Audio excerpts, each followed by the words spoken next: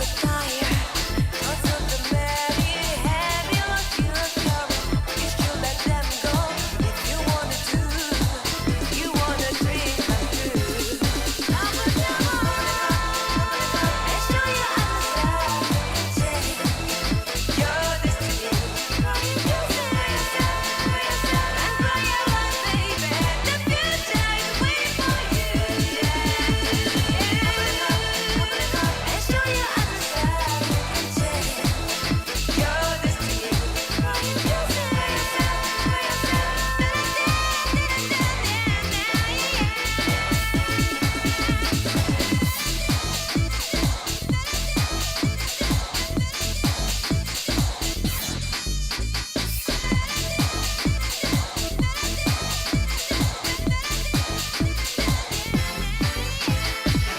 Just say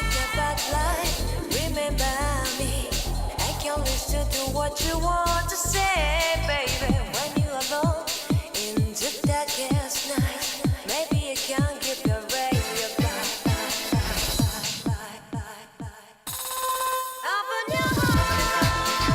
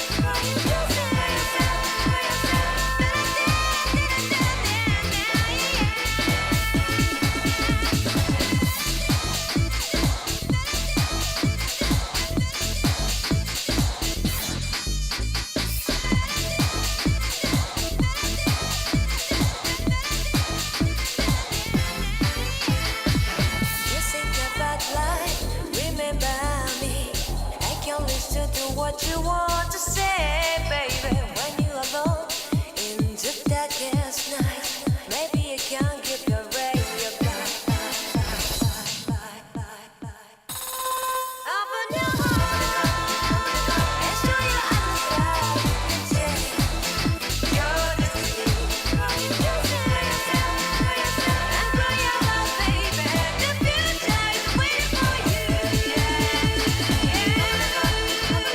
And show your eyes.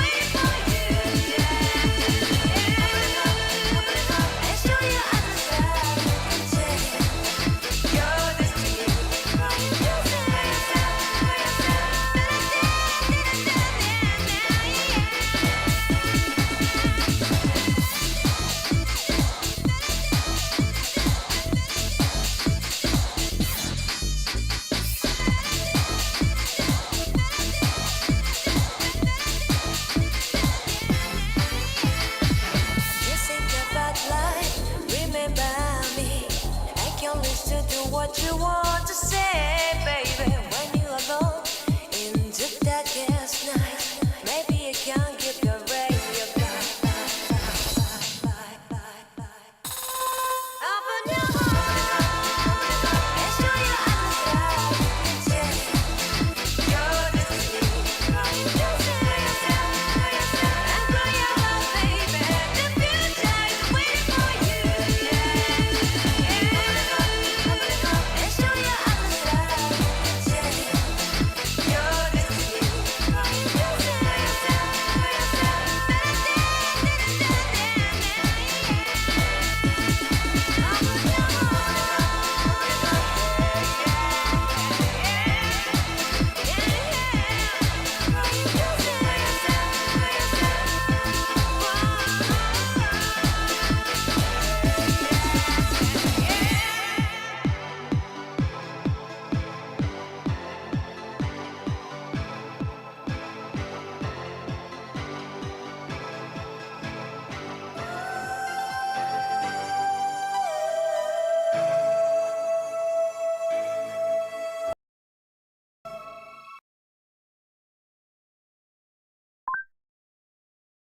I wanted to try this once. Just for the vibes. What do you think, chat? Are the vibes too spooky?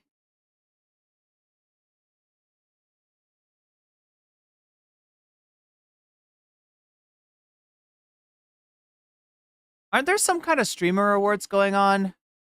Why was I not invited?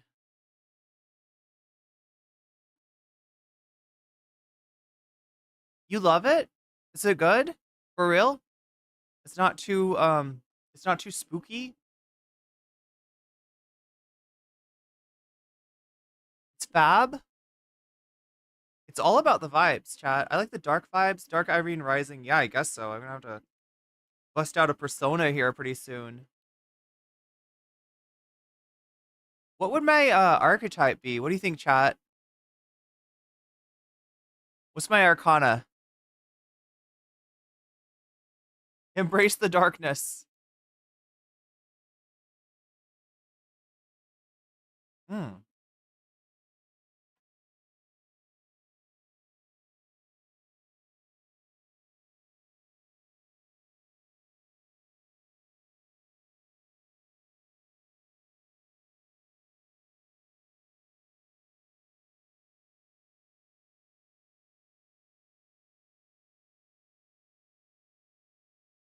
Wait, what else is on this soundtrack?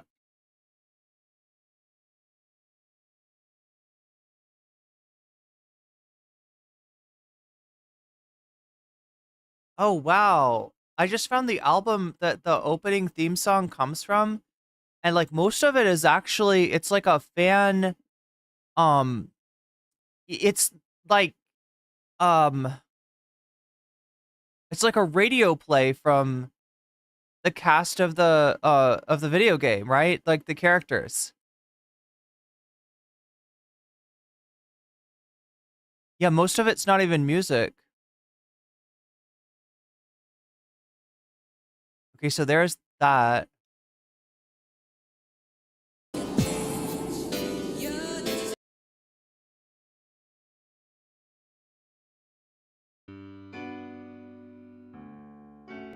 So there is other music on here. Oh hell yeah, this one.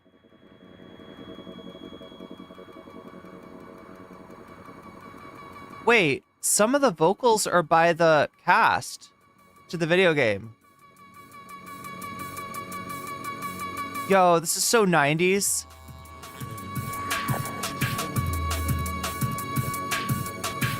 This is like old school EDM.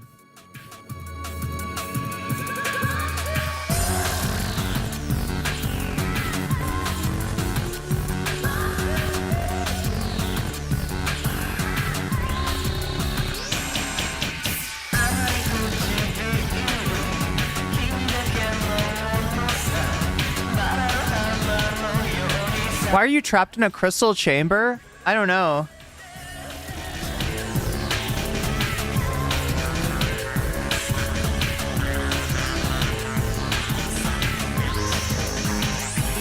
mean, I guess we could...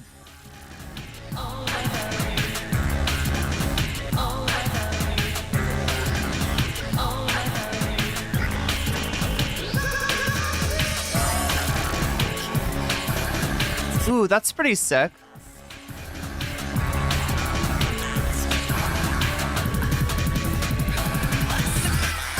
What's going on, everybody? I hope everyone's having an amazing afternoon, evening, morning, or whatever it is in your time zone. It is Wednesday, the 13th of November, 2024. This is NCC TV coming to you straight from Sumaru City. We are live and alive, or at least that's how it seems to me. Could be a brain in a jar somewhere. Don't know. Don't care. Shouts out to all my weasels out there, all my forest creatures rocking out to the realest of the real, synthetic lifeform streamer, trapped in a cyber brain and body like some kind of ghost in a half shell in this late stage hyper-capitalist dystopia. Forced to exist in this twilight realm to pay off my debts to society and my student loans. I hope you're having a good day, whoever, whatever, wherever, and whenever you are. We're about to jump right into it here on twitch.tv and youtube.com. High risk, high reward, high on life, or whatever simulation, simulacrum, simultaneous, spontaneous singularity of consciousness this is, was, or will be sometime in the distant cyber future. See, I'm speedrunning it. I'm speedrunning it. Whoa, that's actually like Aikichi on the vocals. Like, what the fuck is this? Okay, so that's like... Oh, here we go. This one's good, right?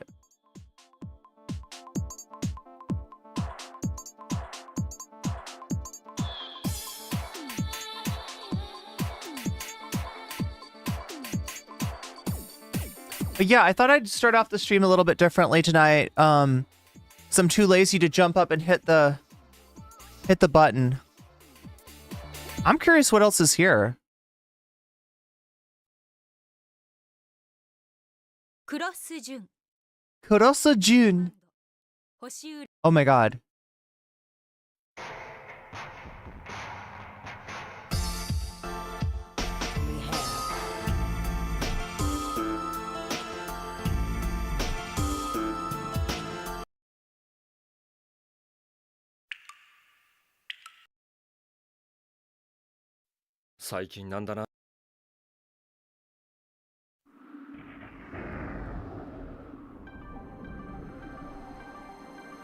Oh my god, this one could be cool. Chef's kiss to the music selection. Hey, thank Atlas Studios. And please ask them not to hit me up with copyright shit.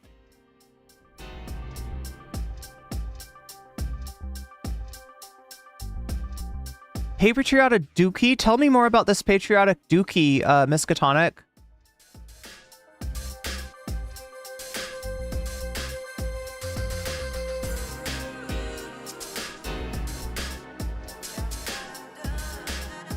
Give in to the Starlink conspiracy. I love that conspiracy. The idea that essentially like a satellite ISP could hack, like, right? That like somehow Starlink confers like extra hacking abilities, right? And that's how the election got stolen from Kamala.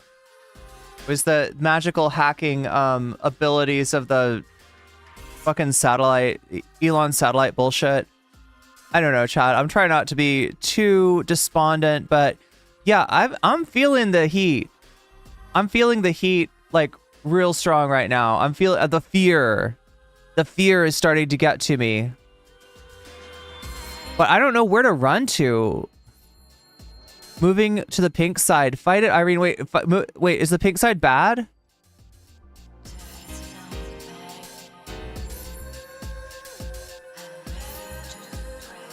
This is a really good soundtrack. It's a really good game. I should finish it sometime. You know, I finished Innocent Sin, and then we got mostly through Eternal Punishment, but I kind of got, oh my god, what do you call it? There's a name for this, chat. You know when you when you enter like a final stage in something and you can't go back, but you're not leveled enough, or you don't have enough items or something like that?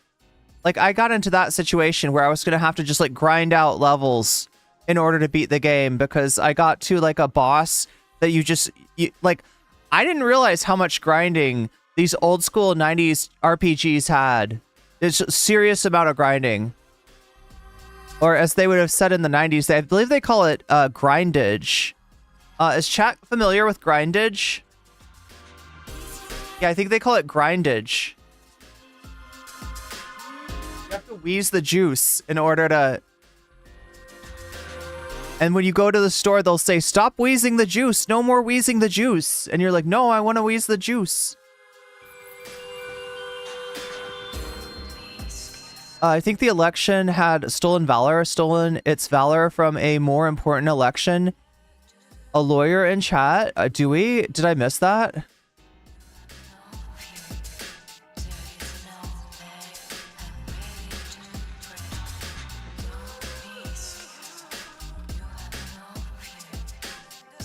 But yeah, chat, what the fuck is going on Twitch right now? I just looked at my revenue, okay?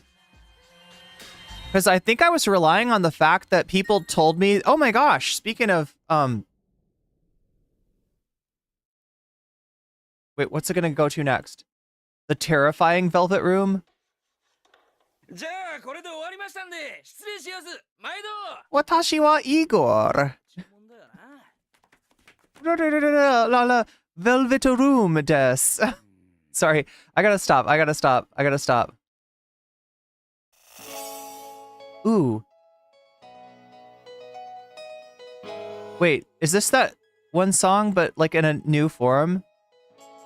Wait, chat said something, somebody said something weird. What do I need to pay attention to? Link the playlist. I mean, can I? Is there a way to just grab the playlist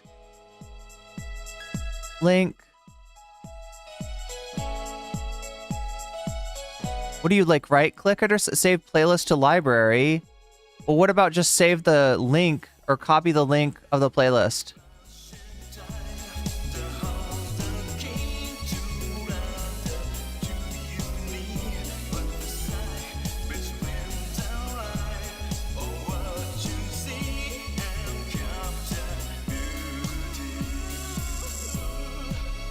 Wait, it's the one with the list on it, right? Yeah, if I think I can do it. Oh my god, chat, I'm all over the place here. But yeah, like I was saying,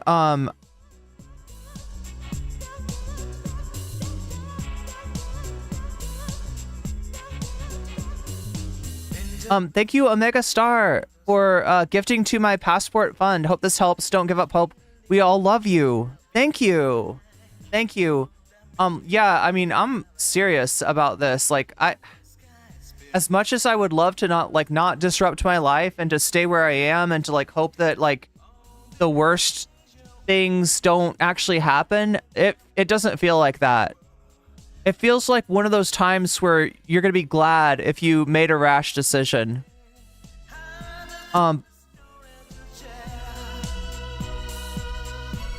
Okay, chat is asking for this. There you go, chat.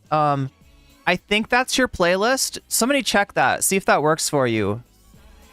No, wait, does it? I can't tell. I just have trouble capturing the link for a playlist. But good question, Sanshiro.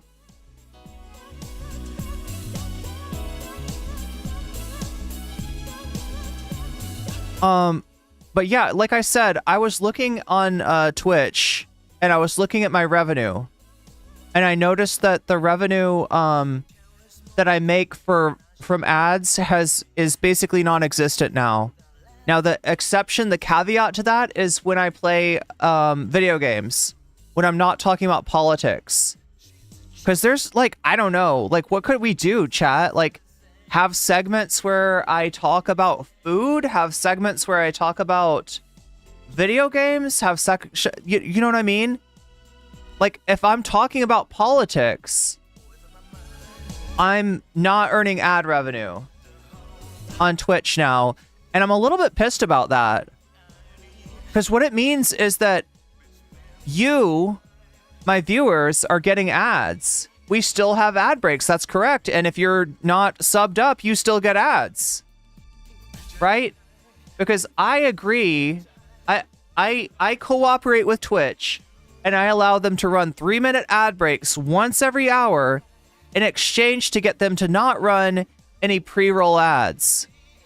But if I'm not getting paid for the ads, you know what we could do? We could go to a subscriber model. That's what Hasan did. Hasan is currently not running ads on his channel. Eat a banana for extra cash? What? I mean, I eat bananas all the time. Is that like something that should be done on stream?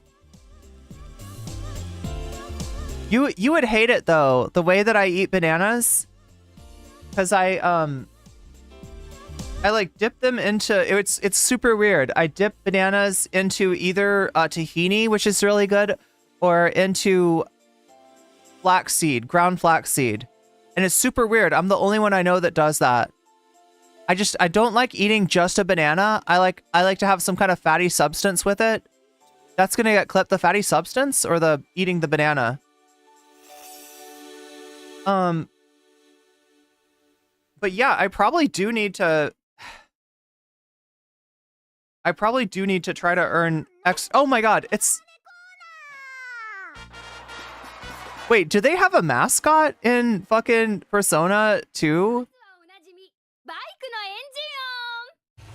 Wait, who was saying that? Oh my god.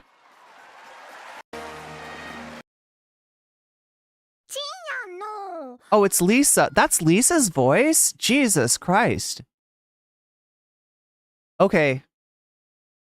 And like, if you think that's annoying, right? If you think that Lisa's voice is annoying,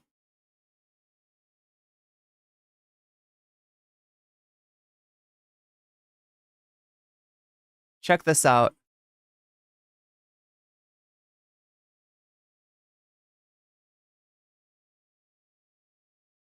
Demo, let's positive thinking.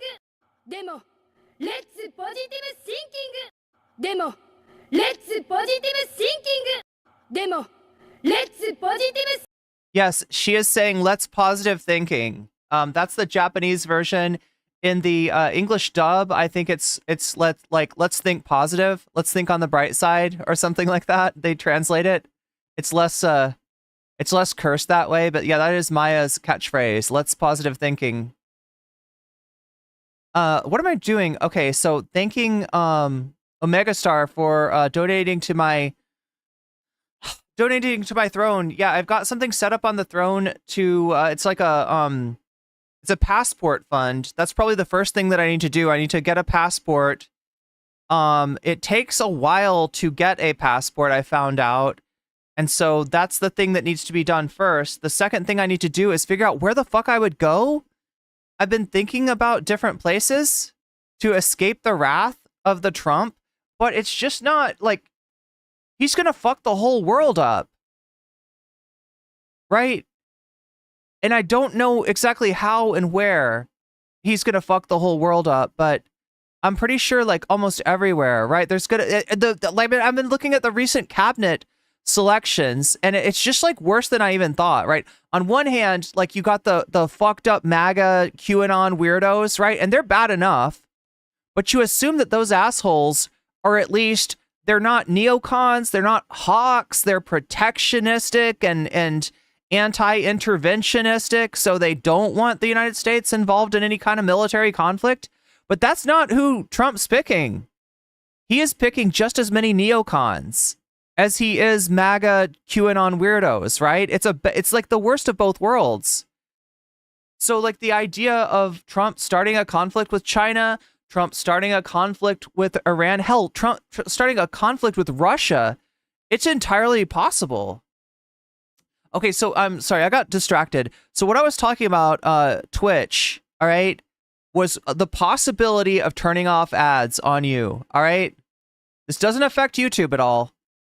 So sorry you have to listen to this, but I could I could turn off my ads on Twitch if we went to a subscriber model.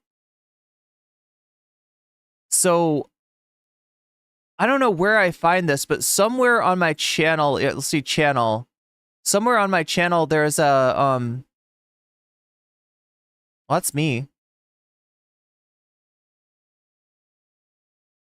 Oh my gosh, we were only at 4 points. November, help me earn points to reach plus level 1.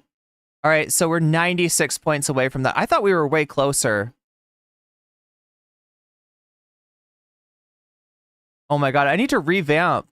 Donations via Streamlabs. Let me erase that. Edit panels. Let's take off the Streamlabs thing.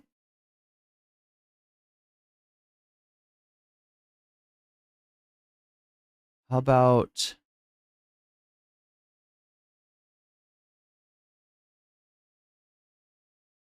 change that to no comment check. Donate on Cash App. Okay, I just want to get everything off of Stream Elements because that company and their leadership is super anti-Palestinian on Twitter. Like, it's just not a company that I want to earn any money for. Take that out. Image link. Just like take that out. Yeah, because I don't want anybody tipping me on Stream Elements anymore. All right, so now it's Cash App. Good. We got that fixed. But yeah, like I was saying, if we could get to 100 stream points, I can take off ads. And the only ads you'll get, I think, are when you click on... Wait, how does it work? Okay, so if you have a sub, you won't get ads. If you don't have a sub, you'll get an ad when you click on my stream, but you shouldn't get an ad other than that. I think that's what happens if I turn off ads, but yeah, I'd like to do that. Hasan's doing that now, and it seems like a good idea. I hate the idea that I'm demonetized, okay? I'm demonetized, so I'm not earning money on ads, so when an ad plays, I don't get paid for it. You have to watch the ad, though. The ad is there, and you have to watch it. So you're watching an ad. It's the worst of both worlds, right? You're watching an ad, and I'm not getting paid for it. That sucks. And my ad revenue was never that hot anyway. It was like like I looked at the past few months. We're talking like $25 a month or something. How are points accrued? I think it's when you either sub or you gift a sub. I think that's when points are accrued. I'm trying to remember. Okay, edit panels. Do I have to save this somehow? So I'm just trying to do all the right things on Twitch. Let's take off the edit panel, see if... There we go. Davy Cliff super chatted $9.99. Trump really picked it MAGA cultists for internal policies and neocons for geopolitical affairs. Truly. Yes, the worst of both worlds. Davy, you're on it. You got it exactly. That's exactly my problem. And so it's not just America's problem, it's the world's problem. Which, I mean, you're going to get, right, because of the sort of global hegemon status that the United States is still occupying. But yeah, it truly is the worst of all world. This is like reverse Professor Pangloss, right? That not the best of the best. God made everything the best it could possibly be. It's like Trump has the devil's luck and he made everything the worst it could possibly be. But thank you for the super chat.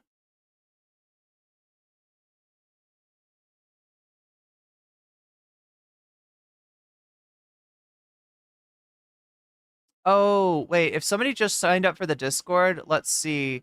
It's weird the way that it works, but it's basically, wait, what? I thought I let everybody. Oh, there you are, Sanshiro. Let me help you out here. All right, there we go.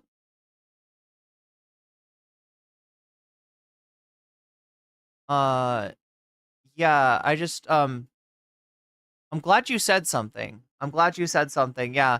So the reason that we call it, okay, so when you join the Discord, you get into something that we call the airlock, right? Like the airlock in Amogus or whatever.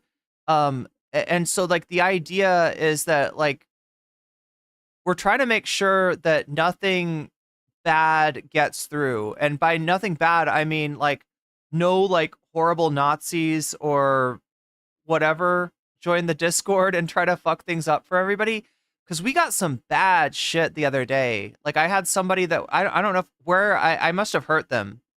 It must have been a chud that I dunked on or something. But they came through and they were posting like gore. And none of you had to see that on Discord because of the airlock, right? The airlock is sectioned off from the rest of the Discord. So I got to see the gore. I got to hear the fucked up Nazi shit they were saying, but nobody else had to, right? So that's kind of how that works. But yeah, I'm glad you said something, Sanshiro. I let you in on Discord, so you should be good now. Well, I'm glad you said something, honestly. Because you got skipped over. I can't believe that happened. Yeah, look at that. I'm so glad you said something. But yeah, I let you in now. So yeah, if anybody else is having trouble getting into the Discord, let me know. I'll see what I can do.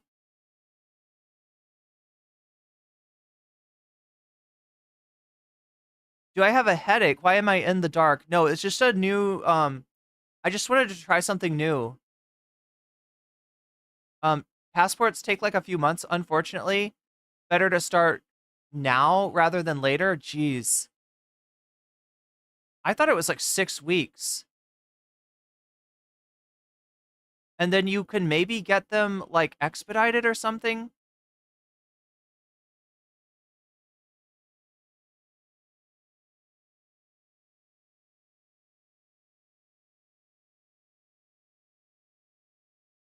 I thought all Discord was only bad stuff. I never hear, yo, Davy Cliff. I mean, you're not wrong. You're not wrong. There's a lot of fucked up shit that goes on in Discord. Yeah.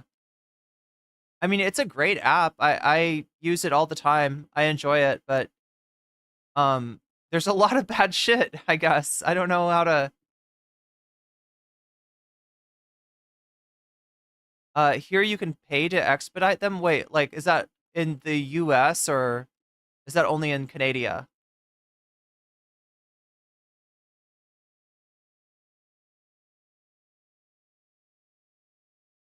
Yeah, yeah, there's some nasty shit, right, that people like to post. No, they tried to do like a gore thing. They were posting like a gore. Hasan interviewed Rashida Tlaib. We should watch that maybe. Is it good? What do we have for today? Okay, so um the big story that I am here to tell you about today is the people who've kind of caught astray from the targeting of Hasan Piker by DGG and Landlord Dan. Right? Destiny got banned from Twitch. He's angry about it. He hates Hasan. He hates the fact that Hasan is like a bigger streamer than he'll ever be. And so he and his community just lash out when they can. And they started to lash out even harder after October 7th because there was a new sort of cancel culture, and I will call it cancel culture here, that emerged. Now, why do I call it cancel culture? Because there's this whole discourse about, like, is cancel culture even real? Is it a real thing? Okay, I'm going to define cancel culture as when you try to character assassinate somebody's when you try to character assassinate somebody's character, when you try to character assassinate somebody through optics. In other words, they didn't really do anything, but you're able to present it. You're able to present something optically to look like it is. The example of this is, oh my gosh, did you hear that Frogan did a tier list and it had Arab at the top and Jew at the bottom? That sounds pretty bad. And if you just go around telling people that and they hear about that, that's the first thing they've ever heard about Frogan, they're going to be like, I don't want to have anything to do with Frogan. Yeah, if that was true, right? That would be fucked up. It's not. That's not what happened. That's not what happened. It was a tier list of who has the pass to say Habibi which is a Arabic word which means like my dear or sweetie or something like that. And it's a joke because somebody was like, wait, is that a slur? Can I say that? Is that something I'm allowed to say? Right. So it's a joke, right? And at the top is like Arab, then it's Arab coded, then it's like ask for permission to say it, and then it's like thinks it's a slur, right? So you're placing people. Could they say that? Are they cool, right? Or yeah, Arab coded, right? You're cool, you can say it, whatever. You would just say it, right? Then ask permission, has to ask permission. So you're the person that asks, hey, is this okay if I say this, right? So you're like you're cool, but you have to ask permission. And then below that is like thinks it's a slur. Ooh, is that a slur? I better not say that, right? Just like essentially not familiar with the culture, right? Is what that thing. And then at the very bottom is Sabra enjoyer, right? And that's speaking about a hummus. It's speaking about a prepackaged hummus.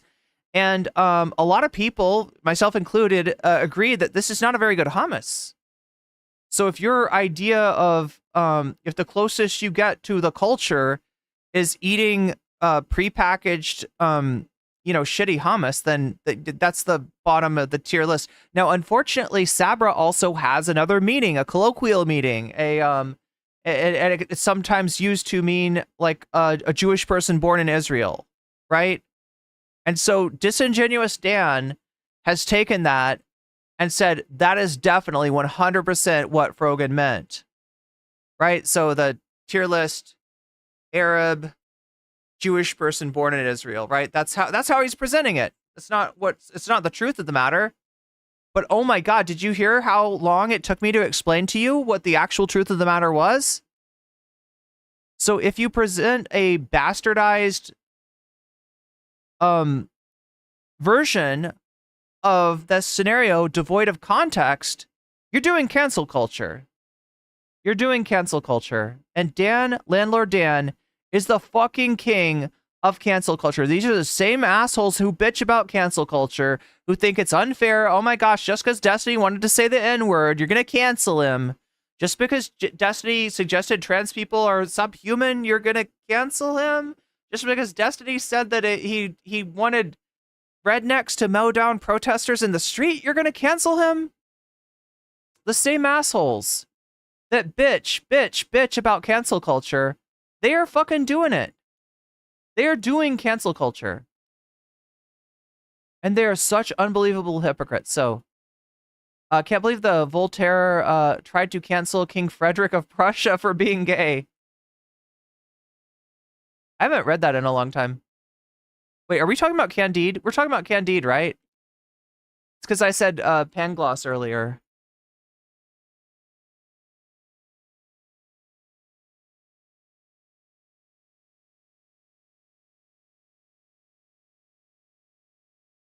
Why are you in the dark? I just wanted to try something new. I mean, but I could be like, turn around. Every now and then I get a little bit something and I don't know the lyrics to the song. Turn around. It kind of feels like that, doesn't it? Turn around. Sorry, that song is so good.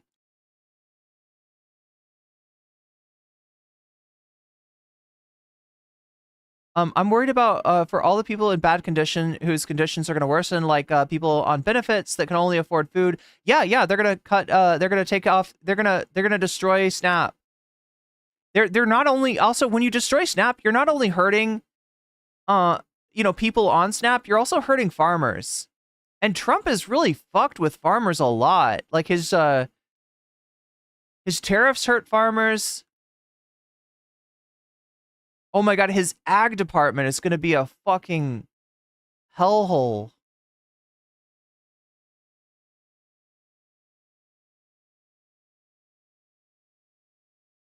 When will Destiny and Ethan Tent be over? God.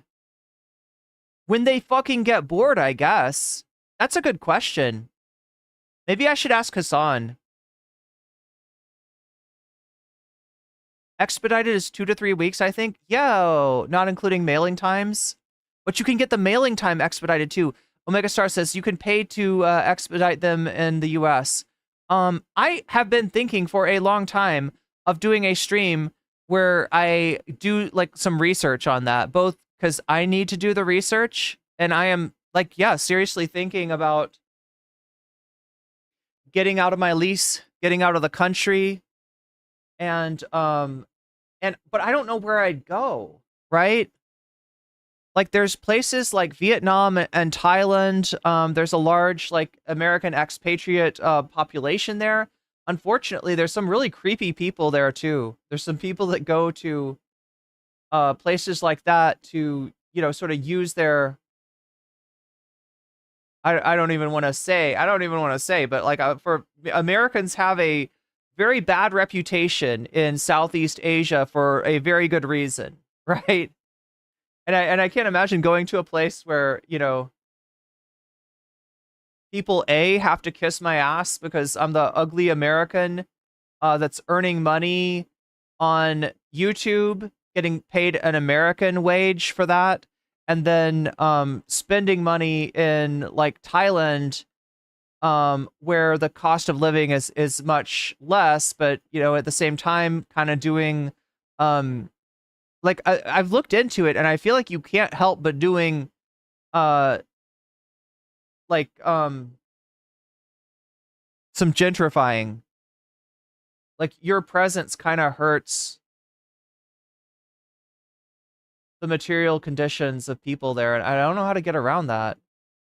Country with the best LGBTQIA rights according to what I looked. Iceland, interesting. I bet it costs a fuck ton to live in Iceland. Which is also not involved with the U.S. diplomatically. Not much American influence there. I mean, so as far as like my impact on, I don't know. There's so much to consider. Discord has a lot of issues because they don't have a pre-reporting moderation system to protect people generally. Also, I will say that the most toxic forms of harassment that I experienced while I was under the crosshairs of Dylan Burns and his community were through Discord. Like the most unhinged shit that I've had said to me, which I don't even know how, like, I don't have like trauma from that, like, right? And it wasn't just me, it was like my mod team too. I've talked to some people after this, right? That were just so scared and they didn't know where the harassment was coming from and they just like cut ties with everyone. And but we ended up like touching, but yeah, so some of the people, chat, I don't know how many of you were here for like all of the controversy, where some disgruntled mods kind of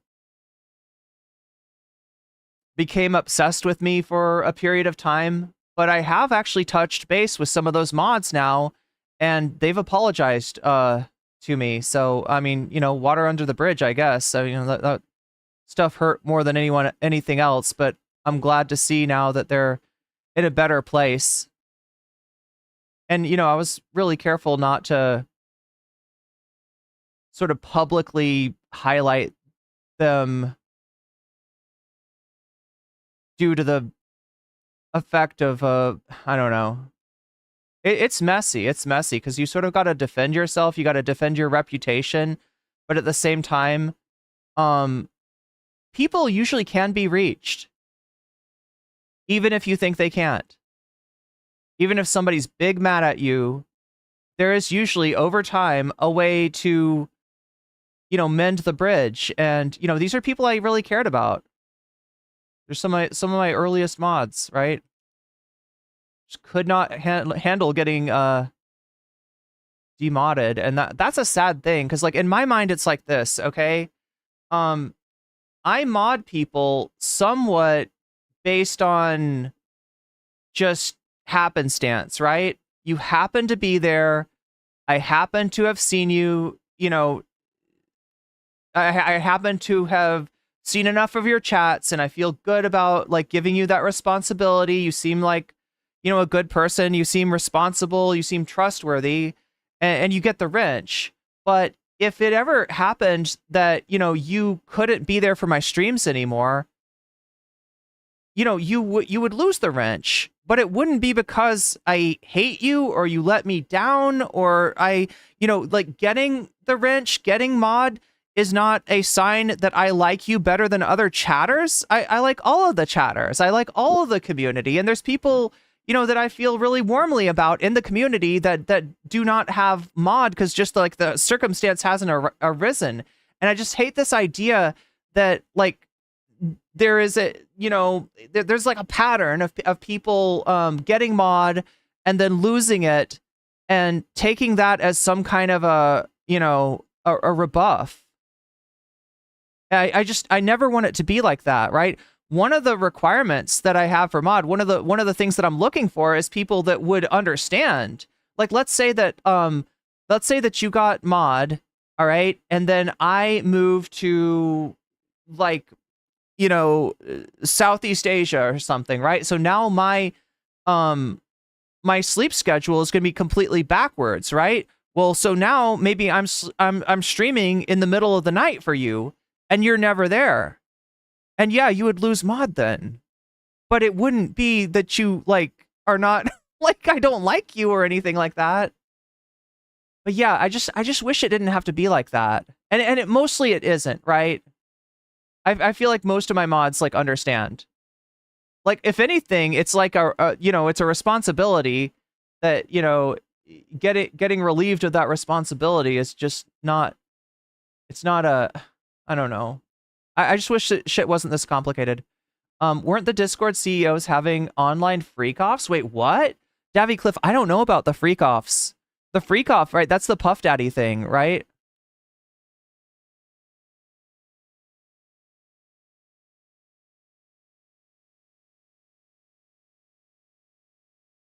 Is that considered...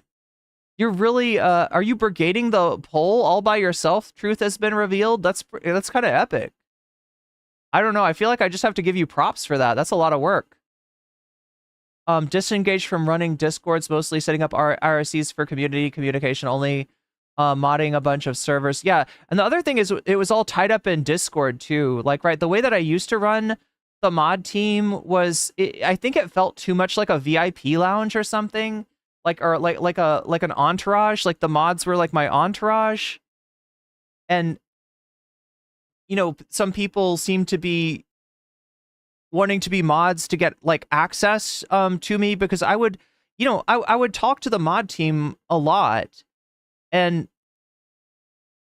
that was bad for several reasons, right? Because I had to sort of pick oh yeah, the other thing, I don't have a hierarchy for mods, right? There's no ultra mod, there's no like leader of the mods, right?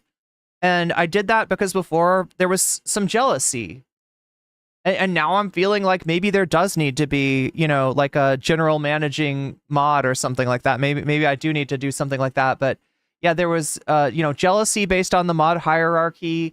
There was a feeling that, it was like, access to the streamer kind of thing. And just it ended up kind of feeding into some people's, parasocial attachment in a way that was not healthy for them, and definitely was very hurtful to me, right? Because like I care about everybody in the community. You don't have to be a mod, you don't have to donate, you don't have to do anything. Like I care about my community. That's just who I am, that's just how I am. And I definitely don't want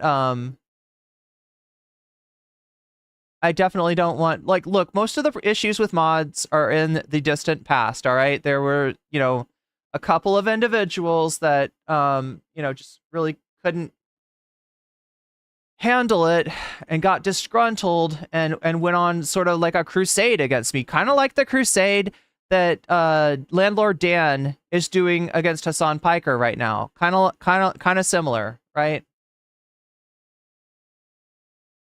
But yeah, I don't want like bad feelings. I don't want hurt feelings. I don't want people, going away angry. And I was really happy that one of these mods who had said horrible things. This is the mod who wrote like a 60-page manifesto on me, by the way. All right. A 60-page manifesto on how bad I am, starting with the fact that I finished Final Fantasy 13-1 and did not continue on to Final Fantasy 13-2. And just like, yeah, 60 pages, right? And I've talked to them since then, and they've apologized. They've apologized. I mean, I don't know if they're gonna, could undo like what they've done or anything like that, but the apology is enough. The apology is enough, okay? I'm just glad that they are in a better place. That makes me really happy. Not the Final Fantasy. Yeah, the Final Fantasy 13. Like, right. That was how they opened it. Like, right? She played the Final Fantasy 13, but she didn't continue to 13-2. Final Fantasy 13 is a little bit like Persona 2 in that there's multiple games in that series, in the 13 series, right? And they were intended to be like that. And so I can understand why somebody, who was with me through the playthrough of 13 is kind of an epic game. Some people don't like it. Some people think the story's a little too wild, a little too alien. But I really liked the story. And obviously, it made a big impact on people who were watching me play it. And like the idea that I would play through part of the story and then put it down for Persona 2 was, I guess at the time too much for this person. But like I said,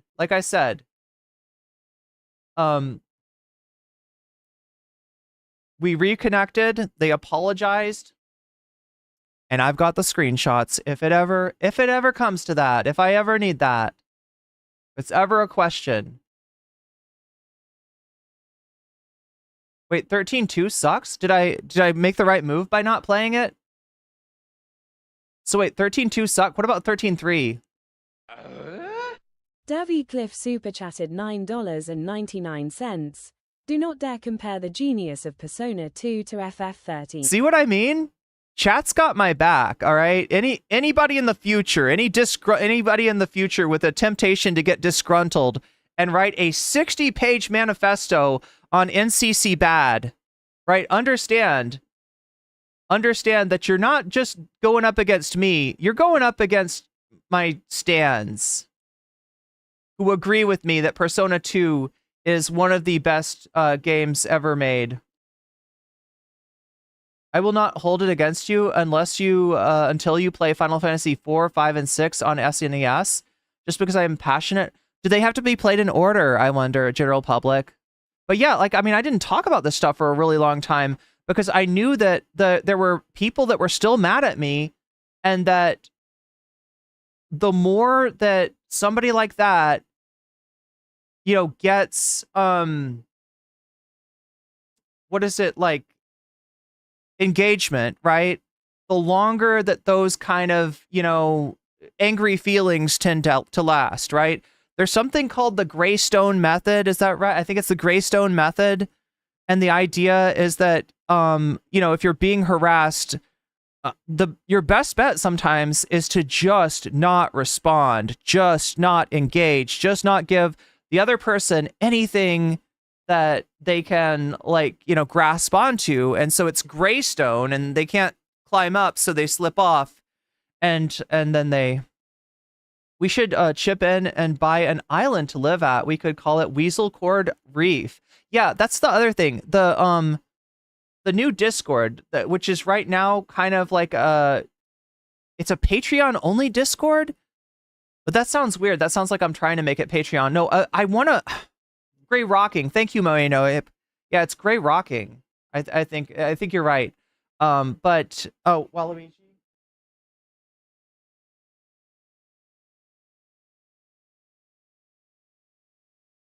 Why did I say Greystone? Greystone sounds like a Minecraft thing.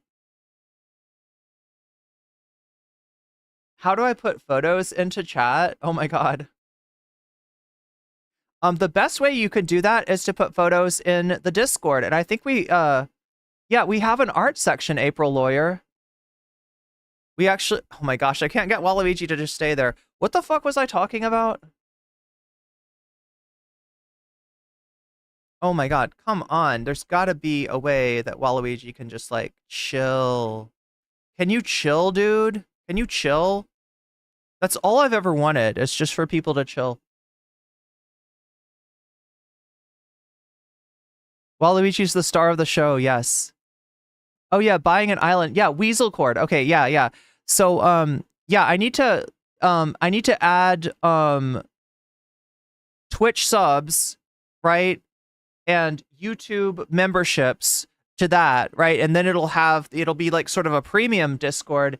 And then after that, I was hoping to get it set up as like an everybody Discord. So it'll be just like the Discord eventually. Because the thing is, the original Discord was set up by people that one of them was a disgruntled mod.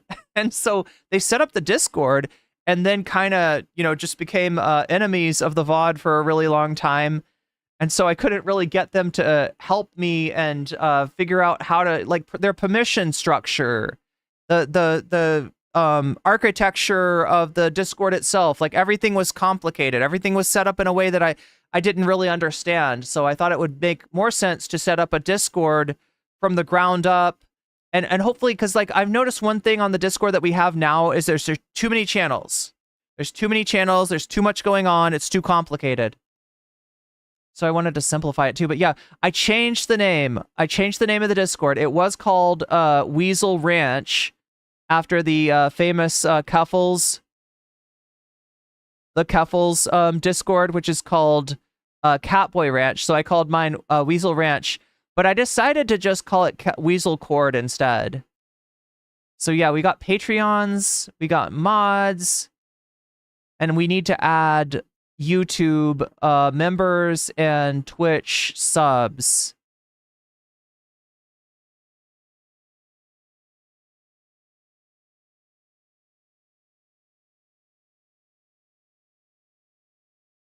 Was Irene It was Irene that let me know Trump had won after logging into a dying phone Wednesday morning. Yeah, that's rough, Jerry. I'm sorry.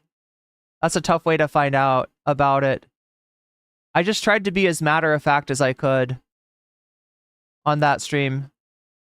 I didn't expect a lot of people to watch that stream after the fact, right? I mean, I left it up, obviously, but it's a real downer, like, to say the least.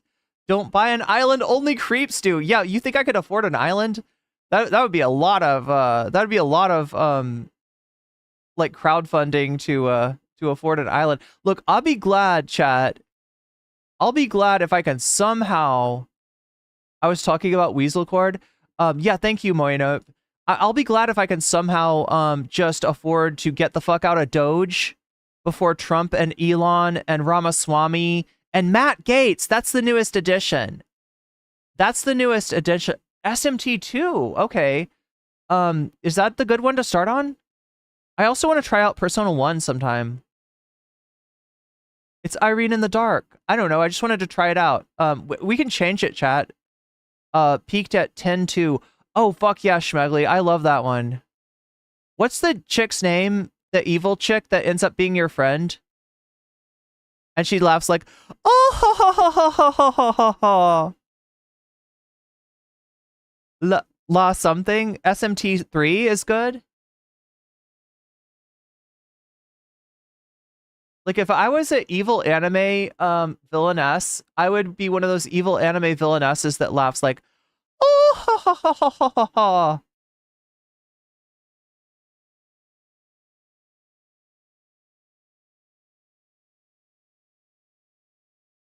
I use a community without some proper IP ban mod tools, so a guy reappears over and over, has a psychotic issue, but on his transphobia arc, yo. I had someone obsessed with me popping up under a million different names, and it fucking traumatized me.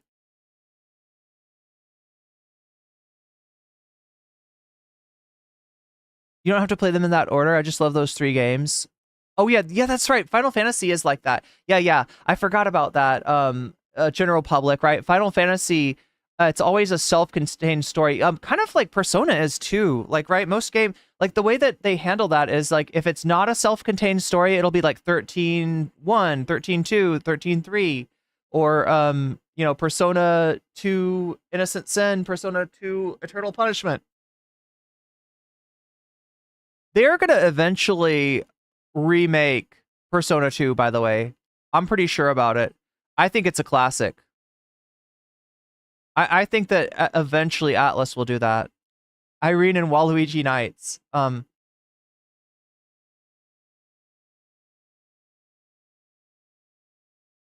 He can barely hold himself up. He's been left alone so long.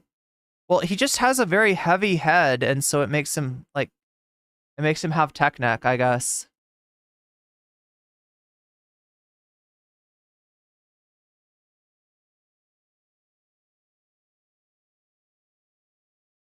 Oh, we can make an island if everybody brings a bucket of sand. Yeah, kind of like a potluck. Boat life could work. Play some Jimmy Buffett. Uh, I have a dad that really likes Jimmy Buffett, and so as a result, I know some of his songs. They are not LeBlanc. Yes, that was LeBlanc, the evil villainess from Final Fantasy X too. But she ends up being chill, right? She ends up being cool. Consider living on a boat. Jesus Christ, I don't know what that was. What would that involve? Irene is your daughter's middle name? Aw. Yeah, her thing was Catboy Ranch.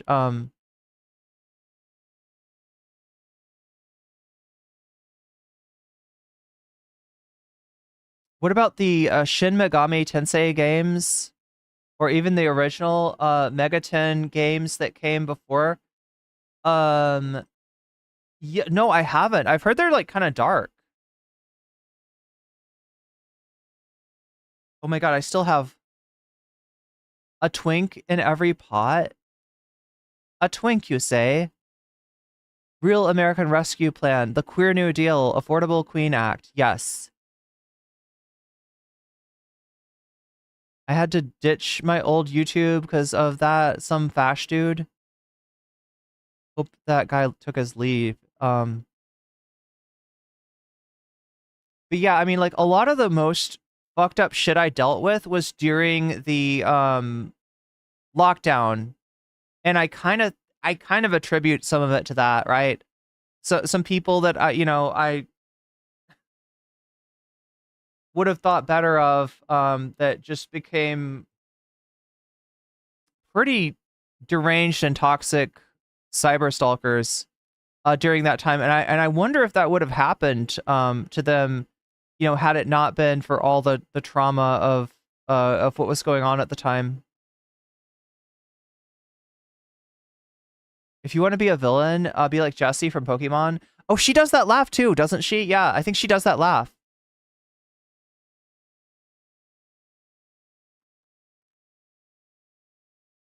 Yeah, Jessie's a class act for real. Trying to find start Persona recently beyond having done a PSP emulation once. Didn't Gaetz kidnap a teenager? Yeah, yeah, yeah. That's going to be the Attorney General, chat. Gaetz is going to be the Attorney General. Marco Rubio is what the oh my god, what is he again?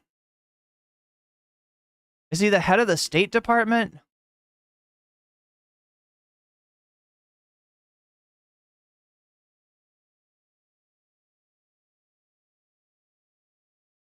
The whole Catboy Ranch stuff brought so much unwanted attention to the online mutual aid groups and communities. Yeah. We need more outward. Oh, that's interesting you say that, April Lawyer, because we watched the FD Signifier video on Edgelords, the most recent one, right? It's about like Joker 2 and Attack on Titan. And I noticed something in that the whole Edgelord archetype, right? Right, where it's like the character is noticeably evil, but is still loved by the fandom. and maybe even in some ways like loved because of their descent into evil, right? That seems to be an exclusive benefit for like, I don't know, like white cis male white cis males. The coveted sigma female. See, I don't know if you can be a sigma female. Right? I noticed that I would see, you know, like in doing content, that people that were just like fucking monsters to me, their fans loved them for that. And if there was ever an implication that I was anything nice, anything less than like just super nice to everyone at all times, I was Jezebel. I was the villain. I was worthy of being, you know, having horrible things happen to me. Just a complete double standard. I feel like that guy Mike from Leftist Mafia is correct. I don't think MAGA people are reachable in any way because they will come up with reasons why child trafficking is the okay, if it's Matt Gaetz, yeah. Noticeably evil but loved by the fandom, like me, Kono Dioda. Kono Dioda. Yeah, exactly. He's got the devil's own luck. That man. He's got the devil's own luck. Pizzagate crowd will claim Gaetz is the one stopping the Epsteins. Yeah, he was just infiltrating the creeps. Will Gaetz go after traffickers to compensate from his own guilt? Yeah, I don't know. Davy Cliff super chatted $9.99. The edgelord for white cis female is the femme fatale type characters. Huh. But do the femme fatale type characters get the same love as like the anti-hero male characters? You know what I'm saying?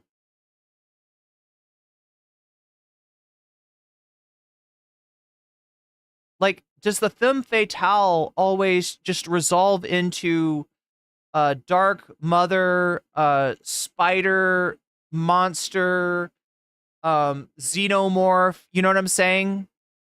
Does that always just resolve to that?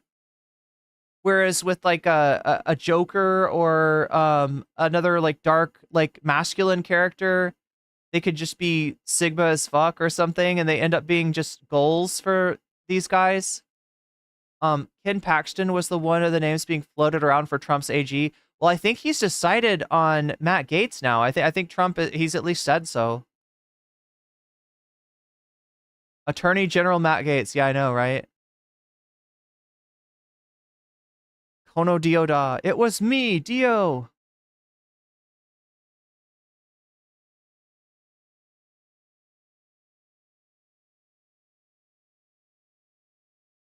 The femme fatale always betrays the hero.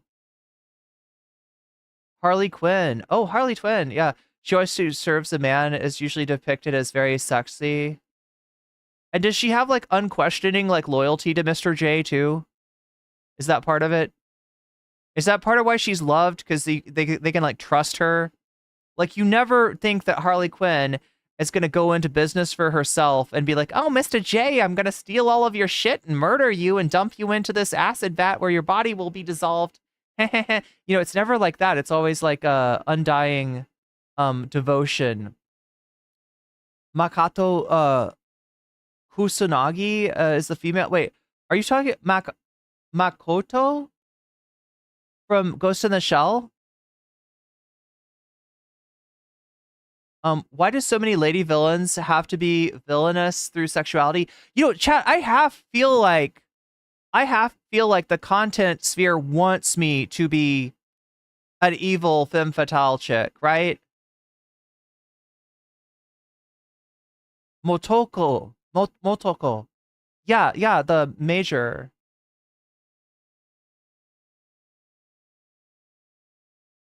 Like, I feel like they want that, but like, it's just like, it's not that I don't have like, you know, dark aspects to my personality. I think everybody does, but it's just that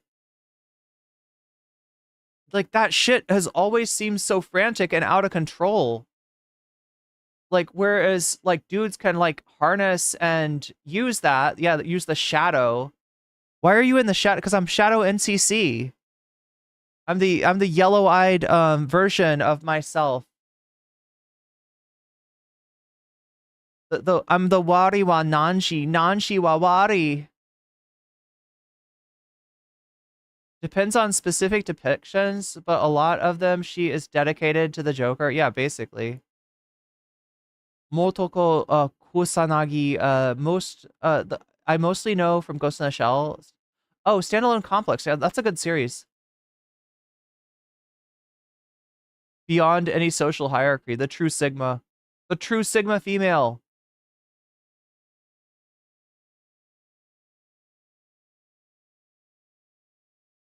I kind of want to put on music because like I've had this song stuck in my head and it's really dark. It's that song from Cabaret, like that the Nazi youth dude sings, like the Tomorrow Belongs to Me song. I was like, oh, it's so awful.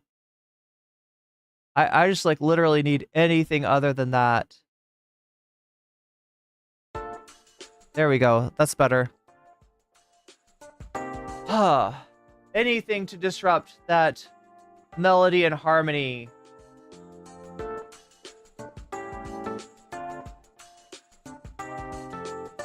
Kusanagi in the original comic is explicitly bi, like very explicitly. Anime is actually has way more female edgelord type characters than Western media. Oh, due to Abrahamic religions. Yeah, because you're a Jezebel, right? And if you're a Jezebel, they're all trying to cut your head off or something. Is that how that works? I swear to God, they always want to cut my head off. You know, and rhetorically.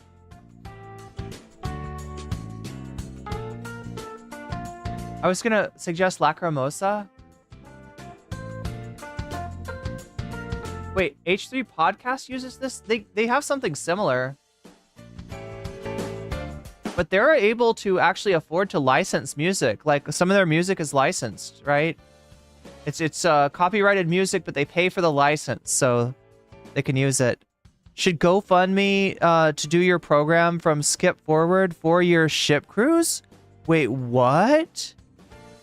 Miskatonic. Oh my God, I haven't been paying attention enough to Twitch.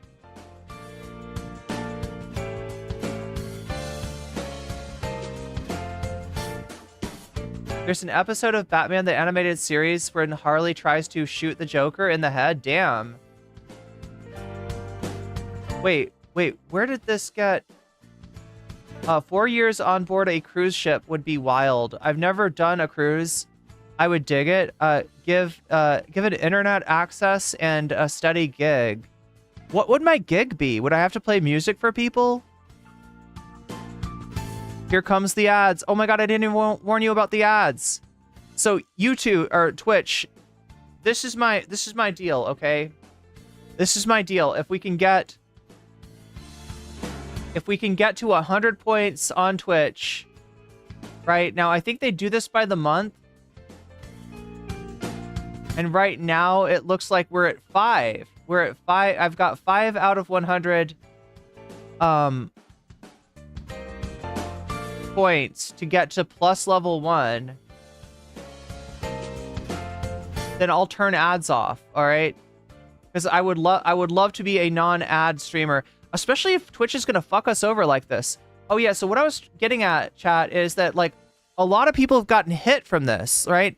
Obviously anybody that does politics, anybody that talks about controversial subjects, even if it's, especially if it's from a place of advocacy, right? If you're talking about like, this is how you vote and this is why you should vote, it's your civic responsibility, this is how the Senate works, this is how the Congress works, right? This is how state elections work, right? That wouldn't be a problem. That wouldn't be a problem. But if I'm gonna say this policy is bad and this policy is good, that's when Twitch comes along and says, you're getting demonetized, right? So that's one person that's getting demonetized, all right? The person that's advocating for gay rights or trans rights. The person that's advocating as an anti-racist. The person that is, you know, talking about their experiences with racism, right? these people are getting demonetized, right? But that's not it. That's not all. And I'm going to show you some other people that are experiencing the results of Landlord Dan's cancel culture campaign against Hasan Piker and getting hit by strays because of it. And I think that Destiny and Dan, their intention is for these people to get mad and to blame Hasan. Oh, well, it's because they're protecting Hasan. That's why I have to be demonetized. And if only Hasan would not be a social media entity, if only Hasan would just disappear, then everything would be fine. That's not true. The person you want to disappear is Landlord Dan and Destiny. These are the people that are doing it to you, right? You don't want to be one of those people that when the sheriff of Nottingham comes knocking and is going to take every single thing you own as taxes, you could turn around and blame Robin Hood. Fuck that shit. Fuck that shit. Have some solidarity. And recognize who is and is not your enemy. Recognize who's actually doing this to you. And it is 100% Destiny and Landlord Dan. It is 0% Hasan. So yeah, the latest victim that I saw, right? You think, okay, so I get it, Irene, but if you're gonna do political content, you gotta understand that it's inherently controversial, and things that are controversial tend to not be advertiser friendly. So yeah, you're gonna get demonetized. That's just the way the cookie crumbles, right? No, chat. It's not just people like me. It's not just people who do political content, right? I'm gonna show you today somebody who got demonetized for being Iranian, for having a Iran tag on his stream. And he has an Iran tag on his stream because he's Iranian, and he would like other Iranian people that are going to watch video game content maybe check out his content, right? That's the idea. It's to signal to other people, hey, if you want to watch like content from an Iranian streamer, you know, here I am. And he got demonetized for this. So he had a conversation with Hasan about it. We're going to look into that. We're going to see some more of like Landlord Dan's messy bullshit. We've got a lot of things to dig into, so I guess we better get going. We might as well get going, chat. And for that, it means I need to decide what to start with.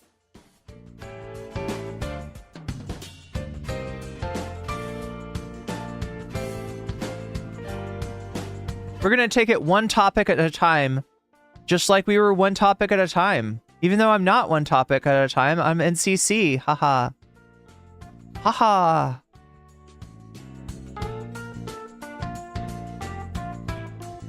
Image? No, I don't want the image. I want the open link.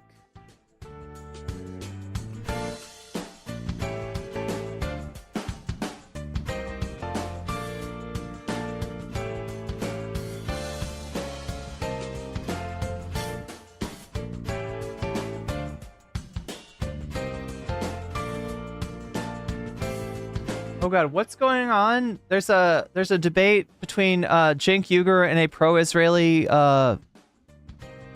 author, I guess. We've also got some Pacman drama. That's on the bonus content. Oh yeah, I need to actually like start taking.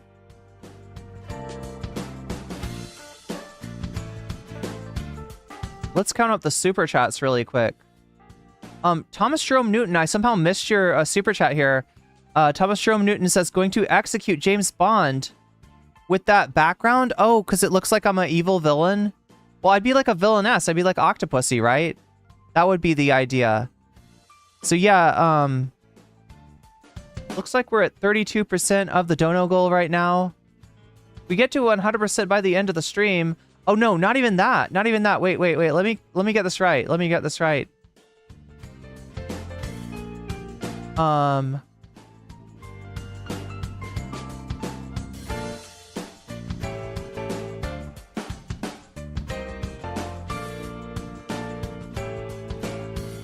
It's actually 57. We're at 57% already. Damn, chat. That is some serious support. Well, as always, if we ever double the dono goal, I will give you double the bonus content, even if we have to move something else to the next day to do it. But yeah, that's pretty impressive.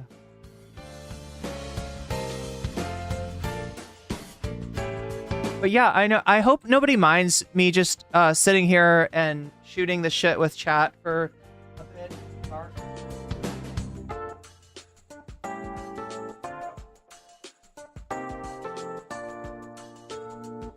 Somebody out there is breathing a sigh of relief. They're like, you were in the dark, now you're not. That's so much better.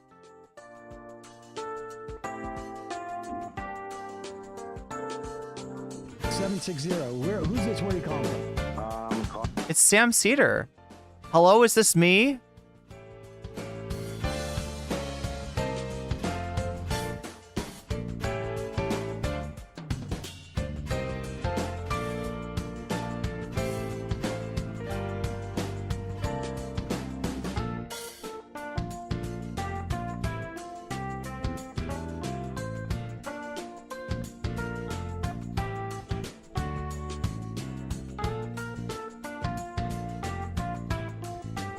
I've been looking into issues content recently because a lot of people have been messaging me.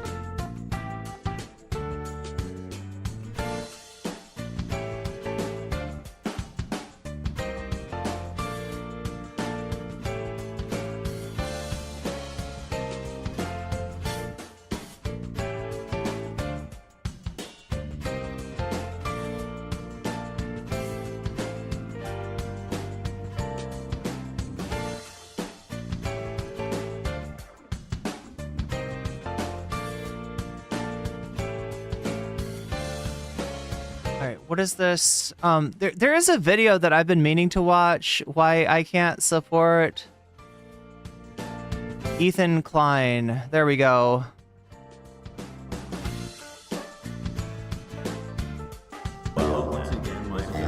It's from a content creator known as Ethan's Basement, right? It's a fan channel for Ethan Klein. And it is a fan channel that has put out a video that is critical of Ethan Klein. So that's what we'll be starting off today with. Try to see if we can watch the Gokunaru video as well. Then we'll do a little bit of a swoop, a little bit of a weave into Trump's new cabinet and how it's making both neocons and conspiracy theory QAnoners very happy. And then we'll take a look at what's going on Twitch. Some streamers who have gotten hit with strays by Landlord Dan and Destiny's cancel campaign against Hasan Piker. And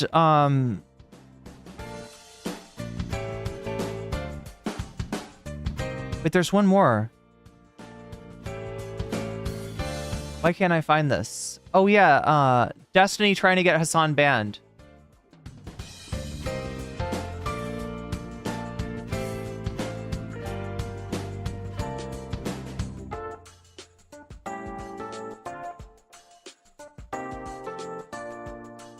Let me make sure I've got all of my sources here.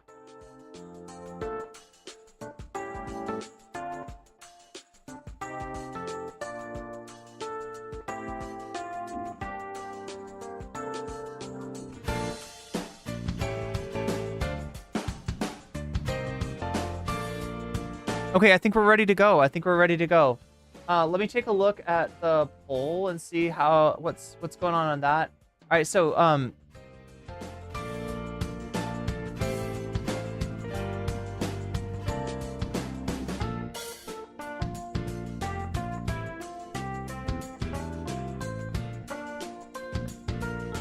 yeah, like I said, we're at 57%, and again, if we ever double up on the sub goal, we'll double up on the sub goal, the dono goal. We'll double up on bonus content as well, right? If we hit 200, we'll do not just one of these things, but we'll do the top two. It helps me out a lot, especially during this time when I am trying to get what would you call it? Like escape velocity. I think you'd call it escape velocity. We want escape velocity to get me the fuck out of the country so I can continue my stream from someplace a little bit safer, a little bit more stable, and a little bit out of the reach of the likes of Donald Trump and all of his god-awful minions. But yeah, the poll, we got 74 votes so far. 38% of you are voting for the Breaking Points debate between Crystal and Sagar on whether trans people are to blame for the Democrats' loss. Right, that's going to be a little bit wild. We've also got 32% of you, so right behind that is the David Pacman drama. 32% of you voting for that. This is drama between, I think, Dave Pacman and like Dave Rubin and somebody else. We'll have to look into exactly the specificities of it, but David Pacman's got a video about it, and he's also got a pretty spicy appearance on Piers Morgan. Obviously, I'm not the biggest David Pacman fan in the world, but I'm kind of curious about what's going on here, so... in third place, we have gaming, Meta for ReFantazio or Fallout New Vegas. If I can get Fallout New Vegas to work, which has been a little iffy lately. And then in last place, Destiny calls Asmongold a slur. Not as many people wanting to hear Destiny say slurs, so that's in fourth place now. Some ordinary gamer was threatened to move out of Canada. Maybe you can trade citizenships. That would be great. I would love to trade citizenship with Mudahar. Yeah, I know some ordinary gamer. A diversified, oh, we're talking about, like, oh my gosh, I wish I had money to invest. Davy Cliff super chatted $9.99. Out of the reach of the American empire, looks like NCC is about to become CC. Oh my god, so CC, wait, what is it called? Like the CCCP? Yeah, we should start up our own, like, Soviet Union. Like, we could do a Soviet... Maybe we could do it right.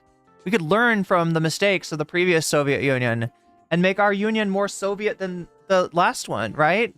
And also, I think we have to have better hockey uniforms, because that's the big thing, right? If you're going to be the Soviet Union, you got to really concentrate on your sports.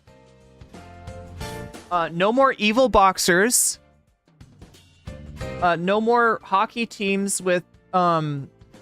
Were the uniforms cool for the Soviet Union, though? Soviet Union hockey uniform. I want to see. What is this like? What is this like? Soviet Union hockey.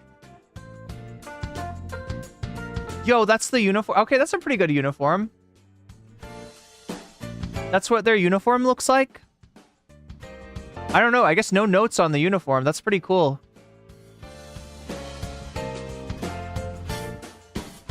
Wait, the Philadelphia Flyers played against the Red Army team? Hits the tilt. Now Petrov control. Back to Varlamov. Skating in on the left side. Into the American end. 55 seconds. But Mikhailov has the puck. Mikhailov squeezing in. Out in front. Backhander goes wide. I think Craig might have got it just a piece of... So this is the U.S. team. U.S. team going up against the Soviet Union, or the CCCP, in what is this, like the 1982 Olympics? No, 1980 Olympics. The U.S. pulled off a great upset against the Soviet Union, 4-3.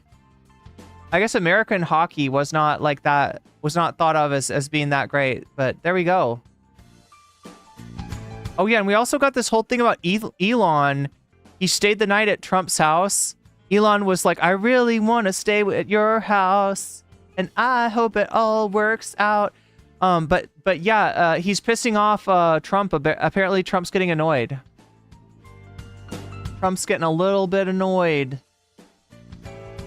No Guantanamo chick. Yeah, definitely want to avoid Guantanamo. Wait, isn't there a song about Guantanamo? Does that have to do with Guantanamo? You know the song, you know the classic song Guantanamo. Arriba Guantanamo. What is that referring to? That's college kids who beat basically the elite CCCP. So wait, they didn't even have like professional. It wasn't professional hockey. Oh, that's right. Because before the before they did they changed it where pros could play like basketball in the Olympics. And then that's when like Michael Jordan was in the Olympics. Elon overstaying his welcome. Guantanamera. But that does that have to do with the location? Is that a reference to, that's not a reference to Guantanamo, like the location, right? Miracle on Ice, it was a big deal. No pros back in the day. It was all, so even on the Soviet Union, I guess they don't have pro sport. Do they have? I don't even know.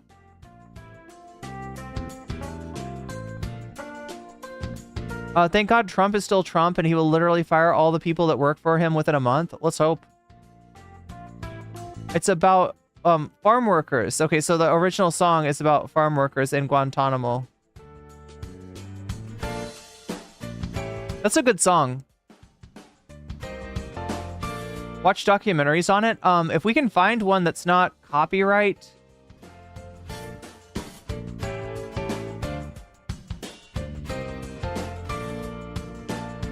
But yeah, let's get started. Let's get started with this Ethan Klein shit. All right, let's take a look at this. Oh wait, I'm supposed to do the poll. Okay, so yeah, like I said, Breaking Points debate in first place. David Pacman only 3 points behind. So vote if you haven't voted already. If you're on Twitch, you can jump over to YouTube really quick just to vote. I'm not telling you to, change your viewing habits. You watch me wherever you want to watch me. And that's all right with me. But if you want to vote, you're going to have to do it over on the YouTube, on No Comment Check on YouTube. That's where the poll is. While you're there, I would appreciate it if you liked the stream, because liking the stream helps me out greatly, and I appreciate it greatly. You can also remember when you donate to let me know in the comments, in the chat, which of these topics you want to see, like which ones you're voting for or supporting, and I will add it to the overall total in the poll. I will put your money where your mouth is, adding it as a buff to the topic of your choice. That is true for Super Chat, Super Stickers, memberships, gifted memberships. That is true for the new gifted Patreons. Apparently you can gift Patreon memberships now. That's a thing. Or as well as signups for Patreon. That's true for contributions to my Throne account to help me get a passport and get the fuck out of Doge. And also for Twitch, which we're trying to get up to 100 points on the Twitch channel. I think that happens every time you get yourself a membership or somebody gifts memberships, right? But remember, when you do that, you can also let me know in the chat which of these topics you want to see next.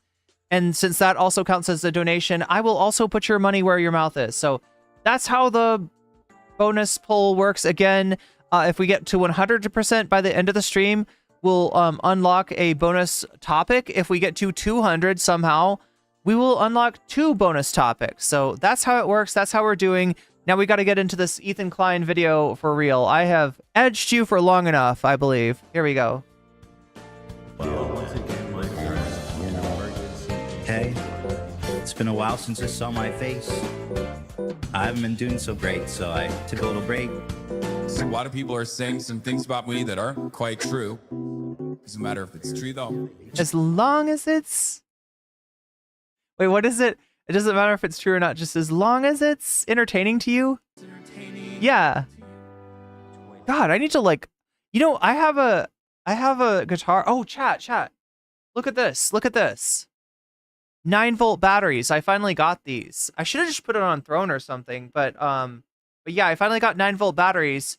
I can put these in my guitar and it allows the pickups to work, and I can just plug in and sing and play. But yeah, I should have played the Toxic Gossip Train at some point, right? Has an anti-Semitism problem. Host Hasan Piker. You're a good Jew. Challenge him to do better than this. In this video, I just want to explain why I stopped watching H3 over the past few months. What made me go from a pretty big fan of the show to, I guess, what Ethan would call a fallen fan. I've always known Ethan had his shortcomings, and I could usually look past them and still enjoy the show. But lately, it's been way too much. The hypocrisy and double standards have just piled up. So I figured, why not make a video about this to highlight what's been bothering me and why, after all these years, I've decided to stop supporting Ethan. Why are people mad at me? I want someone, please, to explain it. Explain why you're mad at me. Go ahead. I'm dying. Please. Tell me why. I'd love to know why. If you are actually articulated why you're mad at me, it wouldn't make any sense. So I'm dying. Please write it. Not even disagreeing, frankly, just trying to have a conversation. So, in short, you know, suck my f***ing dick. Echo chamber. So Ethan has been on a crusade against several creators, including his former co-host Hasan, and recently he's criticized Hasan specifically for not watching the videos or addressing the points Ethan raised against him. Been talking a lot about my former co-host Hasan Piker and leveling some pretty serious criticism against him. I knew that he wasn't going to take it well and wasn't going to respond to any of the points made. In fact, Hasan, I'm sad to say, did not watch any of it. He didn't watch a single point I made. Instead, he took to saying that I'm crazy. But about a month ago, I recall Ethan having a meltdown over a video made about him from a smaller creator called North Star Radio. So Yes, Vape Nation guy. Yeah, same guy, April. he responded to the points made in the video. This dude, Comrade Casey, okay, he made a video about the end of Leftovers. I haven't watched the whole thing. It's long as fuck, and I generally don't like watching videos like this because it's usually depressing. Bring back the Ethan Klein channel. Bro, are you okay? I mean, He did, though. aside, I mean, clearly not. Like, I feel so of two minds about all this stuff because, like, obviously, you know, from a practical standpoint, these people, their level of obsession and harassment is a detriment to our lives. But like, that's when you see under the mask and you see the person and just like, there's Listen, obviously a lot going on. I'm out of sympathy. Yeah, I Fuck get it. guy and I don't. fuck this guy forever. You don't with need the to cactus sideways. I got you. As you can Damn. see, instead of watching the video, With the cactus is sideways. to go Ouch. through the creator's Reddit account and show his audience some of his old comments. I hope you are starting Oh, this is about Comrade Casey. Ethan a few days ago calling out. All right, so chat, if you don't know, Comrade Casey is the Twitter name of North Star Radio, and we've watched North Star's videos a few times. They're actually, if I remember right, they're pretty good. But that's who Ethan Klein is talking about, like somebody that made a video critical of him. Hasan. Now, instead of actually addressing a So here's the irony, right? All these fucking Ethan Klein channel videos, right? That nobody wants, nobody needs, that he's bitching that Hasan won't address a single point in my thing, even though he totally has. Even though he's addressed everything that you fucking brought up before you even brought it up, because it's the same shit that Destiny's been throwing at him forever. Ethan Klein will not address the criticisms of Comrade Casey. Instead, he goes back and tries to combs through Comrade Casey's Reddit history to find reasons to not listen to or take seriously or have to be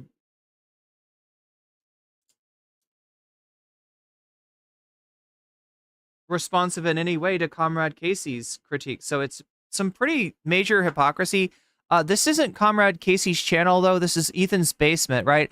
Like I said, this is an Ethan Klein fan channel, but just a fan channel that's maybe a little bit more critical of him, and has now like put out a video, and is just kind of like, hey, does this make me a fallen fan? Am I bad now?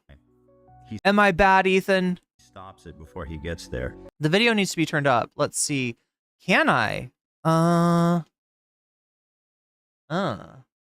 try. This is better? I hope it's clear to everybody just how bad faith this is. Slightly better? Yeah. Is that good? He's trying not to respond to any of the actual criticism that I've made.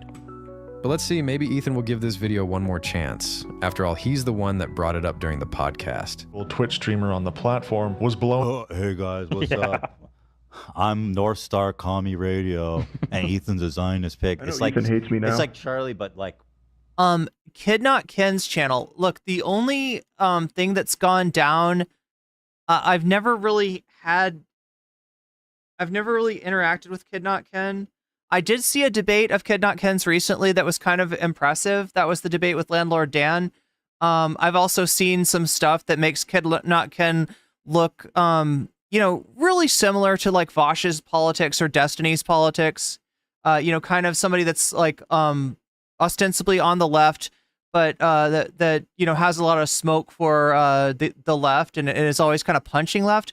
But again, I don't know that much about them. What I will tell you though is that there was a channel that I was friendly with, a Twitch channel that I was friendly with once, that got into a lot of shit with Kid Not Ken. And I didn't follow it. I don't know about it. If they are talking about me, that is a sign that that's a community that is looking for trouble, looking for drama, because I've literally got nothing to do. It's like drama by proxy. And the person that Kid Not Ken had the big fight with is somebody I don't associate with anymore. So yeah, I don't sign off on any criticisms made by her of Kid Not Ken. I don't know about them. If his community is that obsessed though to talk about a streamer that's literally never made content regarding their streamer, that's a red flag, right? That's a red flag. So I don't know anything about it, but maybe you do now. Maybe that helps you understand. I've seen, like I said, I've seen Kid Not Ken say things that I agree with. I thought that the debate against Landlord Dan was pretty. I was actually kind of impressed, right? But yeah, if that guy is still carrying on about fucking drama, like 2-year-old drama from Twitch poll, I don't know what to say. Just stay out of that toxic dump. not funny.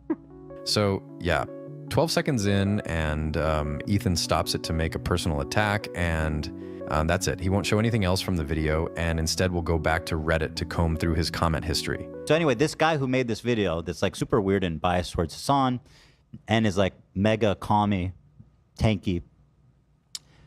So this guy looked into him. So a video he hasn't watched is apparently super weird and biased towards Hasan, but of course Ethan doesn't have to watch or show the video. It's way more effective to just tell his audience that this guy is a communist, so his points don't matter. This is a classic Tim Pool move, by the way. So let's go back to Ethan's recent video calling out Hasan.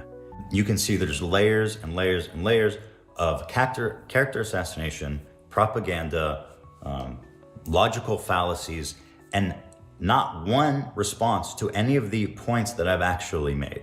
And it seems obvious to me that he's trying to poison his audience against me. Character assassination and not one response to the actual criticisms? I really wonder who would do that. This fucking doughy white bitch is making content that is biased against me. And also apparently he hates Jewish people. Comrade Casey, you bitch-ass weirdo. You look like a weirdo. And I don't hate mustaches, but man, that's a weirdo mustache. But yeah, I don't want any drama by proxy. Like I said, I got nothing to do with that person or their community. They may just be, looking for drama. And if that's the case, like they can go find it somewhere else. I don't have anything bad to say about them or anything like that. And I can only give you conditional statements. And the conditional statement I'll give you is if their community is talking about somebody that they don't interact with at all, look out. That's a bad sign. So this guy looked into him. This guy who runs North Star Radio, Comrade Casey, they found his Reddit account. He's a big Hasan fan and clearly developed a deep hatred for Ethan and Hila since October 7th. So he's made a video about Ethan that he hasn't watched because it's too long, but he took the time to look into him and read every comments this guy's ever posted, and that's what Ethan will focus on to debunk the video. Now here's Ethan just a few days ago. What does tanky mean? Oh my god.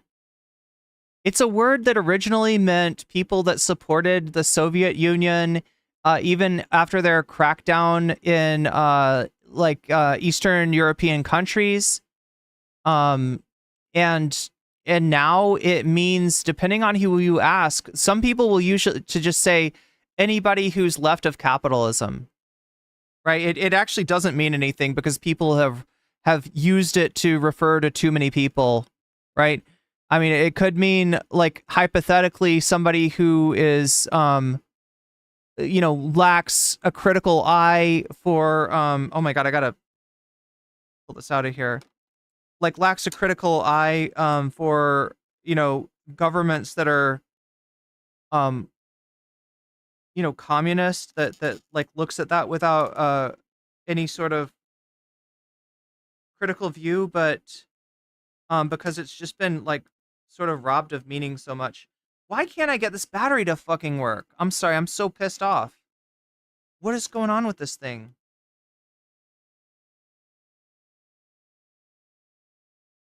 Ethan's brain would explode if he talked to a Maoist. Hasan Piker is much more honest than Ethan Klein.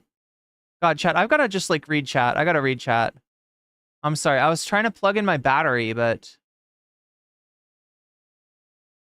apparently there's things I need to attend to in chat.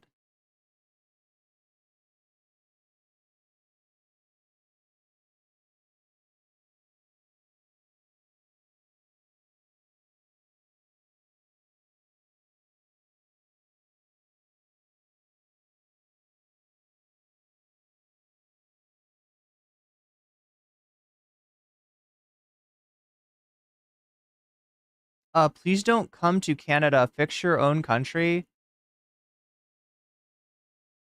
Hey, how about I trade places with you, Colin, and you can fix my country. You can sit here and take the heat. I'm sure you're good for it.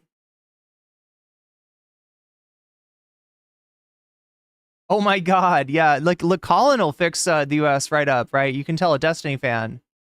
A Destiny fan is gonna have that. I just want to make sure that I'm covering everything from chat. So many topics, so little time. Yeah, for real. Pacman drama. What happened there? We'll find out, right? I think it's about Dave Rubin. I think Dave Rubin and David Pacman are in some drama, so that's very promising. No, CCP had their pros, but they were amateurs.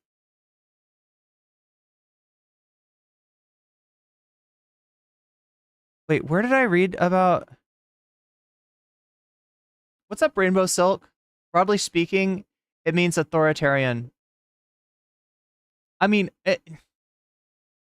ideally, it means something, but because people like Vosh use it to describe anyone to the left of them, or anyone who's ever read theory, or anyone who's familiar with history, anyone with a material or historical analysis, it has started to mean nothing other than that it tells you that the person that's speaking, that's using that word as a pejorative, is most likely a McCarthyite, right?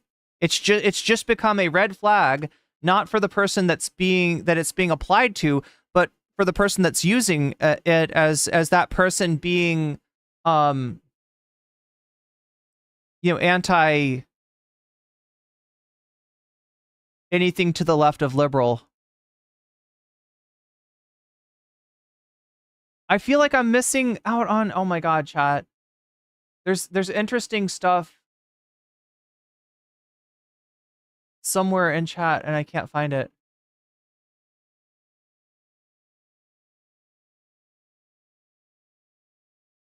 Fallen fan is the most annoying thing in the world. You aren't entitled to people. Oh yeah, no, that's so true. Not entitled to anybody's support.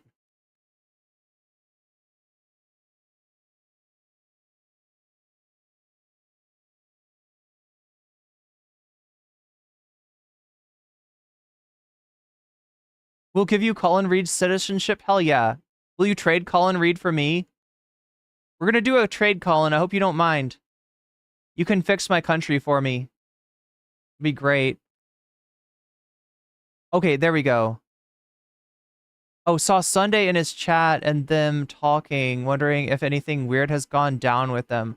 Okay, so this wasn't about them. Okay, so they're not talking about me. Good, good. Yeah, like I said, I got nothing. I don't know. I don't know kid not kid well enough to have an opinion, really. And the fucking Ethan, or sorry, not Ethan, but the Sunday and Tyler shit that's going on. I don't want anything to do with that. That shit's scary. Like, they're both kind of obsessing with each other now. First it was Sunday being obsessed with Tyler, being kind of jealous of Tyler's success, and now it seems to be Tyler getting interested in Sunday's like real life information. Like, it's just like, oh my god. Like, I would cover that stuff for you. I honestly don't want to get involved in it. Like, they're a little too into each other. Love that Ethan just throws out tanky without any idea what it actually means. Yeah, I mean, it should mean something.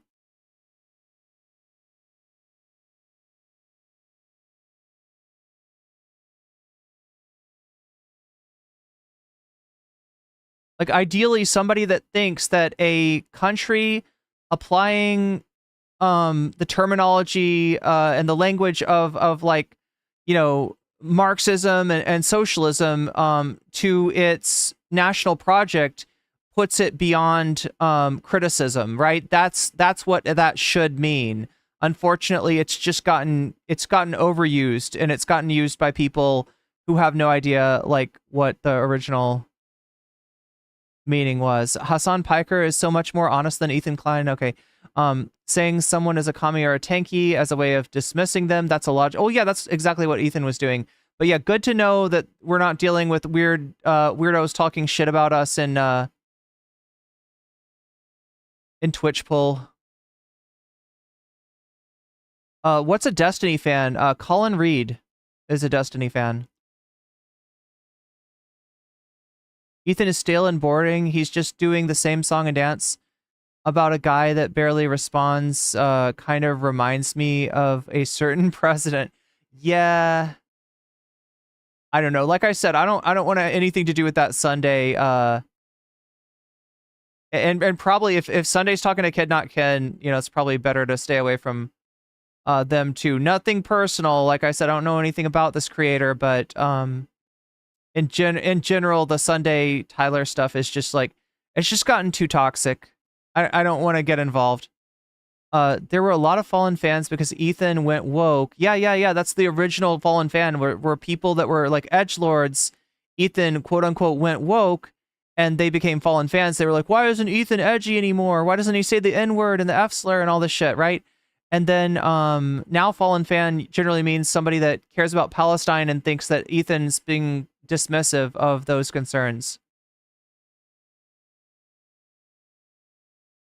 They're both far gone enough to be scarily unstable. Yeah, that's what I mean. I wish I'd never gotten pulled into that fucking debate in the first place.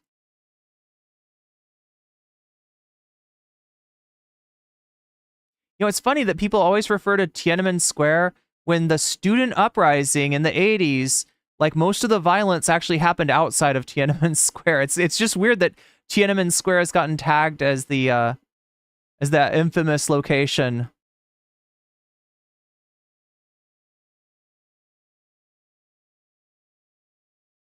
I don't want people stepping into that scary type of fighting and attacks just to cover it. Yeah, that's why I dipped. President Sunday doesn't want you involved in his stuff either. Well, no, Sunday is chilled out a little bit, okay? I can report that, all right? President Sunday has seems to have chilled out a little bit as far as I'm concerned. What the fuck is going on, though? I cannot figure out how to insert this battery. This is like so confusing. Like, usually they tell you, like, this is where the positive side goes, this is where the negative side goes. This one doesn't say shit. Do I need to shine it like a light up inside here? Church next door being so loud and the preacher's using a megaphone? God damn. That's scary. Am I out of touch? No, it's the fans that are wrong. Ethan has now become the true centrist. He won't say the N-word, but he will support genocide. There we go. Even if you tried taking Sunday's side in this, he wouldn't appreciate that. Yeah, no, Sunday's chilled out. Okay, like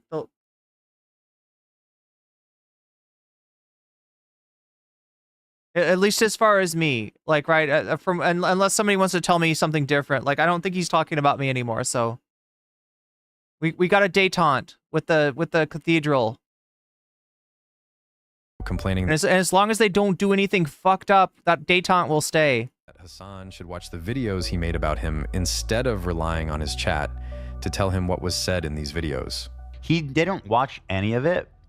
He's basing this based on, like, I guess, chat. And, you know, it's like, what do you... Talk about it or don't, man. You know? Don't do this shit.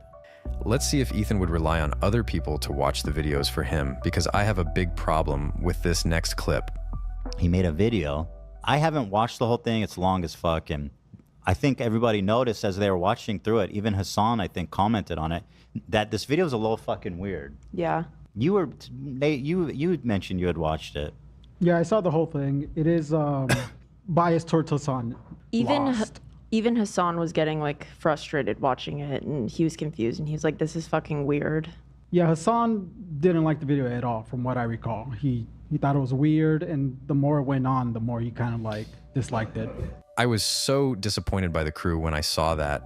I don't know if it's just bad faith or if they also didn't really watch Hasan's reaction, but I will show you a clip of him talking about this video. What is it? Oh, I gotta go. I gotta finish. I'll finish this tomorrow. I gotta do the podcast. Personal news wise, I ended the broadcast. We watched a YouTube video that was really good, and I highly recommend you guys check it out. It's by Comrade Casey in the chat, also known as, I believe, North Star Radio. Is that what it is? Is that what his YouTube name is? I forget. Since we were talking about Hasan's chat, let's talk about it more, because that's one of the main point of criticism Ethan has. He thinks his chat should challenge him more. It makes me sad that people in his audience let him get away with this types of like hand waving. And once again, if you're a Hasan fan, challenge him to do better than this. This is dishonest. And more than that, I'd like for him to just respond to one of the points I made, just directly. The do better part of this statement is really important because we recently had a great example of Ethan being challenged by his own chat to do better. Truly disgusting and disappointed in you and the crew. Do better! The crew. If you had a dog, y'all wouldn't have thought twice, but it was a cat and you don't care. Shut up, you fucking freak, weirdo, loser. So following Ethan's logic, how does he react to his own audience? Oh my God. He often uses two techniques. Here's the first one.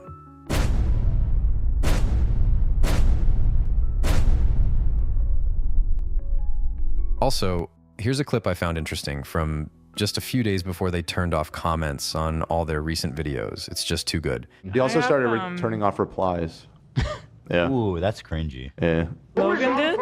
Logan turned off replies. Oh, yeah. you know you lost. Yep. When you did that. That's rough. Yeah. That's rough. But apparently another problem Ethan has with Hasan is how he sometimes loses it and yells at his chat. I fucking despise all of you, dude. And you know, is it really cute the way that he like says crazy shit to his chat? I don't think it's really that cute. I don't know why people let him get away with that. Now let's see how Ethan responded to the pushback from his chat the day after he made jokes about Aaron Bushnell, who set himself on fire in front of the Israeli embassy. And I want to remind you, the people in the live chat are all paying members. Well, unless I'm misunderstanding, tell me why. I'd love to know why. What I saw. Because you made fun of him burning. Okay, dummy. Okay, so yeah, the live chat on H3 is members only. Right? Sorry, yeah, members only. It's not subs only. Right? We've done subs only a few times on the shorts. The shorts stream, because you know when it's just a whole bunch of MAGAs, that's a great way to shut them the fuck up and also frustrate them, because a few of them will stay around and like they'll subscribe to try to say their piece, right? But like I said, it for subs only, for you know, you got to be a sub for 5 minutes, And then when 5 minutes comes up, I changed it to 10 minutes. And then when 10 minutes comes up, it's 15 minutes. Like, I just keep on increasing it. So I basically wear out the MAGAs with that. But Ethan's is different. It's straight up members only. And hopefully we'll never have to do that. It does happen. Yeah, if your chat's just too big, right? If your chat's super large, then sometimes you go to members only. Yeah, you have to pay to chat in that. You have to either gifted a sub or to pay for a sub for yourself. I joke about all this shit every fucking day. And now all of a sudden you gotta get all bitched out? Like, give me a break, dude. Suck my fucking dick. Give me a fucking break. Look in the mirror, loser. You're the problem. You are the problem. You are. Fuck you. Fuck you people. So why are you expressing such dumb fucking thoughts in my chat? Go somewhere else. Like, seriously, if you're that sensitive, so give me a fucking break. Who's the problem? Scumbag. Scumbag. So you're a fake fucking fan. Fuck you. Get lost. I'm sick of it. But maybe it's just the chat that is overly sensitive, right? I don't get it, chat. How is this supposed to work? And to make fun of all different groups of people. We call it goblin mode. Goblin mode, yes.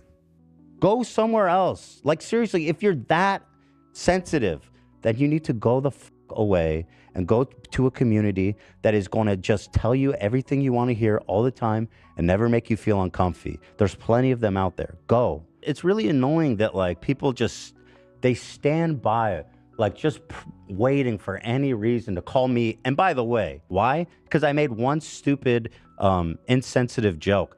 If you can't deal with it, then, you're a fucking hypocrite. Because I make these jokes about all different topics, about all different sensitive things, about all different groups of people, every fucking show. And then when it lightly brushes on your shoulder, you freak the fuck out and you bitch and you cry and you go and you try to find any reason to you know what I mean, to get angry. After hearing all that, I wonder how Ethan would react if he was the subject of a joke. Like he said, he makes jokes about all different groups of people. He's a free speech absolutist after all. It's a panel hosted by Frogan and 4 of her friends, in which they have a tier list where they rate people where good is Arab and bottom is loves Sabra. Sabra is a very popular hummus brand. I know in Israel, it's pretty much in everybody's refrigerator, and it's kosher. They're an American company, but they've been the subject of the pro-Palestine boycott. I mean, it's kind of just Arab good, Jew bad. Ethan Klein. I told you guys to clap. This is a good reaction. That was a good one. We're very proud of you, Denims, for bringing anti-Semitism right on stage, and you guys are killing it. And may I point out here, Chevron, Capcom, and Samsung. So there we go. The Ethan Klein cancel culture. Oh, I see you have sponsors. I wonder what they would think about the fucked up shit that you said and did. But he didn't actually do anything fucked up there. Right? That was a tier list of who can say Habibi. That's all that was. And God damn. Talk about somebody who can't fucking take a joke. And it's not a joke at his expense either. It's a joke amongst friends. It's a joke amongst those streamers, but yeah, he immediately is like, "Oh, look at that. Look at that. They've got sponsors. I wonder if they're sponsors know what they're doing." Ethan, you bitch and moan. You bitch and moan when people go and talk to your sponsors. You fucking hypocrite. Oh. That there is an Arab to Jew tier list happening in front of your sponsor. This tier list isn't about being Jewish at all. Not only is one of the panelists Jewish, but in the Love Sabra category, people from all different races and religions were included alongside Ethan. It's more about... Yeah, we got Sneeko, Mike from PA, Ethan Klein. I don't know who that is. We got Asmongold's down there. Denims is down there, right? As a joke. They put Denims on the Love Sabra thing to just give her shit. So no, yeah, Mike from PA, not Jewish. Asmongold, not Jewish, right? This is not a Love Sabra is not. How did he fucking get away with this? Like, how did he think that people are gonna fucking buy his load of shit there? Sneeko is down there. Not knowing much about Arabic culture and therefore eating shitty hummus. What is it? Ramadan what? Lena. Yeah, Ramadan Kareem or Ramadan Mubarak. Bike? Mubarak. Oh, Mubarak. Mubarak. Yeah. Mhm. Hey, you said it good. What does it mean? Mubarak Obama. Happy Ramadan. Mubarak Obama? I want to address one last point in this video, and it's about the H3 Snark subreddit. For more than a year now, Ethan has been talking. Who's the guy on the top right? Let me see. Actually, I don't know. Wait a minute. That's Speed, right? That's I Show Speed. Yeah, and the Arab thing doesn't even mean Arab, right? So like Hasan is Turkish, not Arab. He's up there. Is that fucking Nick Merckx? Like this was a joke tier list, right? There's nothing serious about this tier list. XQC, they put on Arab coded because of his French Canadian accent. And that people couldn't understand what he was saying. Like, I don't know. These are all just like bad jokes, right? The you know, that's what a tier list is. You're supposed to be entertaining. You've got a bunch of stuff. You're going to put it on different tiers according to different reasons. Like if you were super serious about it and tried to like really analyze it and be like, which ones of these people belong on which tier list, that would be boring. So they didn't do that. Instead, they put Denims on the bottom to troll her, and they put Mike from PA. Mike from PA was in the audience. They put him down on the bottom to troll him, despite the fact that he says he's never eaten Sabra hummus in his life. Right? Moist Critical is down here. Like, right? It's just like these are all jokes. Alongside Ethan. It's more about not knowing much about Arabic culture and therefore eating shitty hummus. What is it? Ramadan what? Lena. Yeah, Ramadan Kareem or Ramadan Mubarak. Bike? Mubarak. Oh, Mubarak. Yeah. Oh, girl. Hey, you said it good. Wait, girl on the bottom right, that's Denims. What does it mean? Denims is on the panel. They're literally putting somebody from the panel on the bottom, right? Denims, not Jewish, right? She goes on the bottom of the, on the likes to eat Sabra hummus thing because they are giving her shit, right? It is not an Arab to, Jewish tier list at all. That's not what they're doing. It's a joke tier list about the joke being that somebody heard a innocuous term in Arabic, thought that maybe it was a slur, thought that maybe they shouldn't be saying it, and they thought it was funny because it's like, oh, I see, you don't know that much about Arabic culture, right? You don't know if a term of endearment might be a slur. That is somebody who doesn't know very much about Arabic culture, so they decided to make a tier list based on that. From Arab coded, needs to ask permission, thinks it's a slur, and then enjoys Sabra, right? That was the joke. How familiar are you with Arab culture was essentially what was being rated there, and they weren't even serious about that, right? They put Denims on the bottom, kind of to troll her, like below everybody else, below everyone else. Mubarak. And Denims is the one that Ethan is implying, since she says, like, is there a Zionist tier, right, for Ethan, right? He's the one, he's like calling her out for that, like as in, Obama. oh, you're saying Zionist, but you really mean Ramadan. Mubarak Obama? I want to address one last point in this video, and it's about the H3 Snark subreddit. For more than a year now, Ethan has been talking about it and saying how toxic this place is, how they promote harassment, doxing. Yeah, several wolves, they definitely kept joking about it, even like on Twitter. And I think that's where Ethan came up with well, they're not even being consistent. They're just lying, right? And it's like, no, they were fucking trolling. And maybe, considering what a bad ramification this all had on their careers, the fact that like 2 of them caught 30-day bans for this, which if you don't know, okay, here's how it goes, chat. If you're Hasan and you get banned for a week, that is a vacation. That is not harmful to you. That might even be helpful for you. Your name is getting in the, it's going to be, your name is going to be talked about more. And then when you come back, it's going to be a big deal, right? So it doesn't hurt to get 1 week, right? Any more than 1 week starts to hurt. And especially if you're a smaller streamer. Some of those smaller streamers caught a month-long ban. That is the type of ban which will cause your viewers to develop different watching patterns, different watching habits. That is the kind of ban that will actually lose you, part of your community. And so, it didn't end up being much of a joke at all. But yeah, even afterwards on Twitter, they're joking around about the meaning of the Sabra thing. And I mean, maybe they shouldn't have. Maybe they should, for their own good, maybe they shouldn't have. But regardless, I feel like the punishment received for this tier list exceeds any possible, culpability for any of them. Stalking and why it should be banned. Because I believe these snark subreddits on Reddit should be banned. It's literally Yeah. the most psychopath. Ethan loves to punch down. That is a common thread throughout his whole career. This guy loves to punch down. He loves to attack smaller people. He's got his whack pack. He's got a bunch of people that he brings on literally to just fucking make fun of them.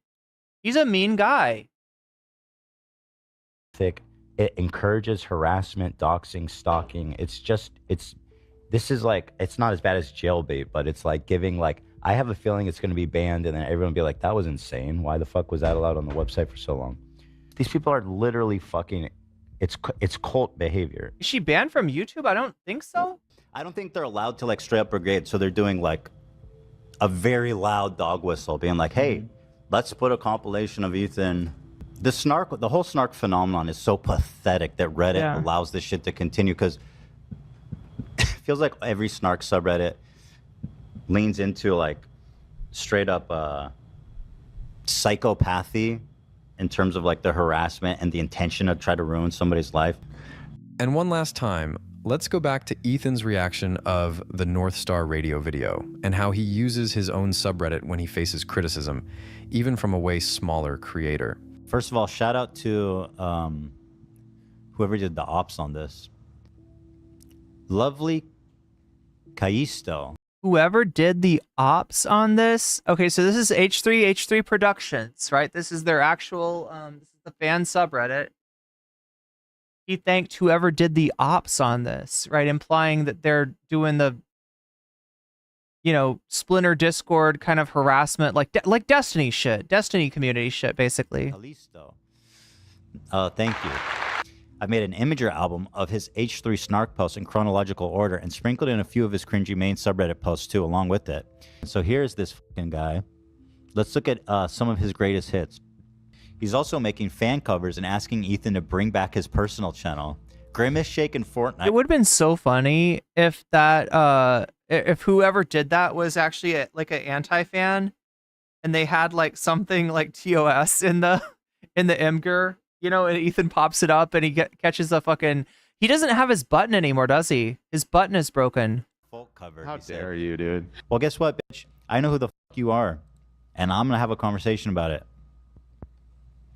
Let me take a look at this guy's channel.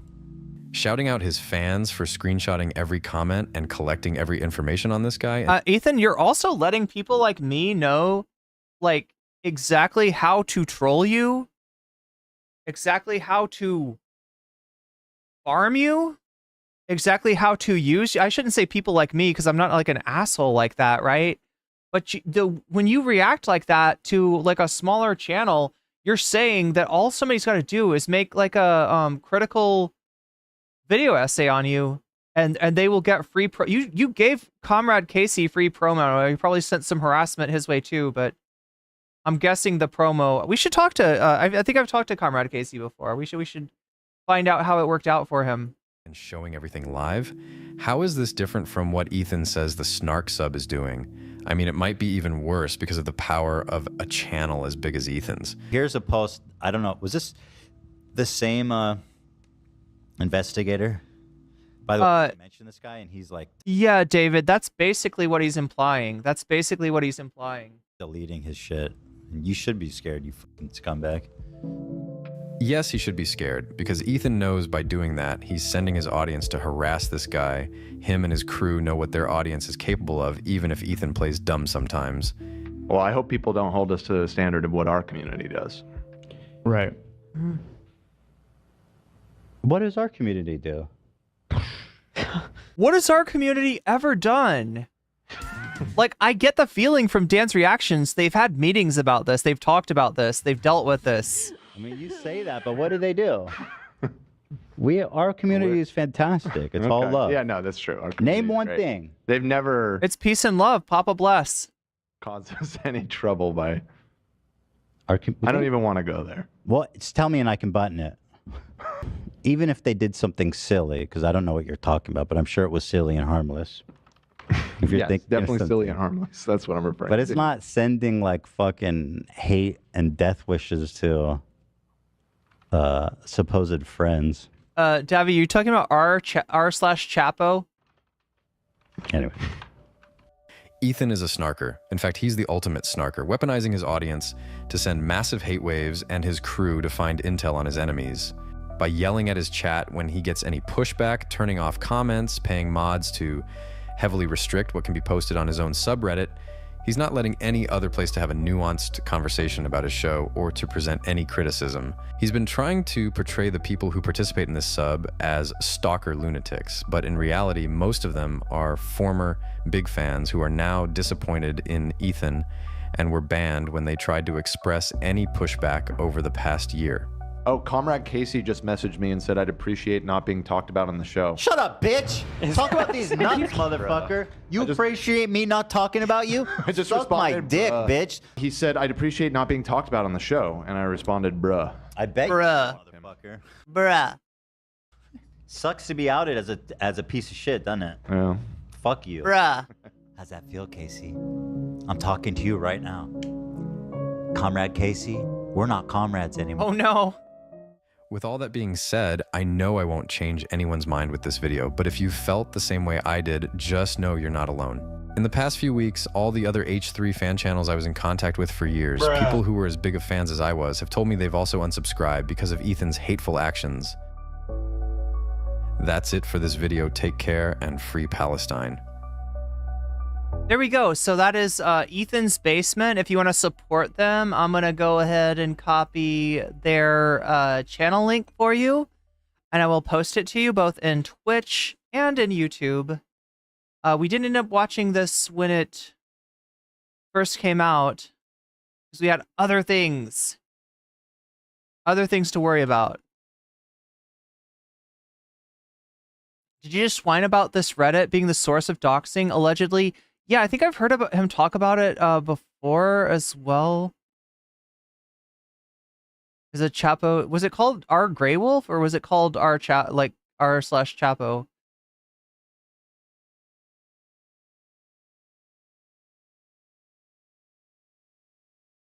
They're not a fan. The crew is not a fan of Ethan doing this stuff, says Nunfo. Tell me, and I can button it. Is honestly so scary. He is cornering him in, forcing him to say something live. And he will decide. That is rough. Attack of the Hank. Good catch. Good catch. I didn't even put that together, but I think you're right. The R Chapo Trap House subreddit is the only subreddit I ever got Reddit Gold on. I was actually the last person to get Reddit Gold there before they got quarantined. Oh no. Oh no. There's a separate Grey Wolf subreddit for pirated Chapo Trap House. For not paying that. Wow, because the Grey Wolf is like their it's like their Patreon, right? H3 are 40k subscribers down since when, Nunfo? I've counted 100 subscribers lost this year in the last 365 days. They're down 100k, so maybe in a month they're down 40k. Wrote an epic comment on the Chapo subreddit that we need single-payer healthcare based on my shitty personal life as a poor person, and got a lot of upvotes. See, what are the best things I've written? Nick Mullen used to call his Twitter fans the bees. He's joke about sicking the bees on his enemies. They would have cooked Ethan. I'm trying. Yeah.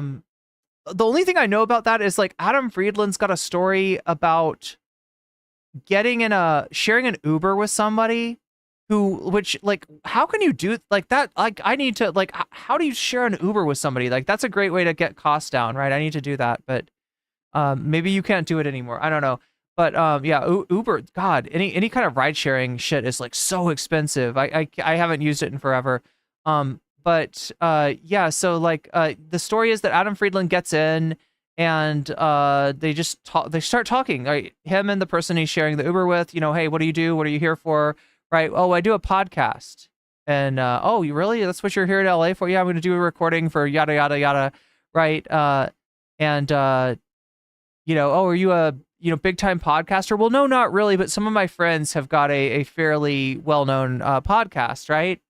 Oh, really? What podcast?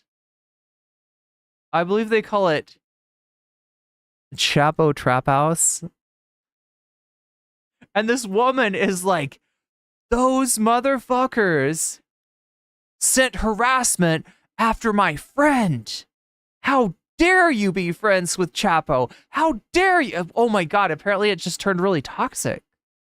And it wasn't about Adam or Nick or any of the shit that they got up to on Wasabi, any of the stuff that they got up to on Seatown. It was literally just about Chapo.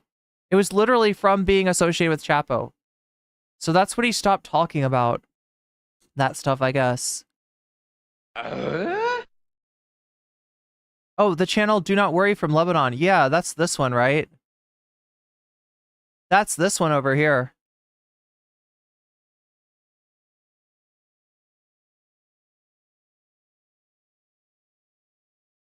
Okay, so now I wanted to watch this too, but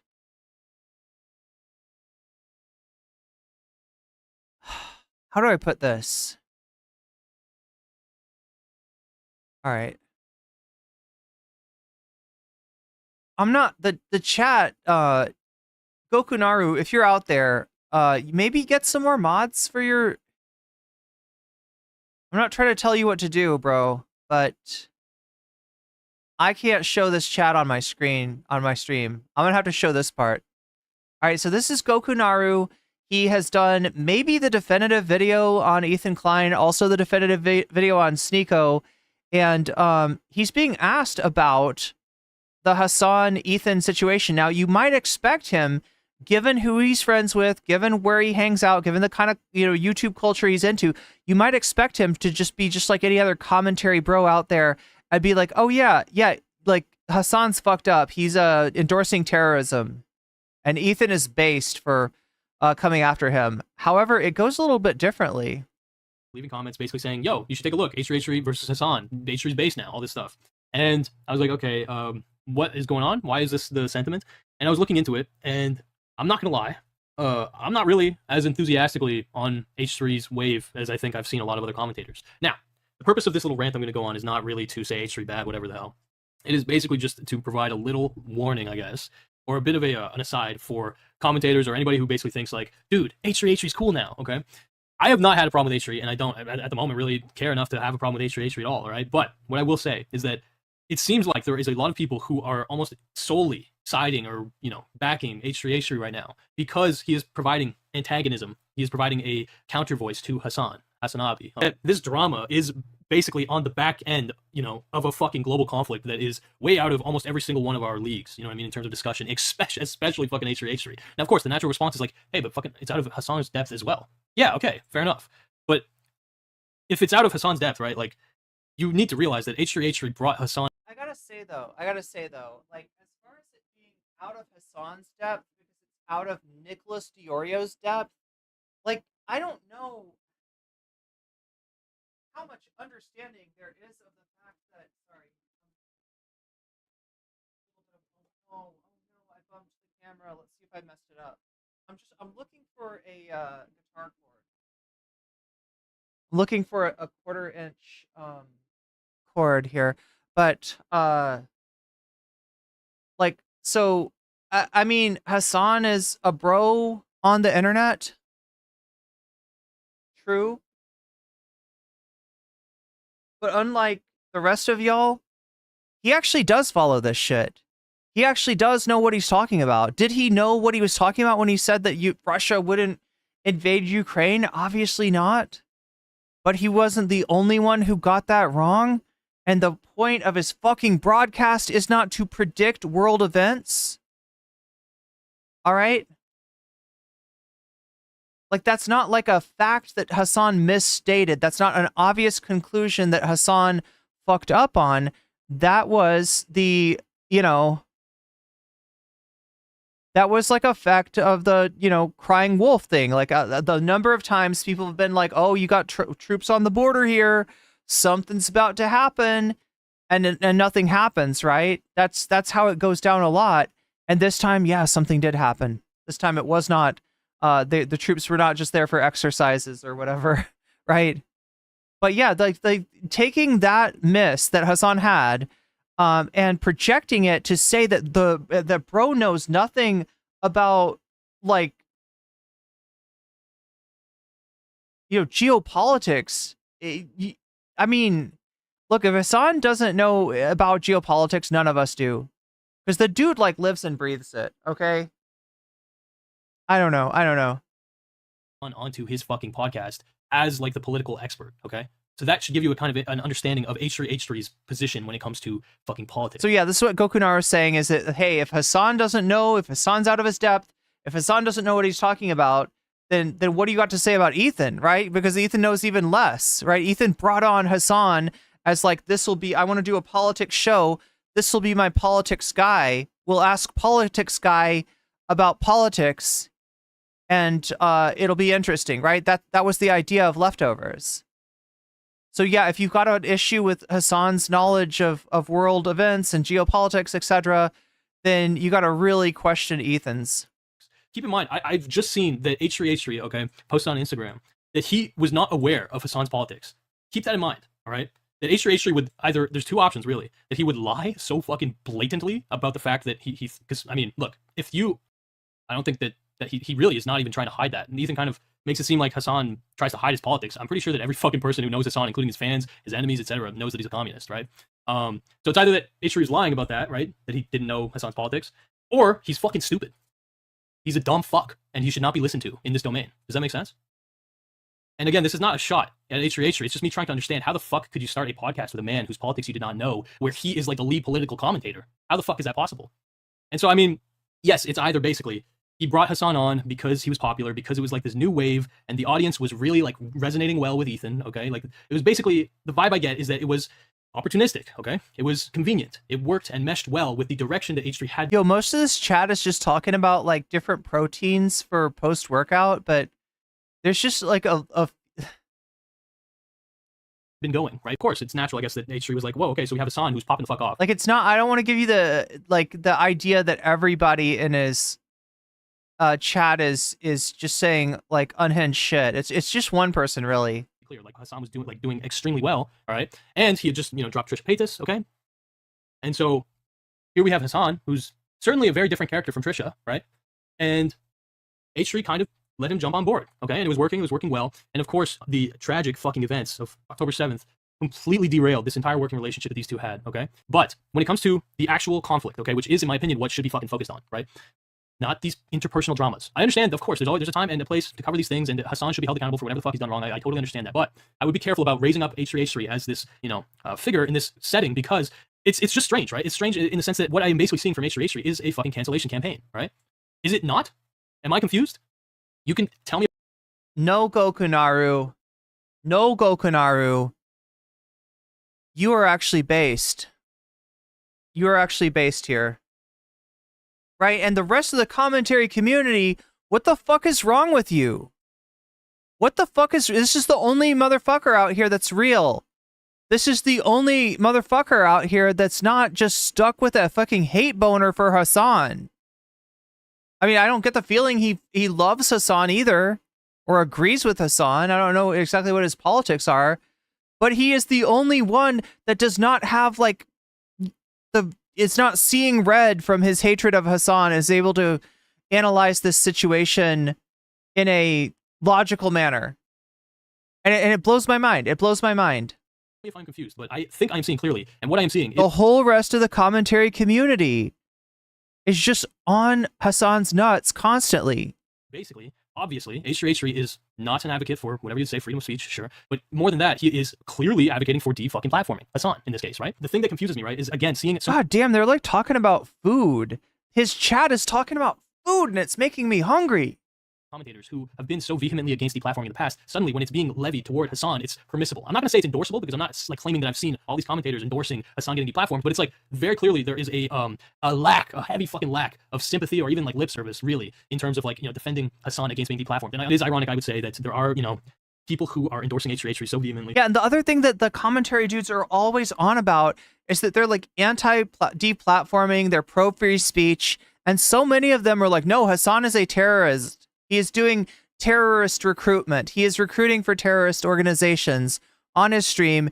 It should be shut down. He should be locked in Guantanamo Bay. He should be waterboarded. This is what they're fucking saying. And it's unhinged, and it's unserious, and it's completely inconsistent with their normal takes on things. Like free speech, unless it comes to somebody that is further to the left than you. Free speech, unless it comes to, you know... Davy Cliff super chatted $9.99. This is BS. He has Goku in his name and he doesn't want to fight. That's false advertising. Nice. I mean, it's Goku Naru, but close enough. Close enough. It does give Goku. But thank you for the super chat, Davy. When he is the most fucking blatant that we have ever seen him, okay? In trying to This is why I'm kind of impressed with this guy. Like, I mean, obviously I'm sure if I watched him enough, I'd find stuff that I disagree with pretty heavily. But like for the commentary community, you know, for the space, Gokunar is kind of a breath of fresh air.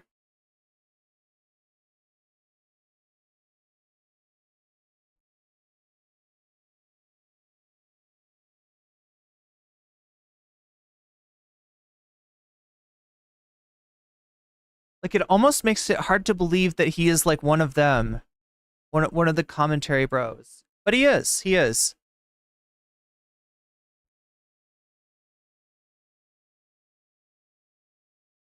to cancel somebody. The point that I'm getting at is that basically all the commentators rallied against H3H3 at this time because he tried to get Keemstar's funding pulled effectively. Well, now he's doing that on a massive fucking level, like a league above, okay? He is pretty overtly calling for, you know, punishment, I guess you could say, external forces to pull out, right? There is the ADL involved, there is, you know, boycotts through Dan Saltman. Okay, to once again emphasize, I don't give a fuck. There's Richie Torres. Like, Hasan is probably a dumbass, and there are probably fucking things that he deserves to be held accountable for, all right? But since when, as commentators, do we actually actively endorse the people who are trying to make the fucking platform hold someone accountable? Would it not be kind of, I don't know, would it not be wise in a way to look a little bit past the ego battle that is occurring? Because let's be clear, it is an ego battle, okay? Whether Hasan is a net negative to his platform, whether he is a net negative to the world, whether either of them are, it is an ego battle, okay? There's all the cope in the world that can justify trying to get somebody. It's also an ego battle, 100%. Okay? You can. In the wake of Donald Trump's. All right. Looking into H3's comment.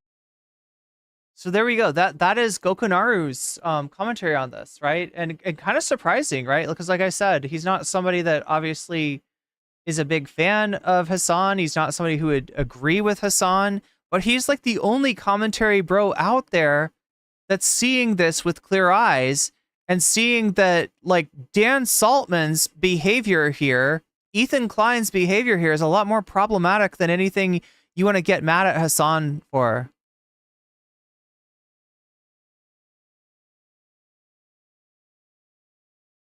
Most people I know don't know who Fosh is, and I mostly don't either. I have a feeling that I'm glad about this fact. I mean, yeah, I guess you don't need to know who Fosh is. Always so much YouTuber and streamer drama, right? For tax purposes, no. but maybe for green card purposes. How about that? Twitch chat is a child of chat. Not always.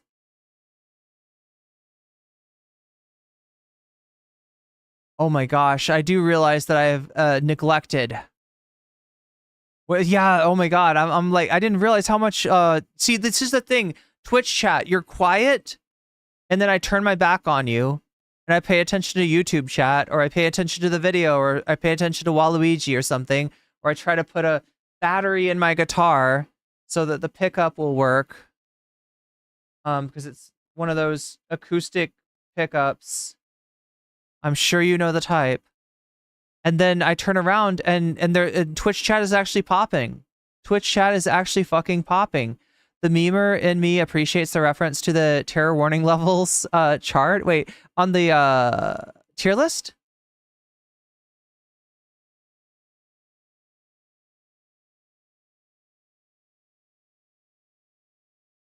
It's not justifying Arab and Israeli. I'm sorry,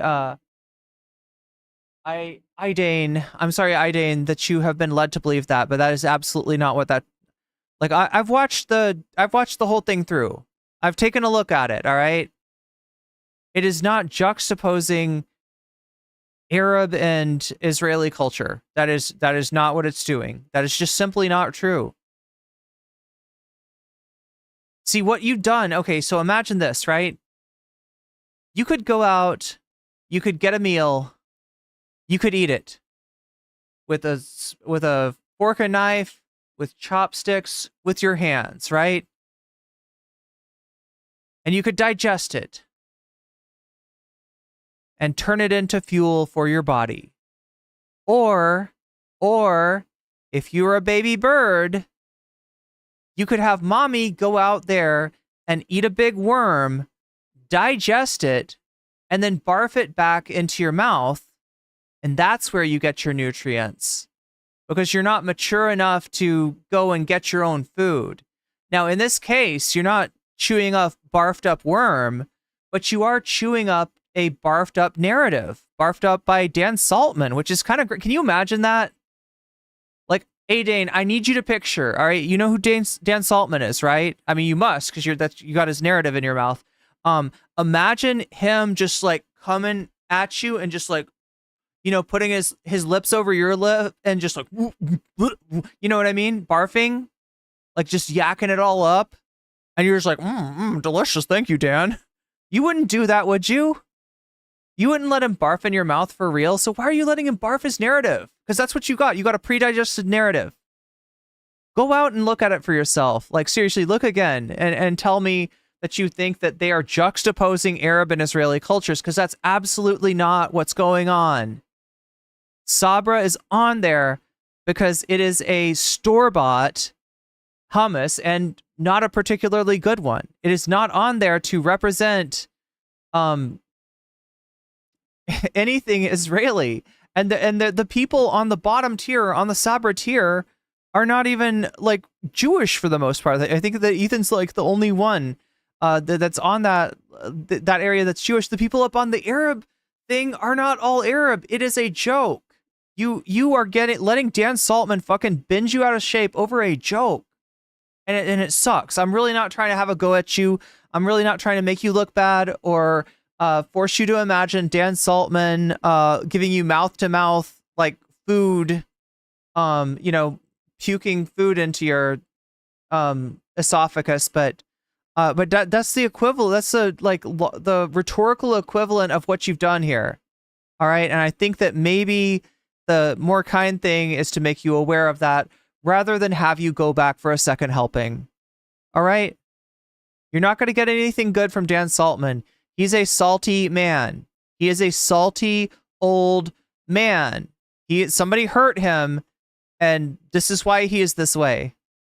I've not watched much Demonims, but I know they use a lot of emotes. God damn, Twitch chat, you are really popping off, and I missed reading a bunch of your stuff. I'm way behind on yeah, it's like raisins in a potato salad. That's the idea. Yo, you've got it, 99X. You got it. That's exactly right. It's the equivalent of puts ketchup on everything. Yeah. So just like pour culinary taste is essentially what it's saying. Proving his ignorance by blowing up about it.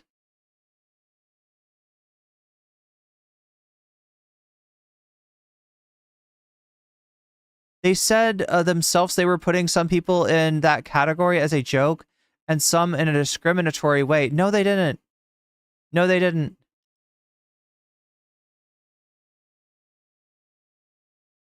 I'm sorry, I've watched the thing. I digested it myself. I didn't need any Dan Saltman to barf into my digestive tract for me. He's doing the joke they're making. Yeah, they all got banned. Yeah, some of them for 30 days. Some of them for 30 days. Ethan has always been a total shitbag. I'm confused about why Hasan would work with H3 if he's anti-Zionist. I don't... Well, first of all, Hasan doesn't...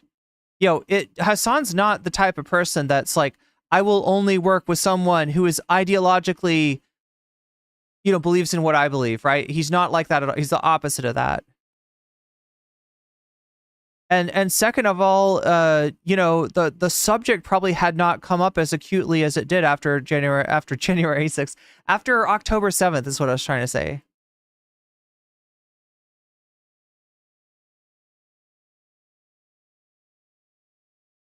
You're going to dip when the ad break hits? That's only in 4 minutes and 30 seconds, Crotch Johnson. Hey, Twitch, I gotta make you an offer. I gotta make you an offer you can't refuse, okay? It's literally an offer that's too good to refuse. There are ads coming up for you in 4 minutes. Those are ads that I will not get paid for because Twitch is scumbagging me. Yes, thanks to Landlord Dan. I'm not just salty for no reason. Landlord Dan has hurt my material conditions, and I don't appreciate it. But what I would appreciate is if we could rack up 100 sub points and allow me to turn the ads off. Because I want to, just like Hasan, I want to go to a model of content that doesn't involve ads, right?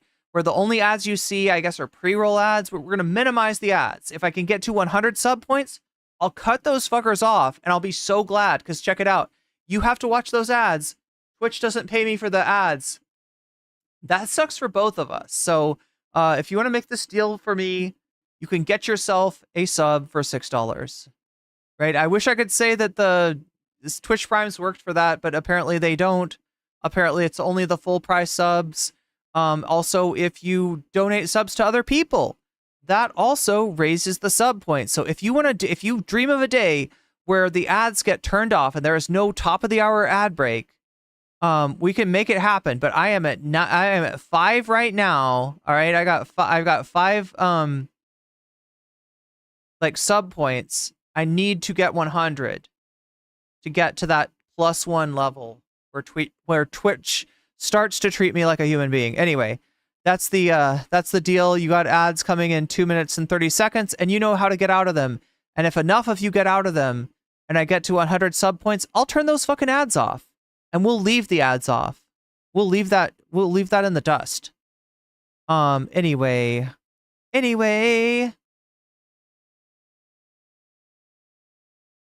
We've got more to watch.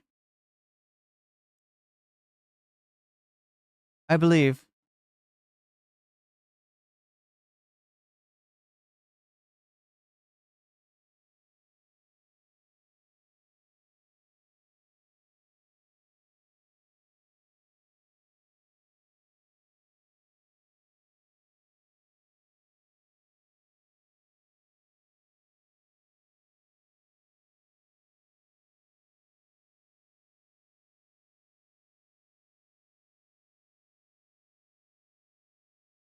Oh my god, wait, Seth asked a good question. Oh, now I'm ignoring YouTube chat.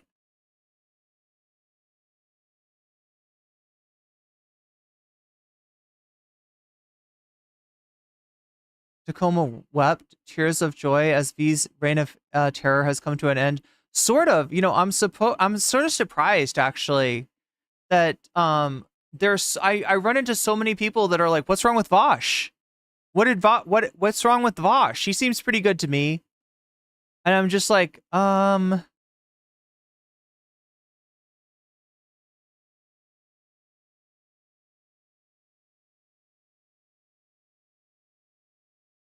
fleeing your country tomorrow? I'm jealous. Good job getting the fuck out of here.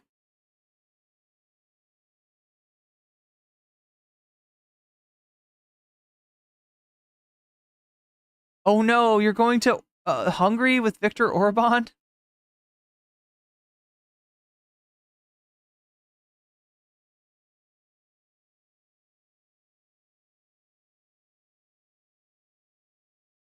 Hasan basically swooped in and took Ethan's more moral audience. Yeah, basically.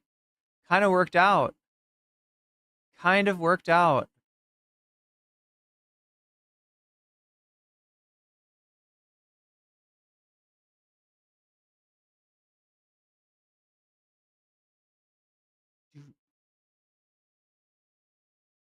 Something about horses, yes.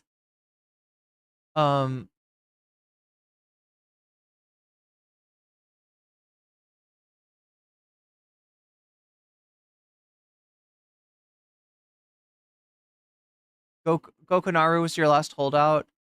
His community and chat are often bad, but Goku has wait, fair takes often? Yeah. I'd say so.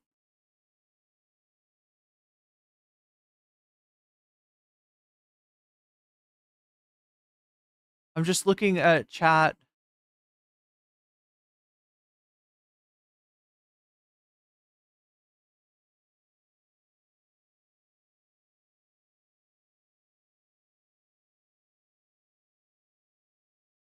Wait, somebody said that Seth had a good comment, and now I can't find it. I always feel bad when somebody's like, really good point, so-and-so. And then I'm like, wait, but if it was such a good point, why didn't I read it? I should have read it. You have to jumpstart your guitar with a red and blue wire inside the guitar to the 9-volt. I think I would just probably have to tape it down or something. I think that's maybe what. Well, if Seth made a good comment, I didn't see it. I'm sorry about that. We should do. Let's see. I'm trying to think of what we have left to do. We're gonna watch this.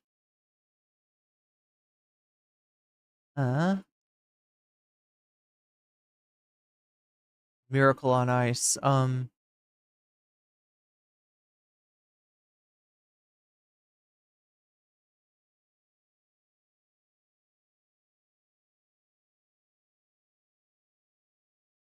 $760. Who's this? Where are you calling?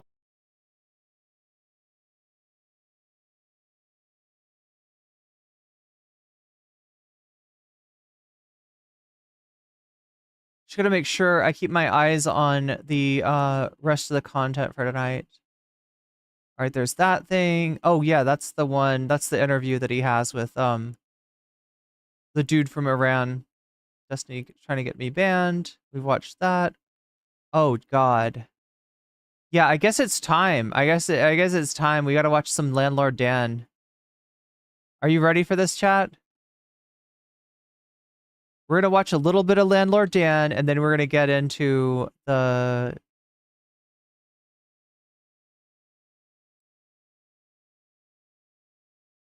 We're gonna get into the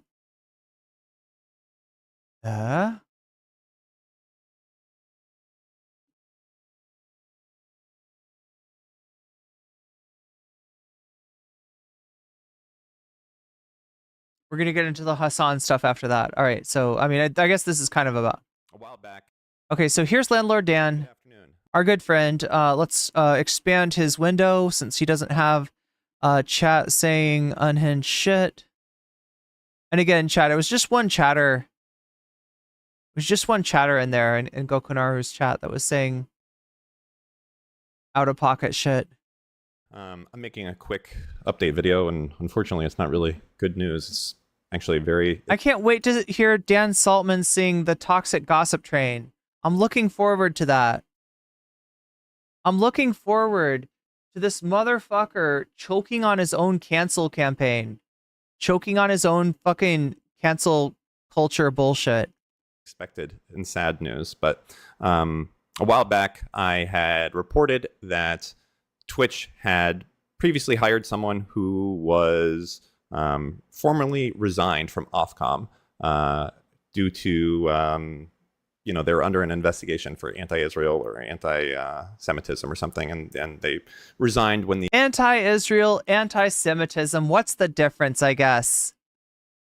Being critical of a country versus being bigoted against a group of people. I mean, it's all the same. It's all the same. It's all the same. Whatever. The investigation was going on. That was this person right here. The article for this right here on the BBC. But basically, it wasn't a good look, is what I would say. I think that regardless of the merit. Now, you might think he's presenting this in a weird way, and maybe that's because he's awkward and nervous. No, he's been on the internet for a good period of time. This is him presenting it in a certain way because it doesn't seem like it would stand the light of day. Of what that person's case was. Like if I was...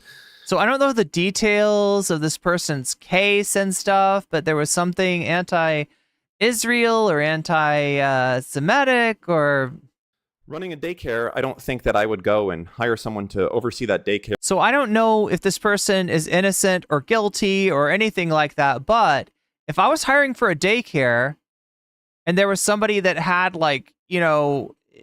stuff on the internet about them, being inappropriate with a minor, then I probably wouldn't hire them for the daycare, even if the details of their case were that they hadn't actually done anything wrong. You don't want anybody thinking that your daycare is hiring somebody who might have done something, fucked up. And look, notice that that's the fucking metaphor that he reaches for in his thought experiment grab bag. Notice that that's the metaphor that he reaches for, the metaphor of somebody being at a daycare, having information suggesting they might have been inappropriate with a child. Here and when you Google their name, it's like this person stepped down amidst an investigation into child endangerment. I think that would be a super bad look. So let's compare this person to a person who may have endangered a child. That person for a position that basically is defined by its. And this shows you how precious he is about his favorite content creator, Destiny, and friend, right? He's a friend of Destiny's, right? This shows you how precious he is. He is comparing this to a child, right? Yes, people are very careful when it comes to the welfare of their children. Right? But we're talking not about children, not about daycare. We're talking about Twitch's trust and safety team. And that the fact, and in his mind, I guess it's the same kind of thing. You got to handle with care. Got to handle with care because he's got a lot of emotions about his special streamer dude. Got a lot of parasocial. Well, I guess it would be not even just parasocial, right? He's friends with the guy. But I mean, this is so ridiculous. Bias, not having one. So. Today, what I wanted to do is I was curious about this person's direct report, because between this person, Fedzai, and their Dan Clancy, there is one layer, there is one man between them, and that person, their name is artist Jared Jenkins. Okay, so I just want to point out all the people that Dan has negatively affected so far, all right? All the people that are not Hasan, by the way, that he has gotten involved. And to their detriment in most cases, if not all cases, right? All right, so we're going to start off with Dan Clancy. Or no, we're going to start off with the streamers that got banned. We're going to start off with the streamers that got banned, right? And then we're going to go to Dan Clancy. Dan Clancy's, been called an anti-Semite, despite the fact that Dan has admitted this isn't even about anti-Semitism. This is trolling, trying to troll a company to get them to fire their CEO, in his own words. There's nothing serious about this. This is pure cancel culture. But yeah, so we got Dan Clancy, right? His name's been dragged through the fucking mud. we've got, myself. All right, I'll put myself in here too, right? Not getting ad revenue. Now, it's not like the biggest deal in the world. Most of my money doesn't come from ad revenue, but as a small streamer, it still fucking hurts. So I'm catching strays from this, along with anybody else who's either in politics or, I don't know. That we're gonna see something later on from somebody who's not even covering politics. He just happens to be Iranian, and he's getting serious amounts of ad money taken away. We also have Stable Ronaldo from FaZe Clan, who's who's gotten demonetized based on this. Right? There's a lot of people that are getting dragged into it. And in addition, right, we've got this.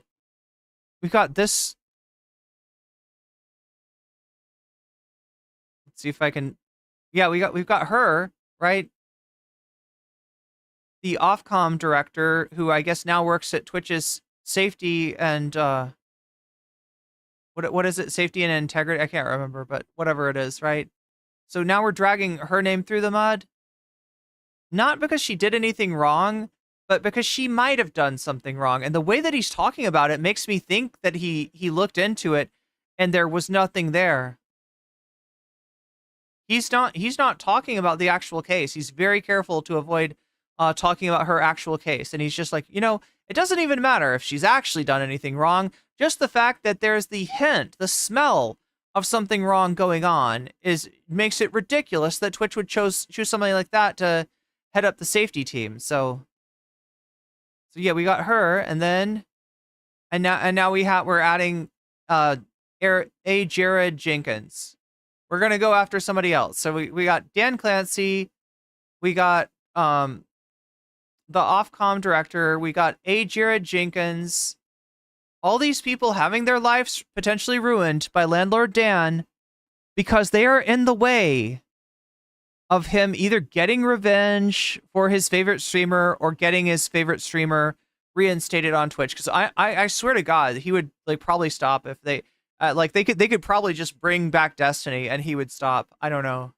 A lot of things to say, and unfortunately, a lot of them are quite quite shitty, and we're going to get into what these things are, but essentially it's what you would expect. A huge amount of bias, a huge amount of, in my opinion, and this whole video should be my opinion, by the way, but racism. Oh yeah, Sassy, I didn't draw that connection, but you're right. You're right. Yeah, FEMA's fired someone based on their instructions not to approach houses with MAGA signs, but apparently this was a safety issue, had been a safety issue for FEMA in the past. And it wasn't just people with MAGA signs, it was people with political signs in general. It was really an issue of FEMA having people go, hiring people to go out and canvass to try to get the aid to as many people as possible, but not having a means to keep their team safe. Towards white people, towards people that. Oh wait, let's go back. This is the important part. All right, this is the crux. I don't want to miss the most important part. Between them and that person, their name is artist Jared Jenkins. And artist Jared Jenkins is a prolific TikToker, and he has a lot of things to say. And unfortunately, a lot of them are quite quite shitty, and we're going to get into what these things are, but essentially it's what you would expect. A huge amount of bias, a huge amount of, in my opinion, and this whole video should be my opinion, by the way, but racism towards white people, towards people that are just trying to live their lives, and I will use his own. White people are just trying to live their lives, and yet this person on TikTok is saying bad things about them. That makes him an anti-white racist, right, Dan? And this is, we'll get into it later, but somebody in Hasan's community had a theory that DGG realizes how ridiculous he sounds and is encouraging him and gassing him up with the intention of making him a lolcow, with the intention of him producing unhinged content. And this is starting to get there. This is starting to get pretty mask off, like in terms of actually having a real concern, right? We start off with the woman from Ofcom who maybe didn't do anything wrong, but if somebody once suggested that she might have done something wrong, and how could they hire her? And now we're talking about this guy. He said bad things about white people on TikTok, so we can't have him either. That's words and showcases on stuff. it's fucking ridiculous. This stuff is very recent. When there's It's like a nothing burger inside of a nothing pita pocket. Inside of a like, it's just like, really, what is this, Dan? other stuff, I'll put that up as well to kind of show a pattern that this is not like a new thing here. But I think it's important to get out there because like the entire Twitch and Trusty Safety team, and again, like this is the top of the top. This person, in their own words, directly reports to Dan Clancy. Okay, so I don't know what else to say aside from that, and we're going to get into a little bit more history of him. But first, I want to get into some clips. So let's do that first, and then we'll go at the end start diving in a little bit deeper. So, all right, let's get into the first clip here from the top dog that reports directly to the CEO, Dan Clancy, the head. He's got that lolcow DNA, doesn't he? Okay, let's get right into it with the top dog that reports right to the head honcho, Dan Clancy, head CEO of the Trust and Safety and Policy team. What's he going to say about the election coming up here? I'm curious. Like the saying goes, fool me once, shame on you. Fool me twice, shame on me. 2016 was not a fluke. Donald Trump is the most American president we ever had, and he reflects who America really is. America is a racist country. America is a country that will prioritize a white candidate who is riddled with controversy and inadequacy and racism and bigotry over a highly qualified woman, over a highly qualified person of color. So it's no, you're good, cleanup guys. So there's a few things. First off, how insanely biased to even put these views out there when you're supposed to be like the unbiased dude running the stuff. And on the second part, oh my god, you're talking about politics. What the fuck? Only Destiny's supposed to do that. America is the least racist it's ever been today. Like it's only have you been on Twitter, sir? Have you been on Twitter? And you're gonna tell me it's the least racist it's ever been? Do we need to find that video where this guy just got fired for getting like hate crimed at his work at Five Guys, right? Somebody came to Five Guys, called him a slur, and he got fired. Been better, and I'm pretty sure. Yeah, I think it's been better. I think it slips and slides, right? You know, there are like broad historical changes that have happened that have been for the positive, but there's also been a lot of backsliding and what would you say, backlash. There's been a lot of any sort of improvement in terms of like lessening of racism or taking the racism out of the law has been met with a backlash, right? Look at the Southern strategy.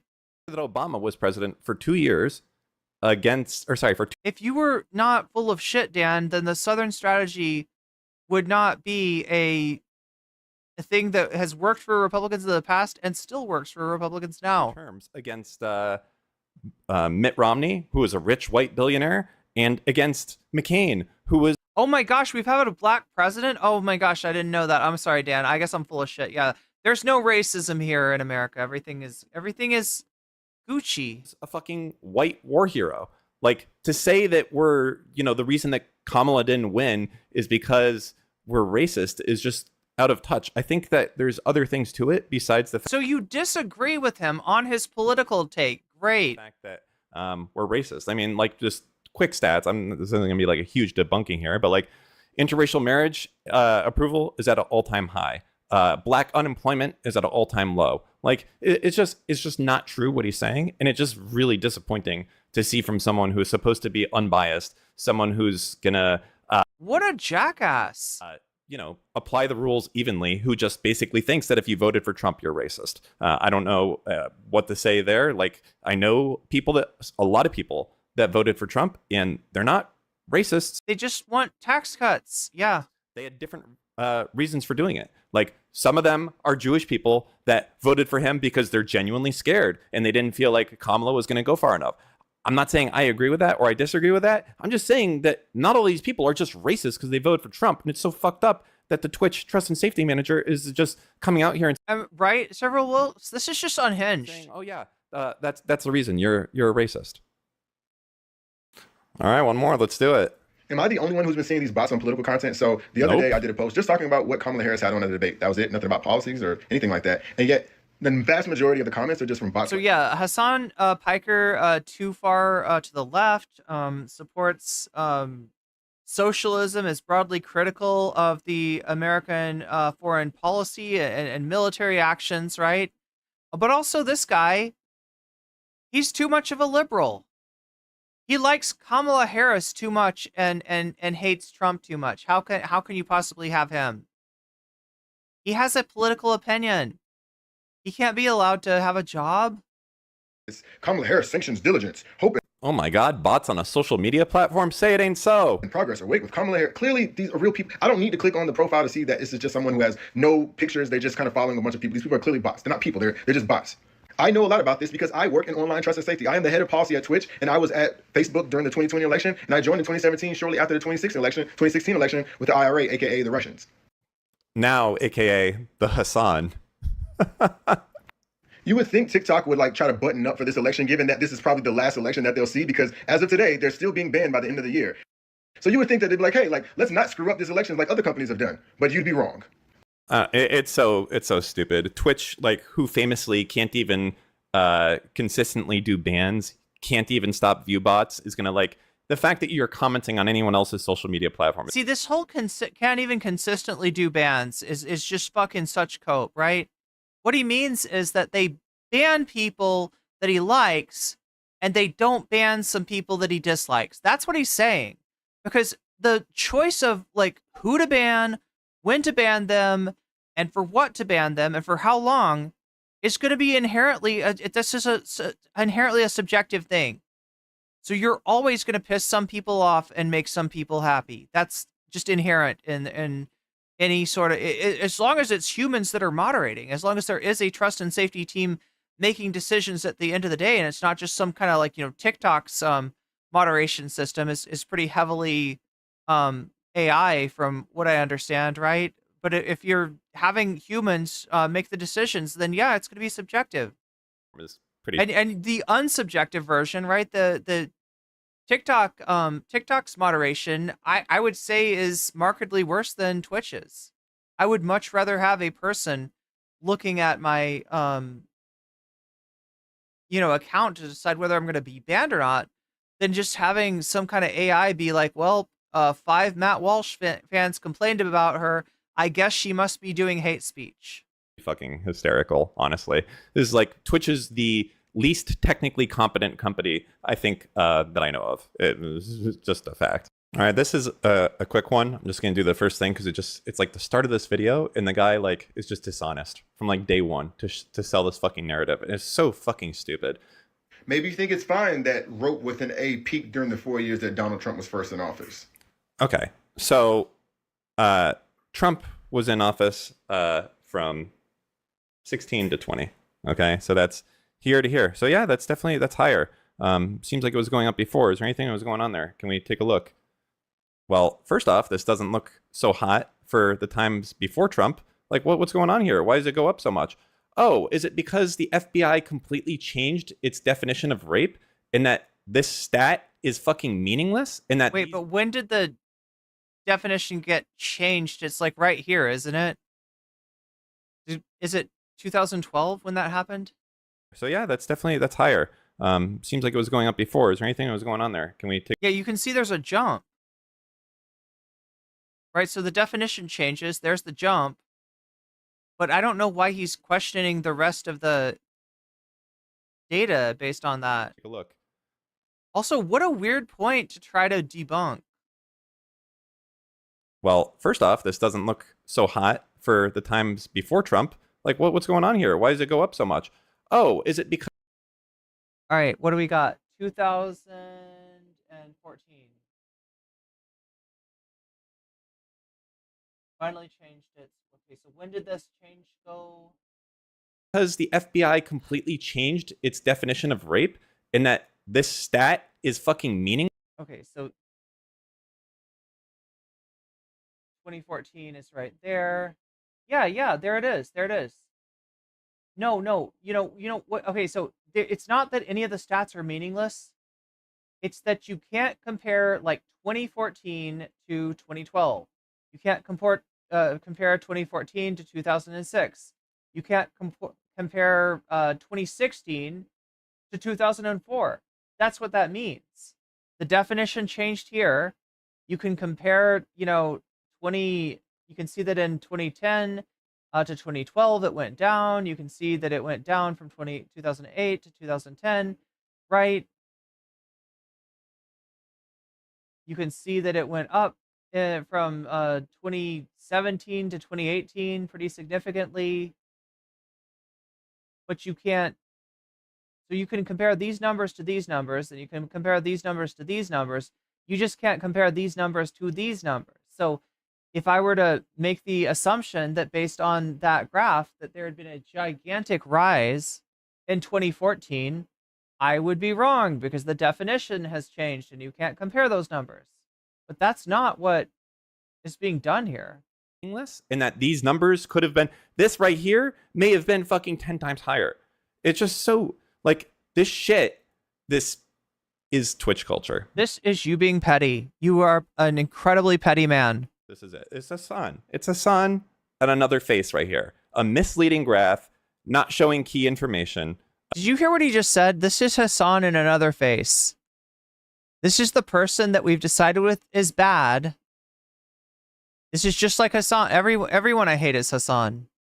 Hate this person, right? We've already worked so much to inculcate you all to hating Hasan. To please transfer all hate for Hasan to this man as well, because he stands in the way of Dan getting Hasan banned, so he must just be Hasan in another face. Jesus Christ. Designed to sell a fucking narrative. It's just, man. All right, another one. This one's pretty fucked up. So I'm gonna play it and then I'm gonna go over it for you. So we're just gonna go at 1.5 speed. Actually, no, I can't. Shit. I want to talk about crisis clout. Two words that I never thought I'd have to put together. So there's no shortage of people right now who are making content. This is literally what Dan is doing. He's watching this guy's TikToks and he's disagreeing with them. And therefore, this guy can't be on the Twitch trust and safety team. And therefore, this guy needs his life ruined. And therefore, this guy needs all this fucking toxic attention focused on him. All the attention that you had on Hasan, you are transferring to this guy now. About the hurricane, specifically first-person POV content, because they ignored evacuation orders and stayed to get the perfect shot of water rushing in, or in this case, doing a number from step up 2. And it's lame, and obviously it's incredibly dangerous in this case. Is this not something that is okay to say? Is Dan really going to cancel him for saying that, doing dance routines in a flooded house during a hurricane might not be the best idea?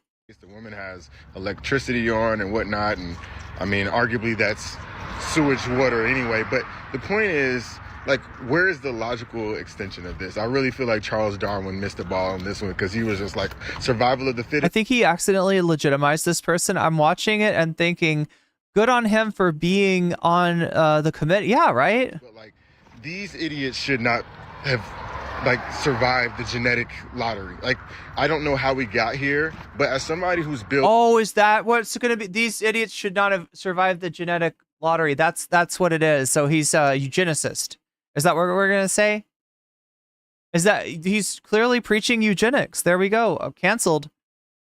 I mean, I wish I could tell you that this shit didn't happen in Twitch poll, but it did. It happened to me. Like this kind of disingenuous ship of thesising something to get rid of the person that is inconvenient for you because they have a valid criticism, right? I have experienced this. They do this shit. And it feels like they're doing it on another level. And the degree of like life ruination is is just like amplified, as are their emotions when it comes to Hasan. A decent sized audience. Like, this is actually pretty fucked up. And I'm going to say it for like a few reasons. First off, I know this guy in his probably dual income, $1 million a year household. Dan, think about where you're sitting. Dan, you are not about to make the criticism. This guy is too rich to have a problem with another TikToker for doing, wait, what was it? Crisis clout chasing? Is that what he called it?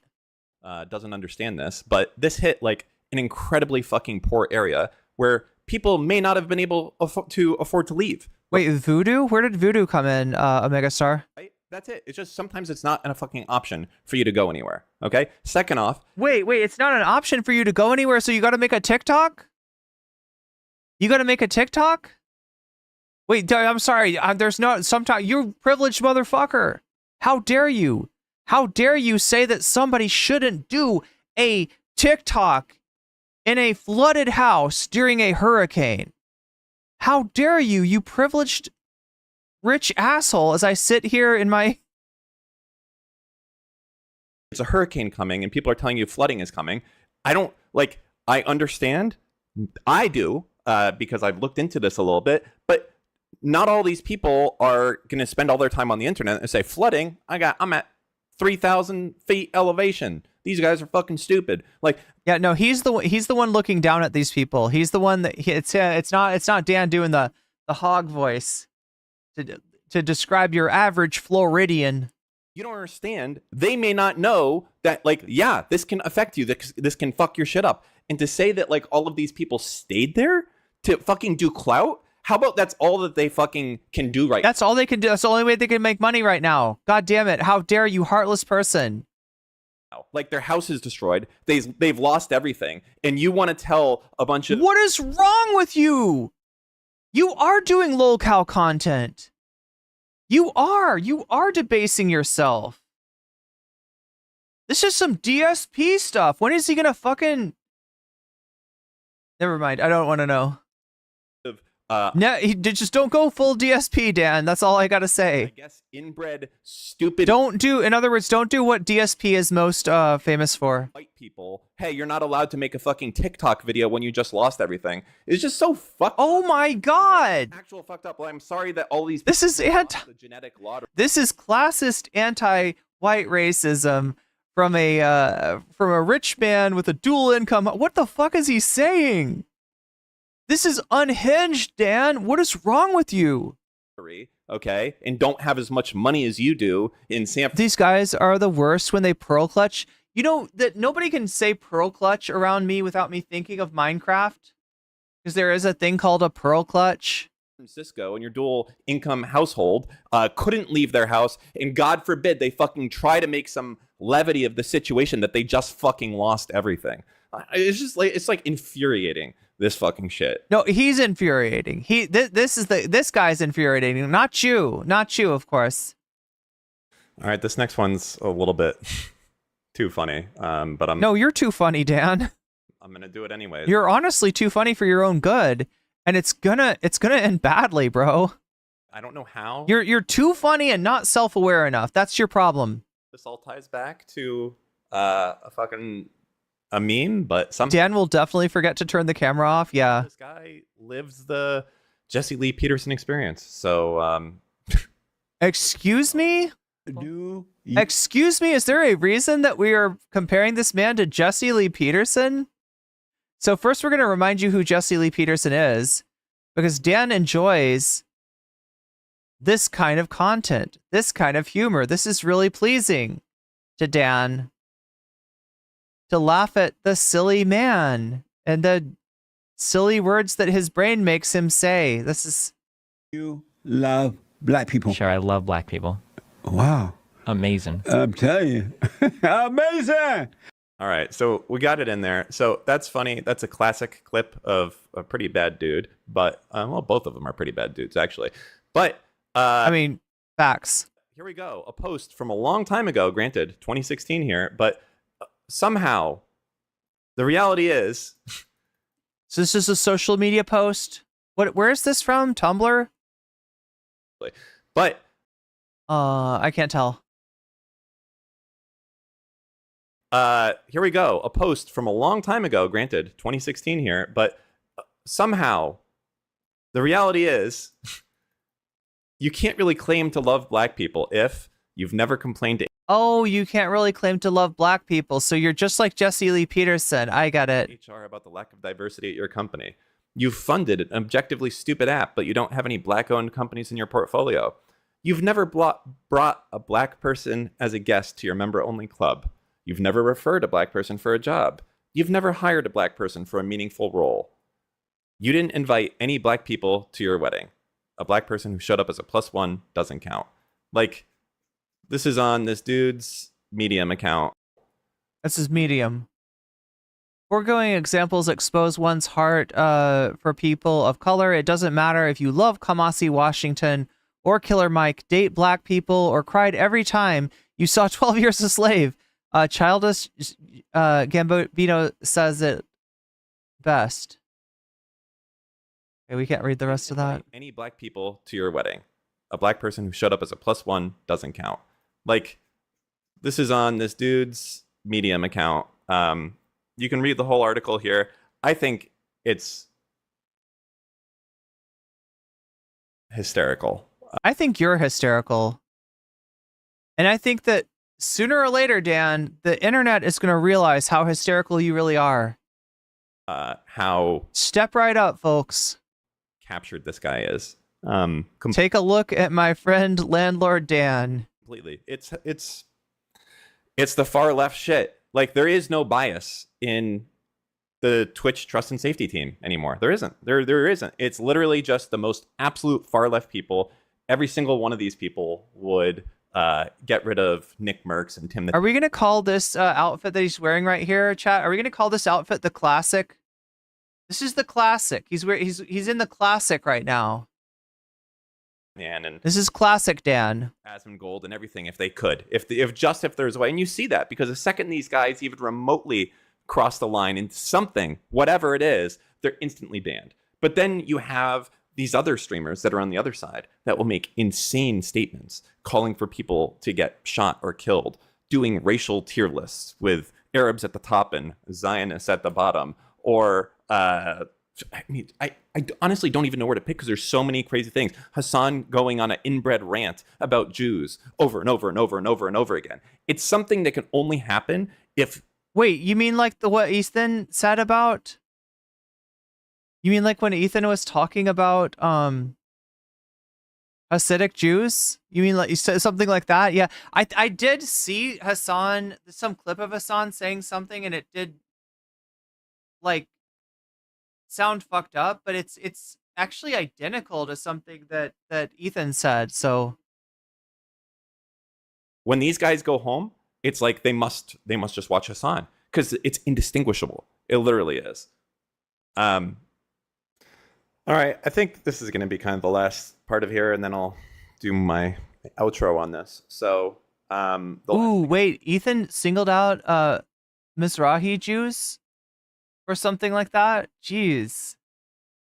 I want to pull up here. I think. I mean, there's more videos, and you guys can go through them unless these guys go and. Who wrote the post? It was this guy, Jared. The guy on the trust and safety team. It's like they must just watch Hasan because it's indistinguishable. It literally is.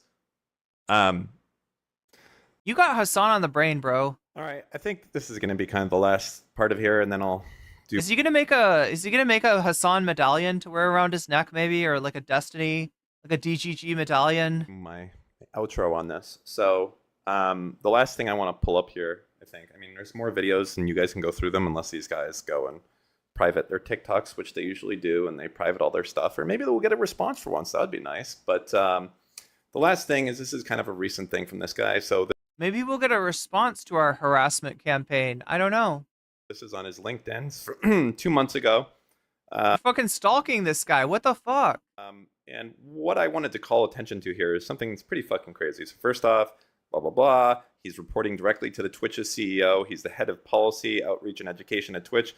As I said before, the people, feuds and all the trust and safety people that I saw, I believe, are directly reporting to this person.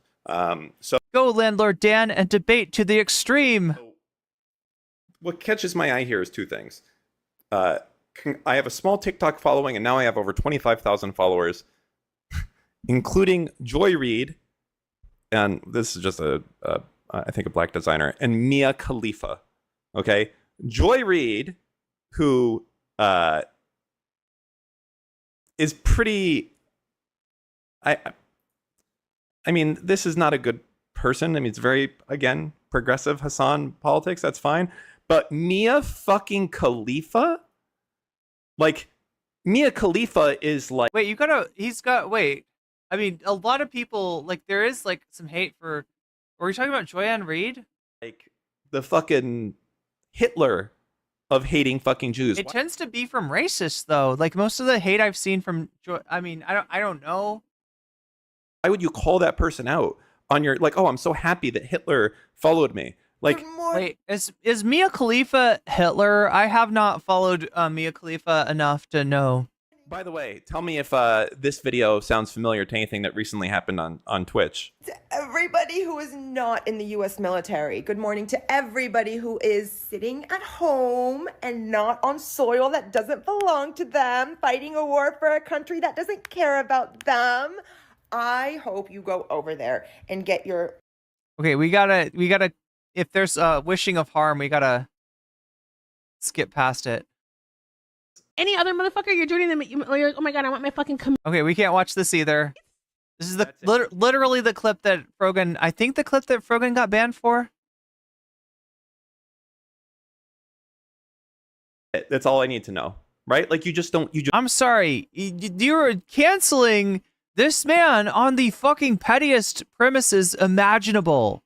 And look at that. He said Mia Khalifa. Here's Mia Khalifa saying something bad. And he said Joyanne Reid. And we all know about Joyanne Reid, don't we? Yeah, we don't even have to say anything there. If you're all as racist as I am, you'll just track right along. Joyanne Reid. Yes. Definitely a bad person there. Just don't do that. There's not any positive qualities of this person at all, aside from their fucking complete hatred of Jews in Israel. Where are you getting that, Dan? What is wrong with you? And everything else. So you may not be sold. That's fine. But there you go. All right. So basically that's it. You may not be so he's admitting that there's so little meat on the bones here. There's so little meat on the bones. He's straight up admitting that. You may not be sold on it. Yeah, you think? You think I might not be sold on it? Wow.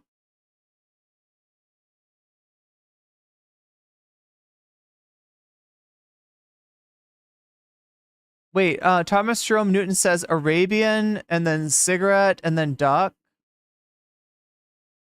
Arabian cigarette duck? Arabian smoke duck? Arabian smoke duck? Is that what is that?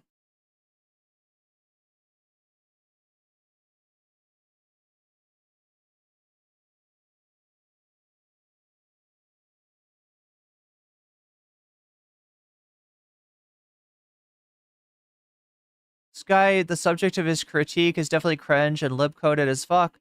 But Dan, the reaction... Oh, yeah, absolutely. Like, I mean, he's really letting his right-wing freak flag fly here in a way that it just seems like even out of touch with, like, Destiny. I want to kind of preface all this. This guy, before he was at this job... if I can pull this up here. He was at OpenSea for a year. OpenSea has its own scandals with racism and anti-Semitic shit as well. But I want to put out a difference, because you may have seen some of these clips and you've been like, yeah, that's based or that's funny or whatever. And you might have some of the similar views to that. And that's, for some of it, it's okay. For most of it, it is not okay. It's fucked up. But that said, my co-host, has frequently said super inflammatory things, completely way worse than this guy against Trump and against liberals. Okay. And you're like, Dan, how can you criticize this? Yeah, that's fucking simple. It's because he's not the one in charge of moderating the platform. The fact that this is out there so blatant is like a slap in the face. But I'm glad that it is, because it shows us, you know, what is Remember that whole the case thing here. And that 760. Who's this? far where he- left. Remember that whole agenda thing, Emma? that will do the minimum possible to shut up Jews and white people and veterans so that they can continue to do like oppression. Straight up. I'm doing advocacy for white people. You're trying to shut white people up, but white people will not be shut up because that TikTok is hostile to white people. Is unkind and uncharitable and unfair to white people. Jesus Christ, Dan. The fuck is wrong with you, bro? Olympics as much as they can across the board. I think it's fucked up. Okay. I think you're fucked up. In fact, I know you're fucked up. On so many levels. Is what it is. I think it's fucked up. And I foresee multiple medallions being broken into quarters and shoved up your butt in the near future. I foresee that. I foresee that outcome. I foresee the internet having a lot of laughs at your expense. I don't know what to say. I think it's okay to have these views. I don't think it's okay to let these views bias your moderation decision, and they obviously are, is where I would leave this. So I hope that leaves you well. I'll see you next time. Okay. Oh my fucking God. No, not the Doge. Not the Doge. Not the Doge. Chat, what do you want to watch? Do you want to watch? We're going to watch a little bit of politics. Okay, we could either watch Hasan interview Rashida Tlaib, or we could watch some TYT's got the story about the neocons. I feel like this is going to be interesting. I feel like this is going to be Trump's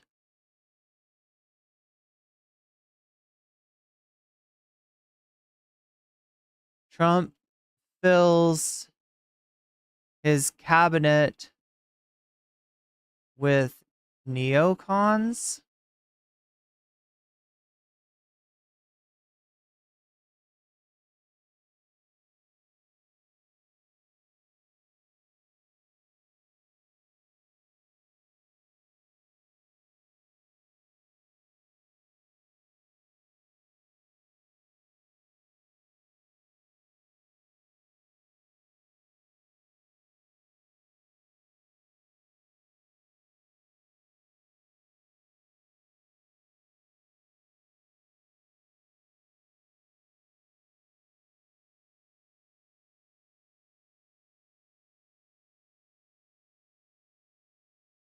Yeah, let's take a look at this.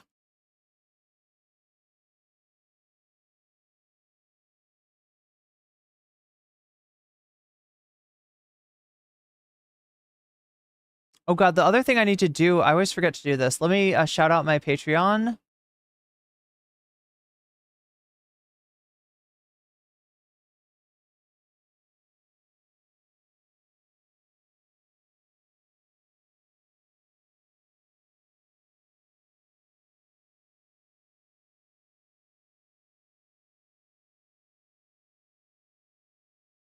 But yeah, there's Dan Saltman. We'll get back into the Hasan thing in just a second. I just want to watch a little bit of political content. We're gonna get a little political. I mean, I've got the freaking tag on my thing. I might as well get my money's worth, or my not money's worth, since I'm not getting paid for any of the ads that are running. It's kind of fucked up, Twitch. It's kind of fucked up. It's kind of not fair.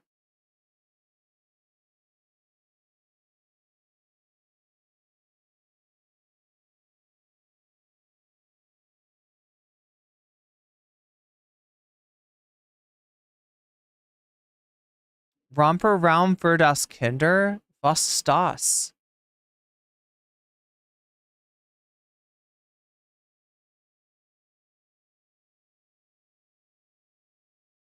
Hope he doesn't get arrested for elder abuse. Weird to see how this guy seems to hate a lot of Black and Middle Eastern folks. Yeah, there's a little pattern to that. Little pattern to his how he moves. Anyway, we're going to talk about one of the promises on which the Trump campaign was sold to its right-wing supporters was the idea that unlike Kamala Harris and unlike the neocons of old, Donald Trump was an anti-war president. Donald Trump was not going to be bossed around by the military-industrial complex, and Donald Trump certainly was not going to continue the neoconservative foreign policy exemplified by the Bushes. Well, we've got reason to question that now. We've got a bit of a reason to question that. Oh, thank you, Several Wolves. In lieu of ads, that is for Vox Populi. Gotcha. Oh wait, I've got a few to add, don't I? Donald Trump is, anti-war. Is anti-war. Now, we should also remind you, the amount of droning that he ramped up, even from Obama's numbers, dramatic. He pulled us out of no wars. Reminder. Biden dropped drones to almost non-existence. Got us out of the Afghanistan, and also Saudi Arabia. We stopped arming Saudi Arabia's assault on the Yemen. Trump didn't just exceed Obama in one term with like the number of drone strikes. With Obama was in office for 2 terms. Trump exceeded it in 1, but he also removed that policy that Obama put in at the end of his presidency that had reporting requirements for those drone strikes and publishing the number of civilians that were killed. So we also have a less of an understanding and transparency on that front because of Donald Trump. I wouldn't call that anti-war. And but we saw, all the libertarians and all the anti-war people saying that Donald Trump is the choice. I mean, we will get in the coming weeks to watch what Israel's going to do in terms of Gaza. I mean, everyone, we have documented, I feel like, as well as any situated where we are, on what the Biden administration had done in terms of encouraging Israel's attacks in Gaza. But with all that said, here I give you your new Secretary of State, not Secretary of Defense. This is just the one who's supposedly Is this Marco? Going to be diplomatic. Diplomacy. Is this Marco? Yes. Well, was it a mistake? It's little Marco.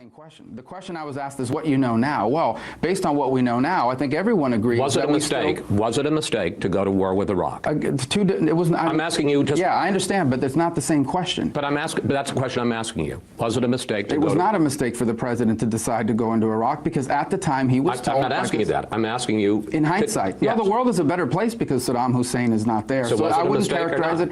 But I don't understand the question you're asking. I'm asking you, knowing everything, as we sit here in 2015. But that's not the way presidents don't. What a fucking weasel. A president cannot make a decision on what someone might know in the future. But that's what I'm asking. This is Trump's Secretary of State, by the way. Was it cannot say that the Iraq invasion was a mistake. Mistake. It was not a mistake for the president to go into Iraq based on the. So any of you who voted for Trump on the idea that you were voting for an anti-war candidate, you got conned. And unfortunately, you're not the first or the last victim of Don's cons.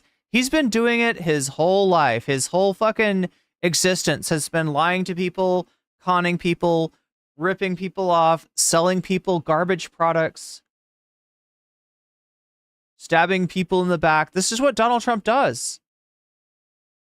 And I don't know, how many MAGAs are actually care about whether or not Donald Trump's policy is anti-war, care about whether or not Donald Trump is embodying, you know, an America first, quote unquote, policy, or is really just doing a repeat of the neocons of the early 21st century.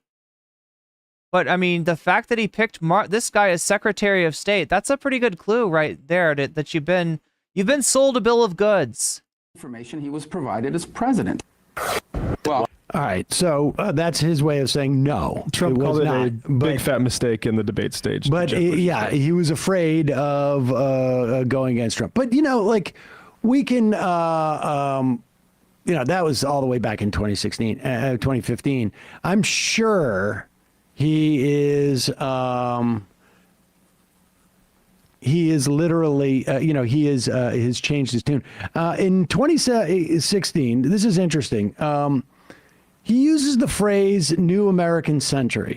Ooh, now, for people who have listened to this program for 20 years, you will recall that the neocons, Douglas Feith, Pearl, Wolfowitz, Cheney, et al., essentially had developed a whole worldview as to what America should do in the wake of the fall of the Soviet Union. And I think it was 1993, many of those people got together and created a document a document that was a function of a group called the Project for a New American Century.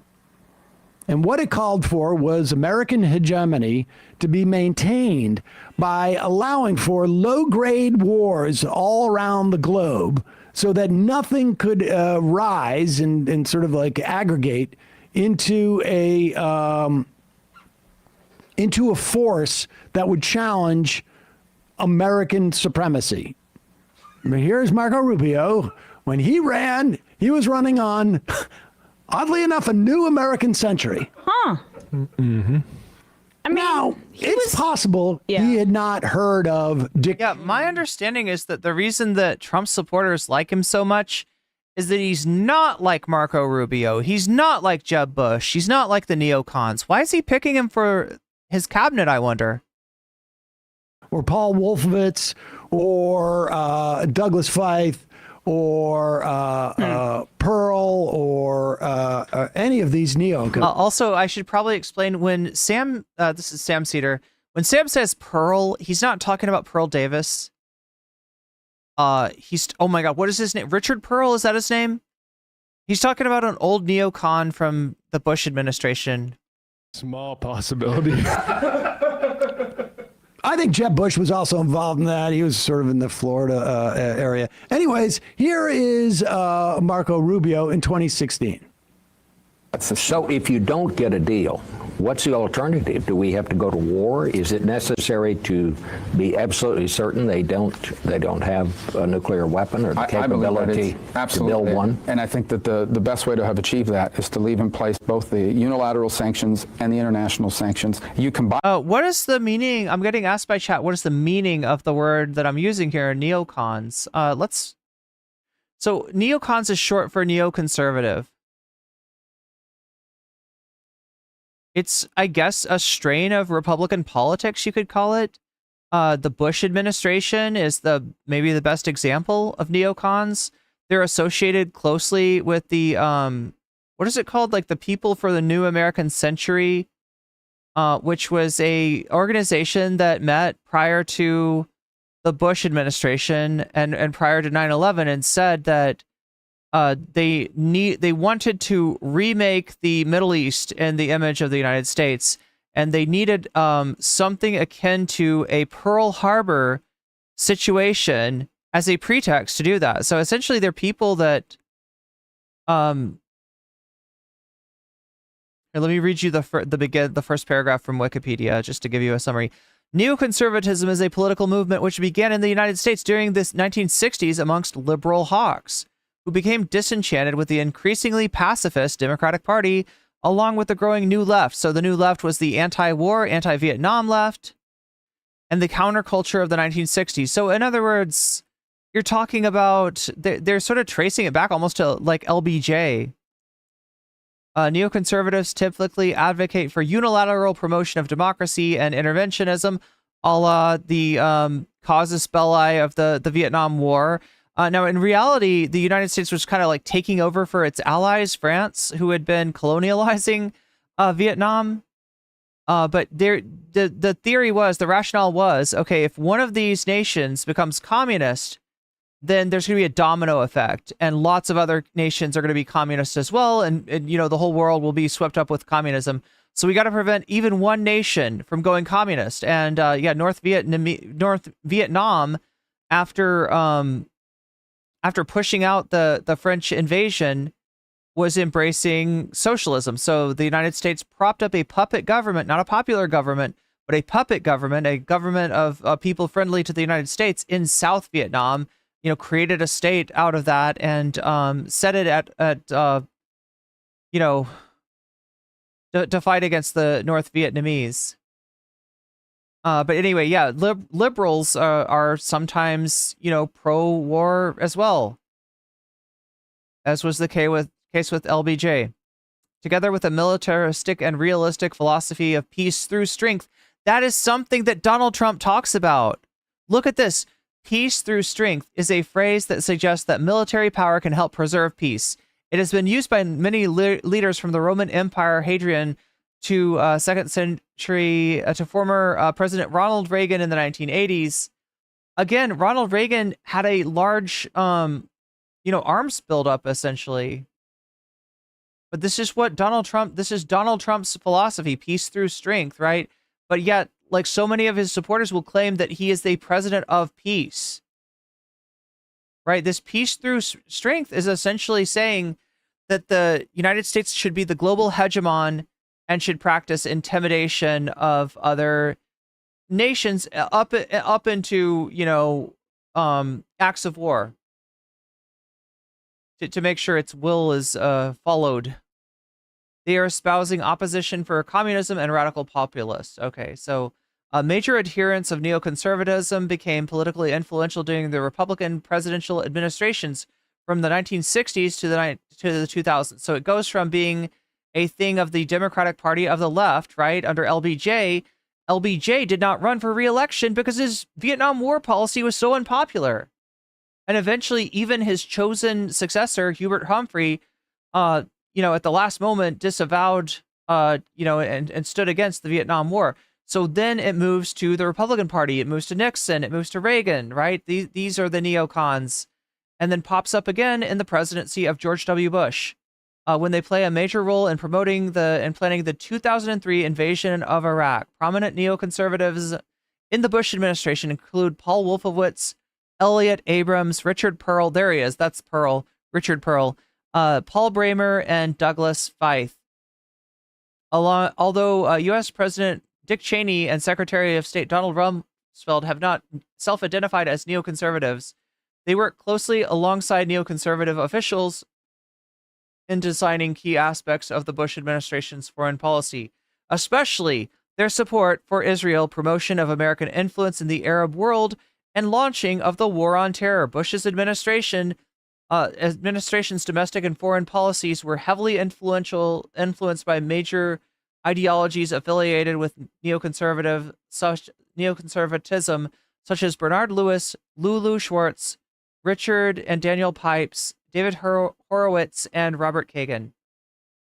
Critics of neoconservatism have used the term to describe foreign policy and war hawks who support aggressive militarism and neocolonialism. Historically speaking, the term neoconservatives refers to Americans who moved from the anti-Stalinist left to the conservatism in the 60s and 70s. The movement had its intellectual roots in the magazine Commentary, edited by Norman Podhoretz. They spoke against the New Left. So the New Left being the anti-war, you know, the Students for Democratic Society and the anti-war movement. And in that way helped define the movement. So that's what a neoconservative is. Basically somebody who likes interventionism, who wants the United States to get in foreign wars in order to project its ideology, that being capitalism, and its influence across the globe. That's neoconservatism. With a very clear demarcation to the Iranian regime, and that is this: if you cross this threshold, you will face military action on the part of the United States. We don't want that to happen, but the risk of a nuclear Iran is so great that that option must be on the table. So if it came to that, It's funny. It's almost like we had a treaty that prevented Iran from reprocessing its spent fuel into weapons grade stuff, right? It's almost like we had something like that, and then Trump blew it the fuck up. Trump pulled out of the treaty. that would be an option that you would actually absolutely consider and use. And let me tell you why. If we don't do it. If we don't do it, who's going to do it? Israel's going to do it, I guess. The bottom line is that we had a deal in place in 2016 to inhibit Iran's, to the extent that they had any. Zombawi, I got to read your chat here. All right. Reagan stopped World War III due to mutual assured destruction. You do know some presidents from years past. You do know some terminology surrounding the Cold War. You're a little bit off in terms of your chronology, though. But I appreciate you chiming in. All right? I don't want to disincentivize anybody unless they're really annoying. And you're not really annoying. I appreciate you. Weaponized nuclear aspirations. Now, negotiated by his office that he's going to assume pretty soon. Exactly. And of course, that's not going to come back. And I think. I know, right? All right. Pizza Hut communism. That's what I want. Perestroika communism. Perestroika pizza. This is with Gorbachev. An indication of the likelihood of war with Iran. Somebody's going to take that. Somebody's going to take that seriously in chat and like yell at me. I felt the failures of perestroika. This is not a dove. I know. Just picked. This guy was sort of like, I don't know. There's Batman and Robin with McCain and Graham, and this guy would have been, I don't know, not Alfred, but some junior Robin, essentially. A junior Robin? That's a Robin of Robin? And Trump, another war hawk thing that he did was assassinating Qasem Soleimani when he was president. So yeah, we've got acts of war. We've got maintenance of war. We've got drone attacks on civilians. All this shit going on during the Trump administration. I don't know where people get the idea that he's the candidate of peace. And given who he's picked as Secretary of State, I'm sorry, but if you voted for Trump because you thought that he was a candidate for peace, you got conned. You got conned by the Don. He did the weave on you. Judicially, a top Iranian general, and the only reason that we didn't go to war with Iran was because, as we've seen now with Israel's provocations, Iran has decided to to take it on the chin, essentially, and they haven't escalated. But Anno Domini is now squatting Perestroika Pizza as a domain. With cyber squatting. More hawkish Secretary of State, and the second time around, after all of the conditions that have been laid bare because of Israel's genocide in Gaza and the way that region has been inflamed, do I think that the possibility this time around for Iran to respond and drag us into a war, like that's just increased in terms of its likelihood many times over, it seems to me. Rubio is a hawk on everything. He's a hawk on China, too. That's a part of it. He's a hawk. There was no wars under Trump. Then why were 67 people killed in Afghanistan under Trump? Oh, shit. Is that more than Biden's 13? Yeah, it is. Yeah, it is. What now? On Cuba, he pretends like his family came over. You know, I'd be able to understand what you're saying a lot better if you didn't have like the Trump golden sneakers like shoved halfway down your throat. Fled Castro, but people have done some research into it. Then it was actually during Batista when they came over, but whatever.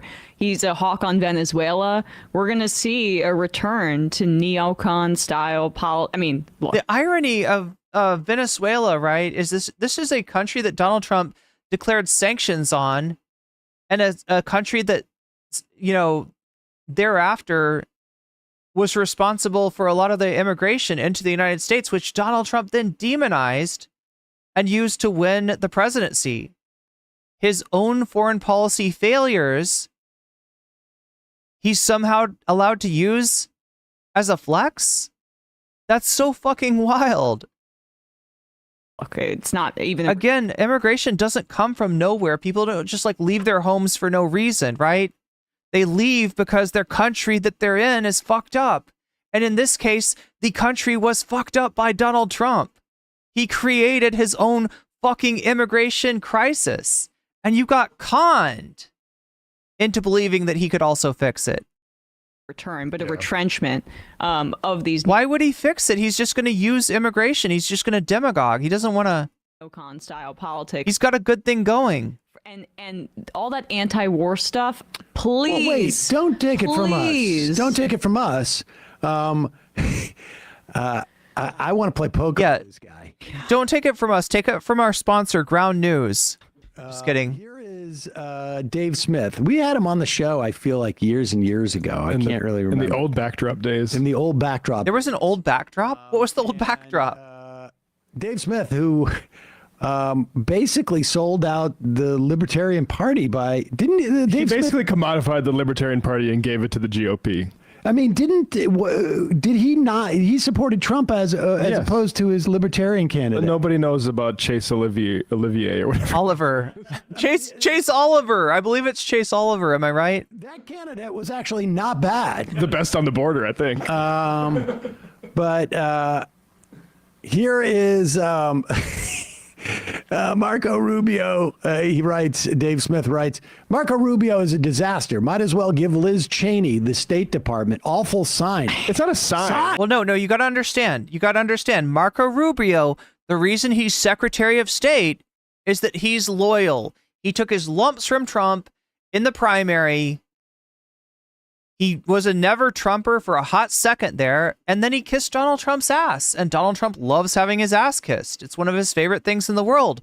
Liz Cheney is not Secretary of State because she is not currently kissing. She does not have her lips affixed to Donald Trump's ass. That's the difference. It's the thing. It is the thing. Donald Trump likes people that say good things about him and make his ego feel good. He doesn't like people who say bad things about him and support his opponent, Kamala Harris. So yeah, of course. Yeah, this is not Of course. Fire. No. Dave Smith is the podcast, bro? I don't know. This is a power. He's some libertarian weirdo. Yeah, libertarian comedian. He's a comedian. He's a comedian and a podcaster. Or it could be, I mean, talk about like desperately wanting to be a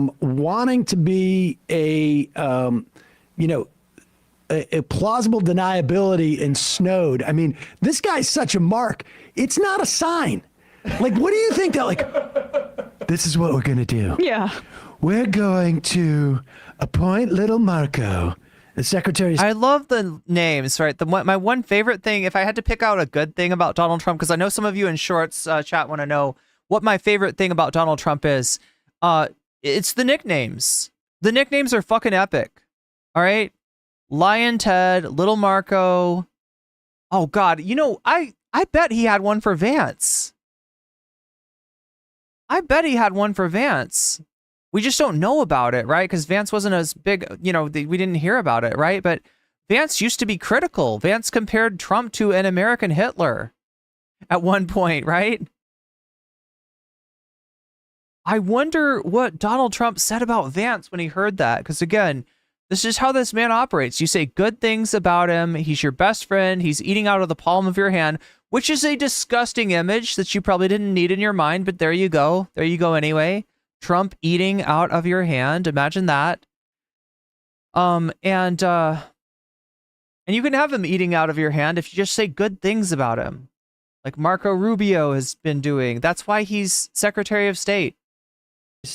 That and the fact that apparently Trump wants a neocon in his highest state position. That's wild. The anti-war guy, the anti-neocon guy, he wants a neocon. He needs a neocon to hold his hand through his own personal war on terror, whatever the fuck he's got cooked up. It's a head fake. Do you want to go to war with Iran? You want to scare people to make them think that we have a neoconservative policy. But I'm actually not going to do anything he says. I have been hitting the books and dug deep into this. And so it's a head fake. This knife in my back is a bad sign. Exactly. Yes.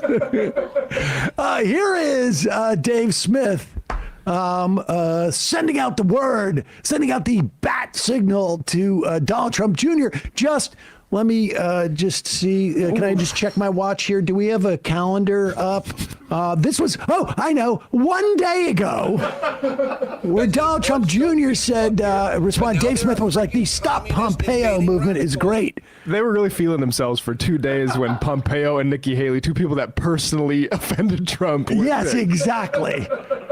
Right now, we need maximum pressure to keep all neocons and war hawks out of the Trump administration. They have had their time. Can we show more there? What else comes in? They have had their time, he said. Mira says, I'm Saudi, and he ripped $450 billion from my country in his last administration. I hate him for that, and I won't forgive him either. He does rip a lot of people off. Yeah, I mean, this is like, if you want to describe this government that Trump's got going, kleptocracy is your best terminology. Oh my God, more people asking about neocons. Again, a neocon, just to simplify it, George W. Bush and his war on terror and his invasion of Iraq, claiming that Iraq had weapons of mass destruction when they didn't. Causing massive loss of life in Iraq and of U.S. soldiers, and generally spending a lot of money in a war that accomplished nothing. That is what neoconservatism is. And these are the kind of people that Donald Trump is starting to put in his new cabinet. Here is Dave Smith. And to be fair, that was almost 3 whole days ago. Yes. So life comes at you fast. Yeah, Bush is before a lot of people's time. So that's what I'm trying to help out by just saying that it's like somebody who likes, who wants to find excuses to go to wars, right? Who wants to, invade the Middle East and try to, change governments, overthrow governments, replace those governments with friendly governments. This always ends with a less friendly government taking over, right? Which is not surprising because, would you want your nation taken over? If somebody came into the United States, took it over, imposed their own government, would you not wait until their troops left and throw that government out? And maybe replace it with a government that doesn't exactly like it. It's the simplest thing in the world, but it's a lesson that the United States has failed to learn ever since Vietnam, which is way before almost any of our time. Way before. I doubt there's anybody in my chat right now that has Vietnam War memories. That was, in the 60s and 70s. But the United States has been doing this shit for a long time. But as we're pulling that up, we should remind you, it's not just. Here it is, and they've had their time at the table and brought nothing. But that's one element of it, Bucket. Yeah, Dick Cheney would be described as, you said, war profiteers, right? You could describe what Dick Cheney was doing as profiteering. He owned or was associated with a company called Halliburton, which did a lot of the contracting for the Iraq War effort. Disaster to the world in this country. America first. Screw the war machine. And, Stuart A., I've given Jimmy Dore more than enough listens. But welcome into the chat anyway. You're all welcome here. You're all welcome. I'm glad to have you. Communist invading radicals, it's good to see you. Got it, Dave. And Donald Trump Jr. agreed. Now, I'm not as hip as Donald Trump Jr. What's the 100 thing mean? Like 100%. I'm joking. I'm on it, he says. He says. Thank you for the raid, 5th Gen. 100. And welcome, Raiders. Welcome, Streamer. 100. We're good, dude. 3 exclamation points. I'm on it. But in the meantime, I also have to go join the the board of a VC that is funding a company that funds all right-wing merchandising that my dad's going to be going out and promoting, not including our own, crypto coin meme or whatever the hell it is. Well, I just can't even. Yes. And so there you have it. And we should say, you wonder why y'all lost? Yeah, Ronald Miller, we're always getting invaded by communist invading radicals. It used to be nice up here, but now there are communist invading radicals. well, this is a bad sign because Marco Rubio, Mike Waltz. Yes. Another bad sign. Is also Security another advisor. bad sign. Yes. Wow. He is, Mike Waltz is. The writing on the wall is not looking so good here, It's guys. not. I mean, Trump's really working overtime to throw everybody off the trail by appointing all these war hawks to these top Exactly. positions. He is a China hawk, a Green Beret. Sergio casting this guy.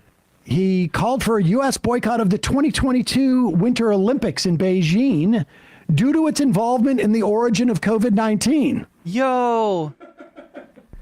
Yo. We can't have the Olympics in China? They did COVID to us. Oh my God, that's really what he's saying? Apparently, according to Mike Waltz, China mistreats Muslim Uyghurs there. Now, I would also imagine that Waltz also has a problem with Muslims in other parts of the world, though.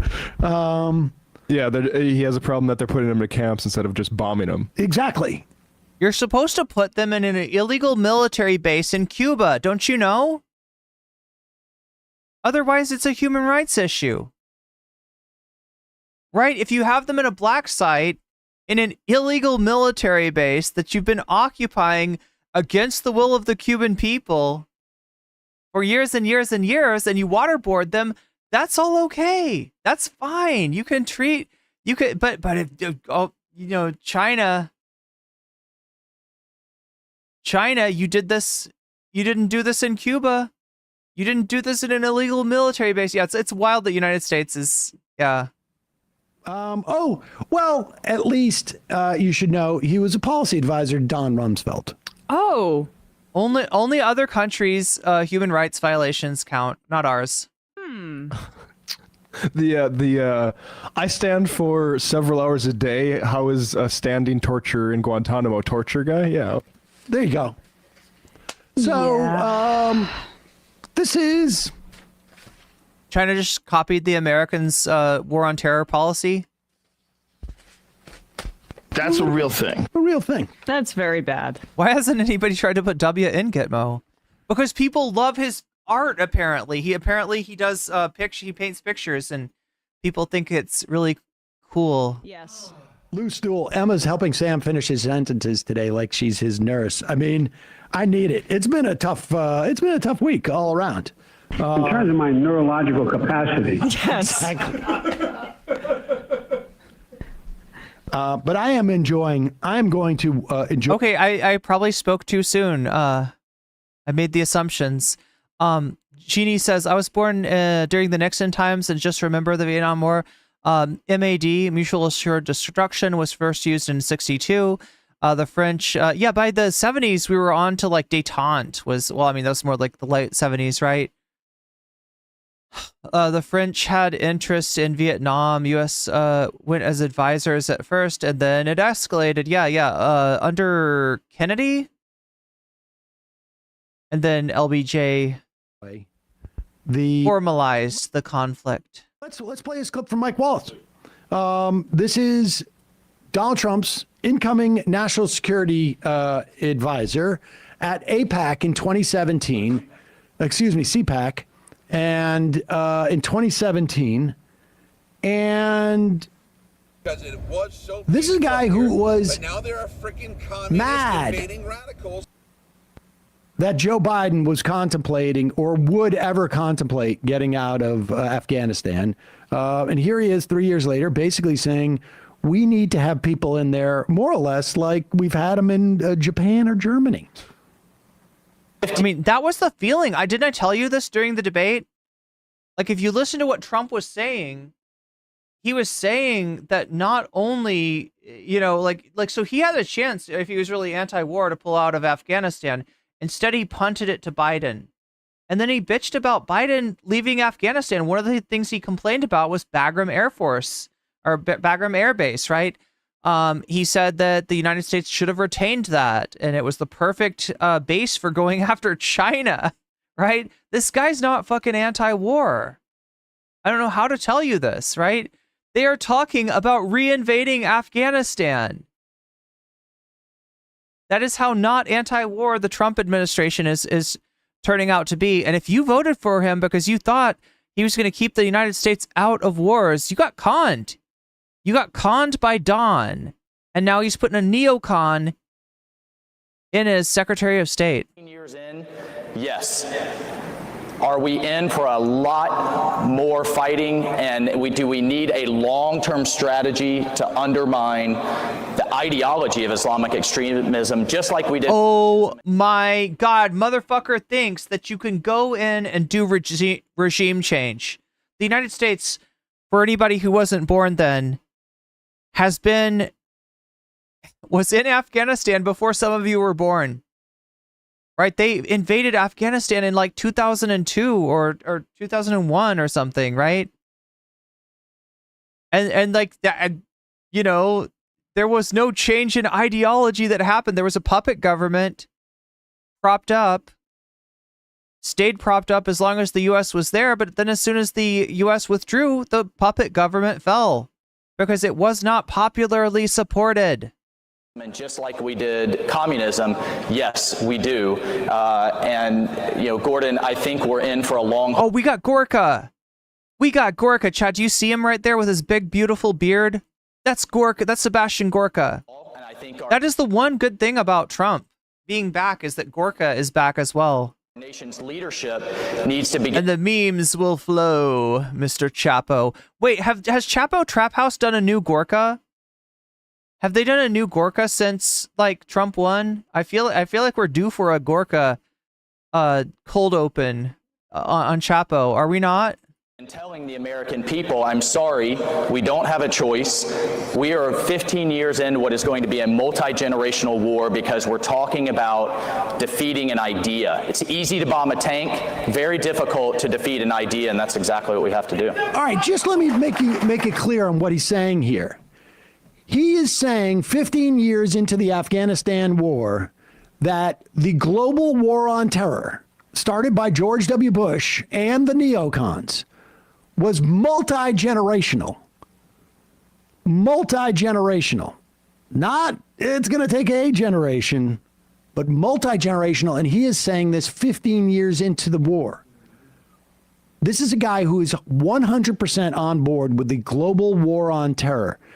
Very, very excited for young folk to begin to hear this this term again. Reintroduced. Davy says it. Oh no. 760. Who's this? Where you call? I keep mentioning a lot of these communities that did actually like bleed a lot of. Oh my God! What the fuck? That exactly is what. To defeat an idea, and that's exactly what we have to do. All right, just let me make it clear on what he's saying here. He is saying 15 years into the Afghanistan war that the global war on terror, started by... Wait, what is pronounced Dr. Gorka? Is that what you're trying to say? Gorka. It's like that. I can't, my voice doesn't go that low. George W. Bush and the neocons. Oh, did Michael Brooks used to do Gorka? Was multi-generational. Multi-generational. Not, it's going to take a generation, but multi-generational. And he is saying this 15 years into the war. Let's positive thinking. Okay, let's... 100% on board with the global war on terror. Very, very excited for young folk to begin to hear this this term again. Reintroduced by the Republicans who brought it to us in the first place. There is a man who is not a sissy. These are Donald Trump. There is a man who is such an alpha male that he will tell you personally he is an alpha male, quote unquote. This is a man whose accent Why is the music? and goatee. Arming teachers, especially if they're vets. You don't have to be, a tier 1 operator or a classified Oh my god, I love this. You don't have to be a tier 1 operator. But he is. If there's one person in the building who's simply laying down fire in the direction of the perpetrator, I think it's a terrible idea. It's Laying down suppressive fire in a school shooting. That's what he's talking about. It's a terrible idea. You don't have to be a tier 1 operator in order to defend a school by laying down suppressive fire against the shooter. to kill people. Gorka comes in with basically the teacher in the middle of an active shooting situation should basically just step up and lay down fire in the direction of the perpetrator.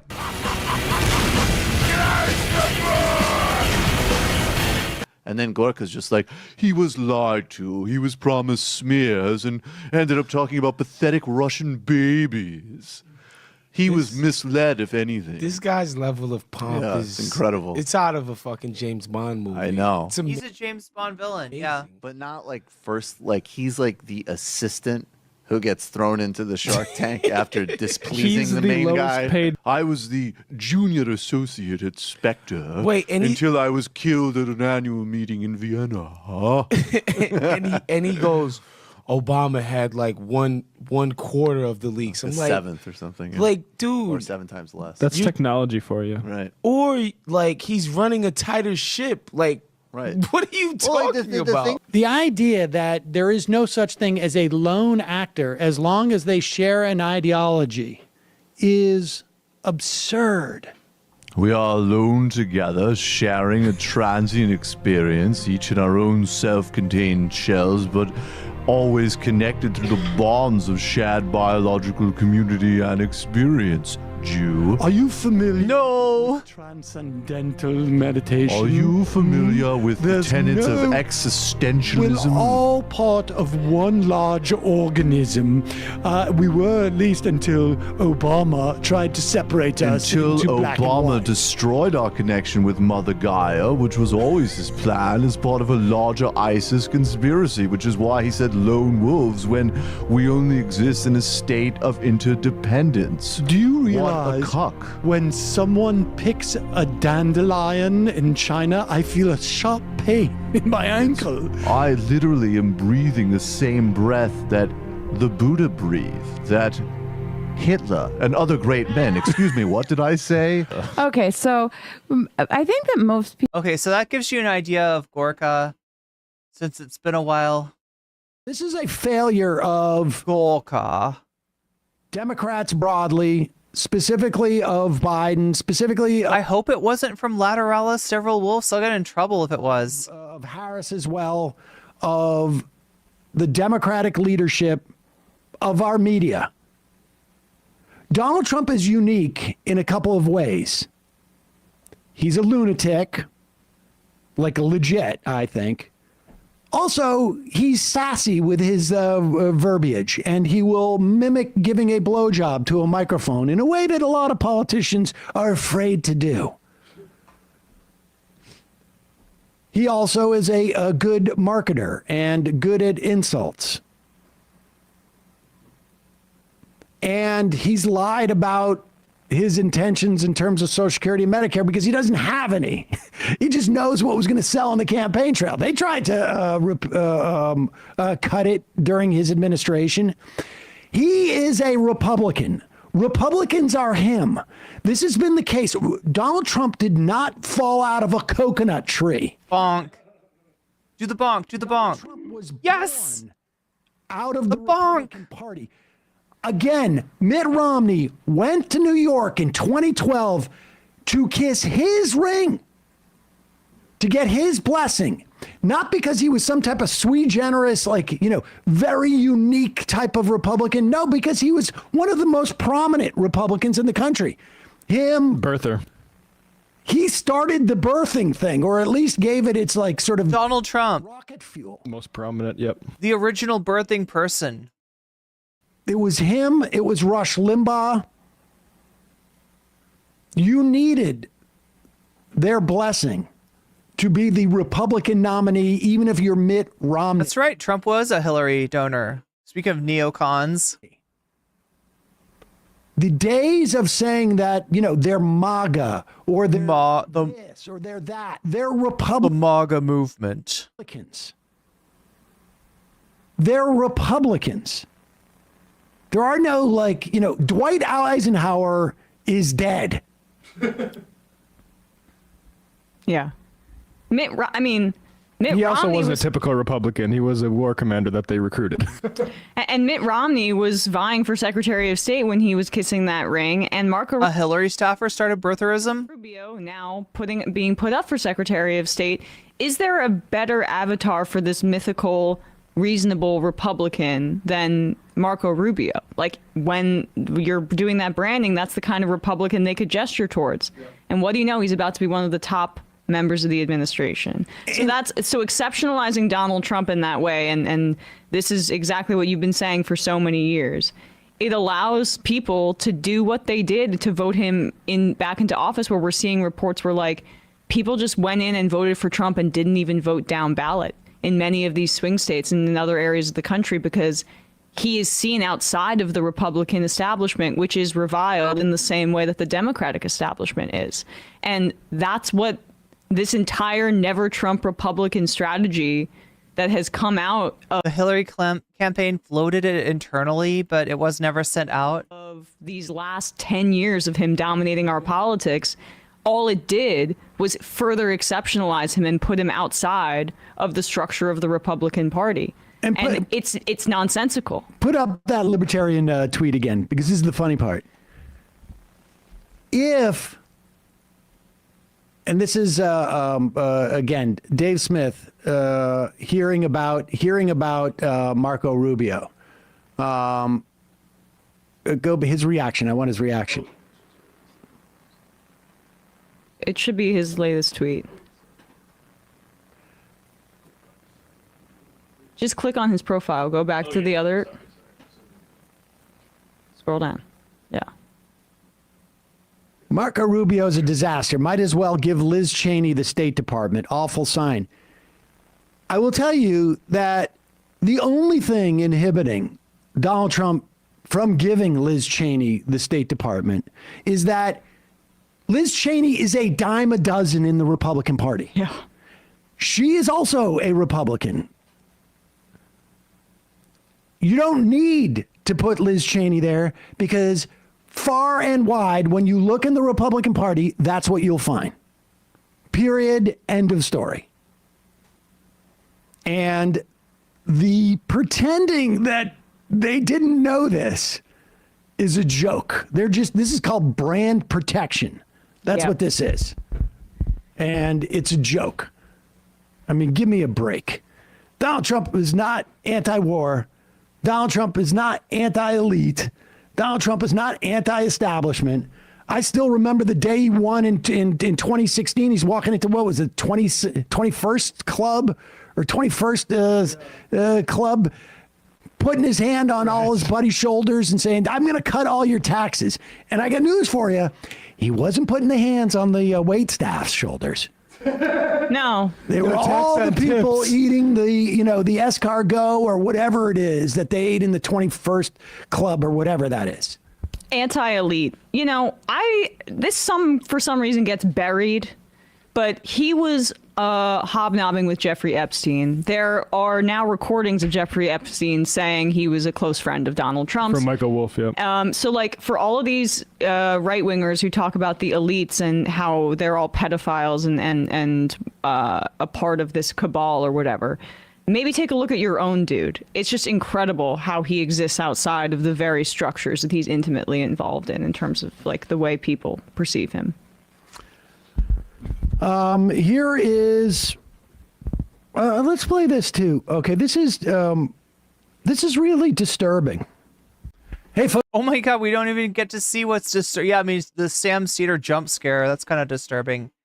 Anyway, we're going to pivot now to talk about somebody else in the Trump administration, the chairman of the DOGE, the Department of Government efficiency, Mr. Elon Musk. Much like Gorka with his own iconic accent. All right, y'all, this story's fun. I think you're all going to like this. So apparently Elon Musk is already annoying the shit out of the Trump team. This is literally the first week since he won the election, and he's already stepping on people's toes and annoying people. So let me walk you through this. This is in the Daily Beast. Musk turning himself into the guest who wouldn't leave at Mar-a-Lago. The Tesla CEO is not expected to have an official position in Trump's incoming administration, but he's apparently weighing in on staffing decisions already being made in Florida. All right, so let me pause here just to point out. Trump announced just yesterday that he's appointing Elon Musk and Vivek Ramaswamy to the head of the new Department of Government Efficiency, DOGE. And if you read what Trump released, he goes on to explain this is a non-governmental position, and it's an advisory council where they would recommend structural reform to the office of... It's basically a mouthpiece for the elite, a mouthpiece for the super wealthy to communicate with the White House to suggest regulations that are annoying them, that are getting in the way of them making as much money as possible to eliminate. That's what the Doge is. Management and budget. So I need everybody to understand what Trump did here was the functional equivalent of telling Vivek and Elon Musk to fuck off. That's what this is. It's not a real agency. He's not even trying to make it a real agency. It's basically like, yeah, whatever, write a report and give me some advice and then I'll throw it in the fucking garbage. I don't know. Basically the best thing Trump I don't know. has ever done. Unironically. I mean, considering that Elon represents people that put money in his pocket, not just money into his campaign, which they did that as well, but he sold a number of things, including very expensive watches during this last election. So he was basically open to be bribed. And so, those people definitely want a place to be able to make requests, file a ticket. Basically, these guys were ride or die for him, and he's just like, yeah. I'm not sure that it's going in the garbage can like Kyle is. Yeah, whatever. I think the Doge might be a real thing. Little play thing for you. Go in the corner. You see all those tweets now. That picture of you got the two older kids playing video games, and then you have the one next to it who's younger, and they gave him a controller, but it's not plugged in to the console. That's Vivek and that's Elon Musk. So anyway, all right, let's keep going here. After all that election night excitement, it seems Elon Musk just doesn't want to go home. Multiple sources have told CNN that amid the post-victory buzz around Mar-a-Lago, the Tesla CEO has been at Donald Trump's Florida resort almost every single day over the past week, with Instagram posts under the location tag showing him dining with the president-elect and his wife on Sunday, as well as spending time on the grounds with his son over the weekend. Dining with him on the patio at times, today they were seen on the golf course together.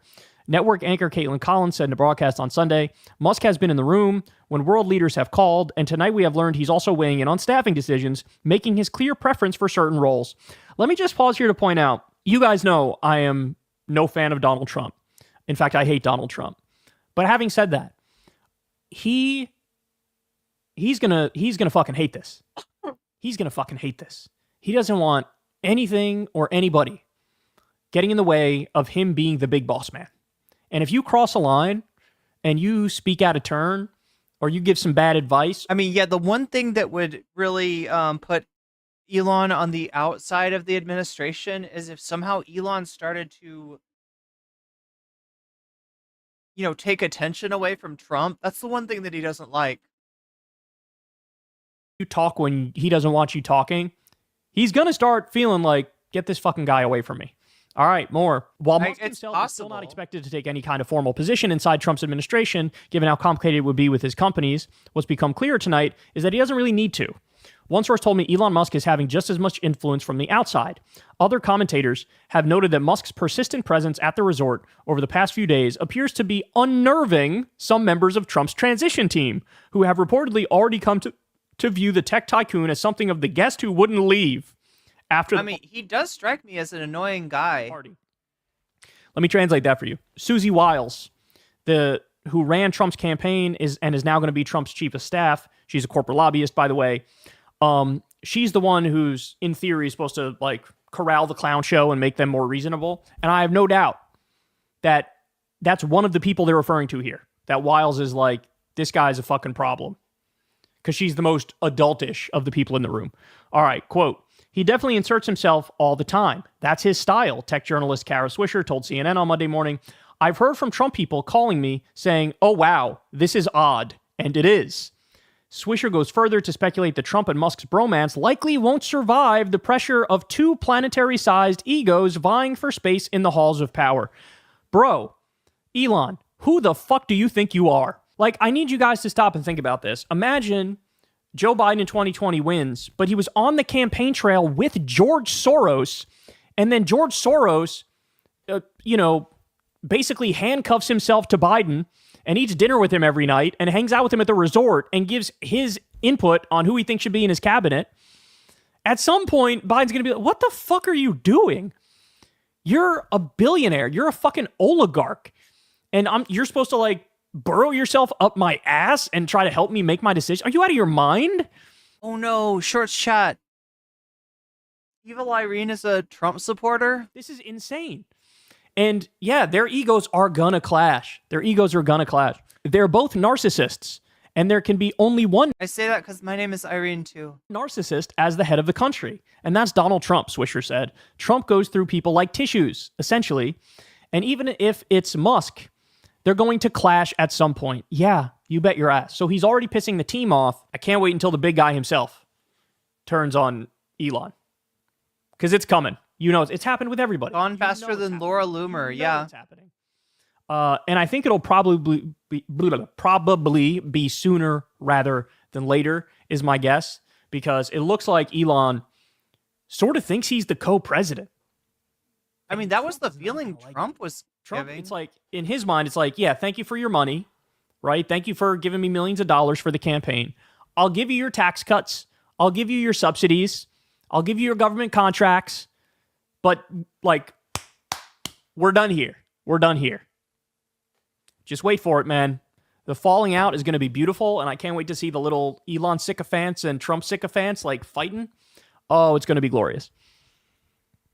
All right, guys, that's the show. Love y'all very much. You guys know the drill. Everybody, please click like, click subscribe, all that fun stuff. You can support the show on Patreon, or you can tip with that thanks button on YouTube. Definitely check out Crystal Kyle and Friends this week. We are going to talk to an expert who's going to tell you how AMLO, Mexico's Bernie Sanders, who became president, right, how he was able to not get kicked out of power, and his party did not get kicked out of power even after COVID. Because literally every other party in the world, in any country, no matter if they were I mean, that's an interesting wing, left wing, whatever, the bums were kicked out after COVID because people were struggling. AMLO was able to keep his party in power.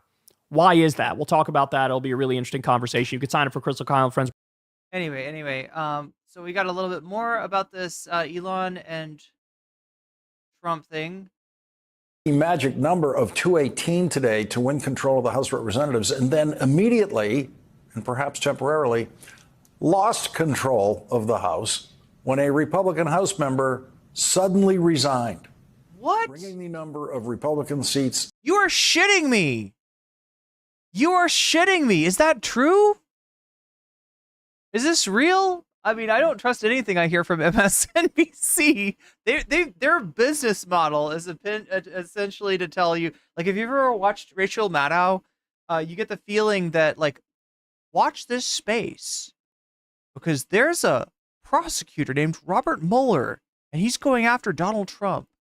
And this time tomorrow, we might see Donald Trump unceremoniously frog marched out of the White House in an orange jumper to be thrown into jail, and the rightful president Hillary Clinton being returned to her. You know what I mean? You get the feeling that if you just like watch Rachel Maddow for long enough, everything's gonna flip. All the bad people are gonna get their comeuppance. Everything will be right. You can go back to brunch.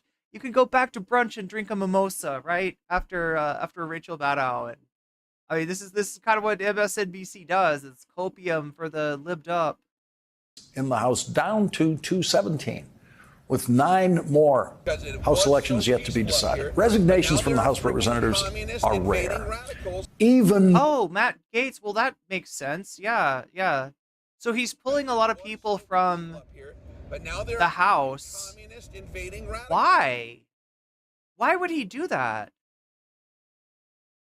More rare are resignations when a House member is under investigation by the House True. Ethics Committee. But he's failing up. Matt Gaetz is failing up, right? He's going to become the Attorney General now. The resignation stops the investigation. Rachel Maddow does take forever to get to a point.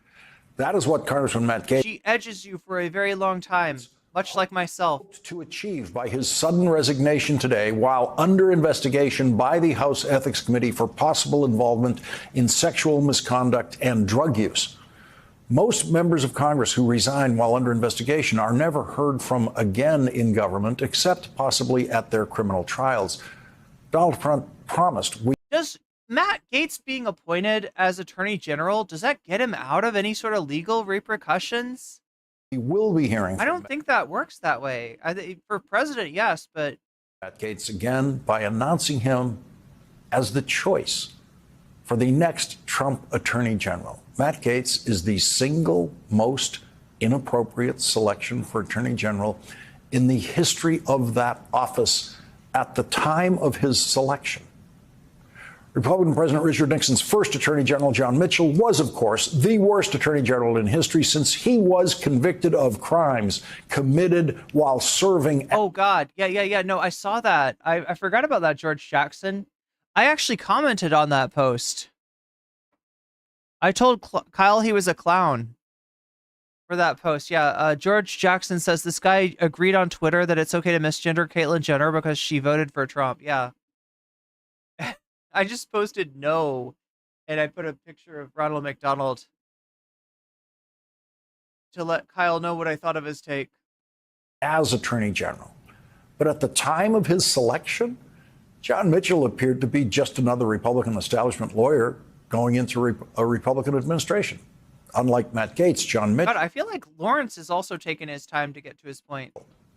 Get to your point, MSNBC. You're wasting our time. Was not under an ethics investigation when he was selected to You need to Mr. Beastify your content. Attorney General. John Mitchell had never been the subject of a federal criminal investigation of sex trafficking as Matt Gaetz was. John Mitchell had never been arrested for drunk driving as Matt Gaetz was.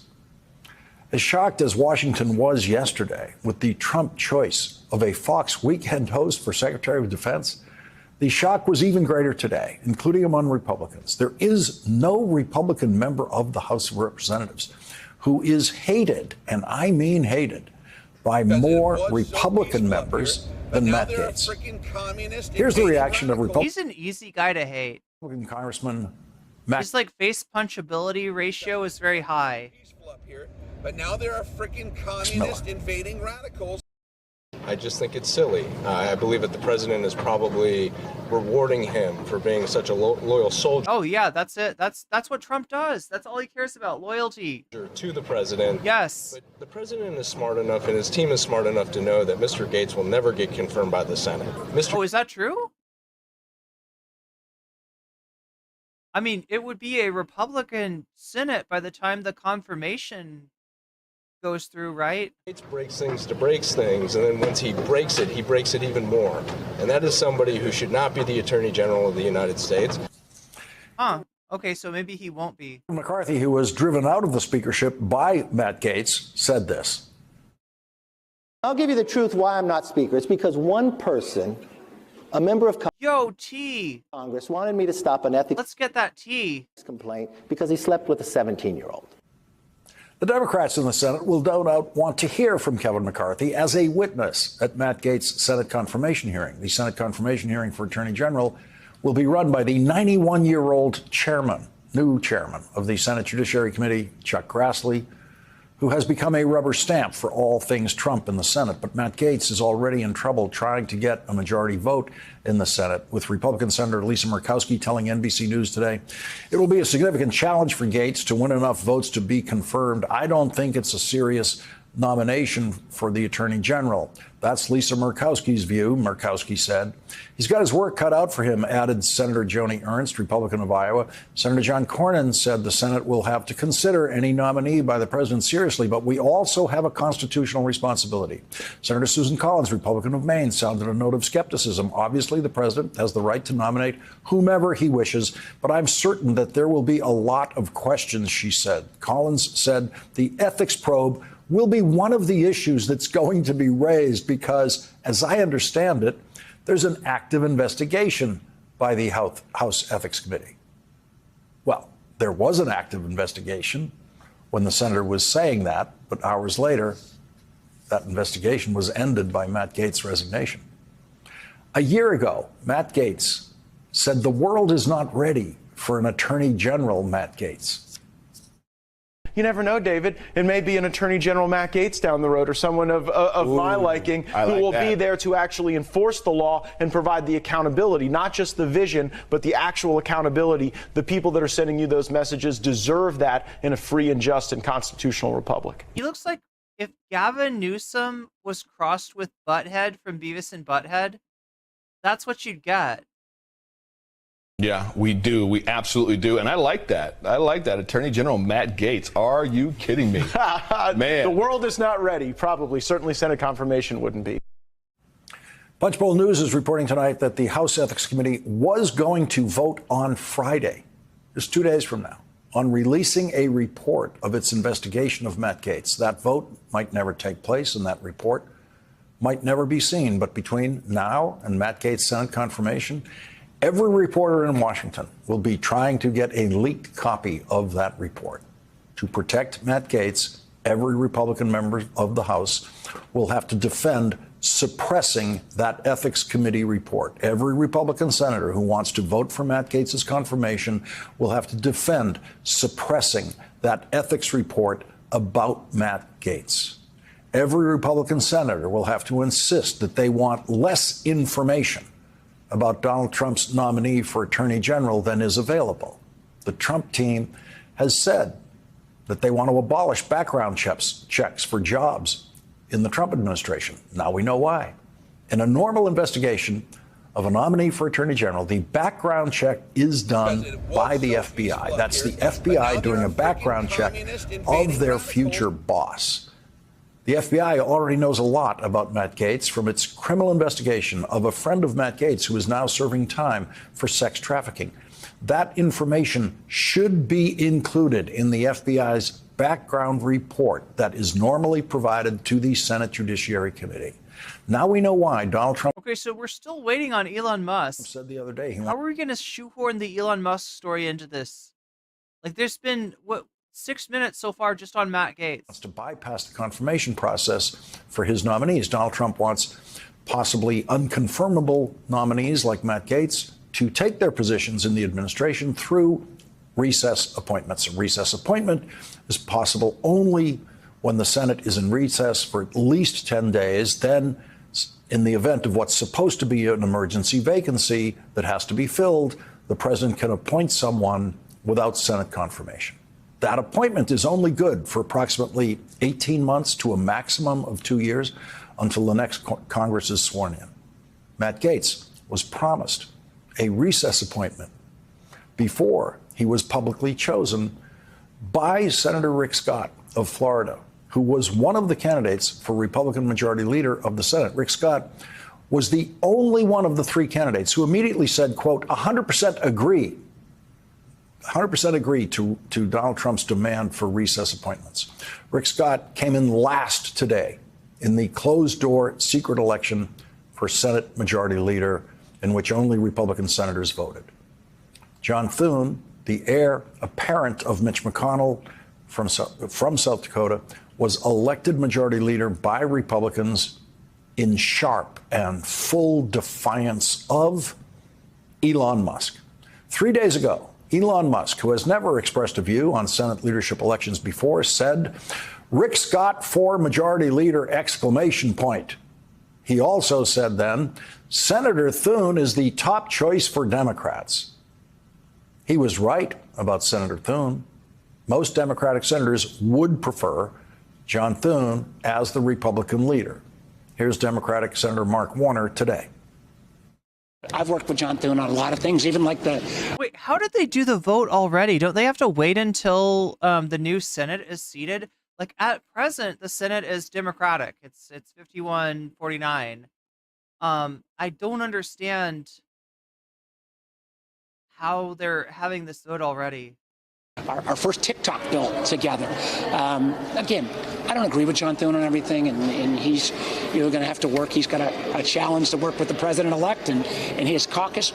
But the thing about John Thune is, he's partisan, but he's always a decent guy. And that, I think, kind of, basic decency is something that I imagine will be tested, but I'm looking forward to working with him. So Elon Musk, the Senate lobbyist, lost big time today. Elon Musk lobbied Republicans in the Senate on majority leader, and Elon Musk lost. His candidate came in last out of the three candidates. And Matt Gaetz's chance of getting a recess appointment to Attorney General just dropped from 100% with Rick Scott to no better than 50% with John Thune as Senate Majority Leader. John Thune might turn out to be as weak as Rick Scott and bend to every Trump demand. But as of tonight, we know two things about the incoming Senate Majority Leader. John Thune, like most Republicans, doesn't want Matt Gaetz to get a recess appointment. And he doesn't want Matt Gaetz to become Attorney General. He's not going to say those things out loud, but that is obvious about a senator like John Thune. That doesn't mean John Thune won't end up voting for Matt Gaetz' confirmation in the end. But John Thune might, just might, try to work the secret magic that a majority leader can use to slow down a nomination or kill a nomination without his fingerprints being at the scene of the crime. Okay, this sounds like more Mueller cope, right? Mueller he technically does not have any power. If the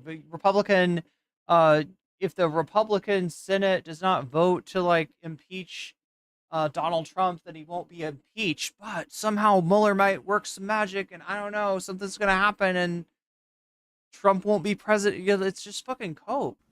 Majority leaders have Republicans are gonna Republican. If he got elected, it's a good sign that he's going to do whatever Trump wants. Many ways of doing that invisibly. At the end of Donald Trump's second impeachment trial, Senator Thune said, "My vote to acquit should not be viewed as exoneration for his conduct on January 6, 2021, or in the days and weeks leading up to it. What former President Trump did to undermine faith in our election system and disrupt the peaceful transfer of power is inexcusable. But he is no longer president. The Constitution is clear that the primary purpose of impeachment is removal from office, and that's what I believe the founders intended." Reports are now emerging from Trump world about the predictable tensions with Elon Musk. NBC News reports Musk has been so... Finally. All right, here we go. Sorry I made you wait for that, but here we go. This is the Elon Musk.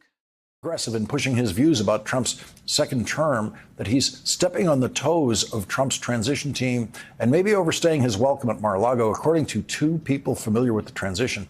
He's behaving as if he's a co-president and making sure everyone knows it, one of the people said of Musk. Politico reports he's become almost a comical distraction. Do you think he brought a sink into the White House? Do you think he brought a sink?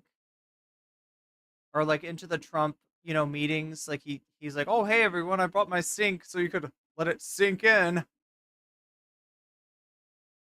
that I'm going to be the head of the Department of..." Wait, what is it again? Government efficiency? Yeah, Department of Government efficiency. Hanging around Mar-a-Lago, sidling into high-level transition meetings and giving unsolicited feedback on Trump's personnel decisions. Elon is getting a little big for his britches, one insider tells Playbook. I thought it was Trump who was too big for his britches because he wears a diaper.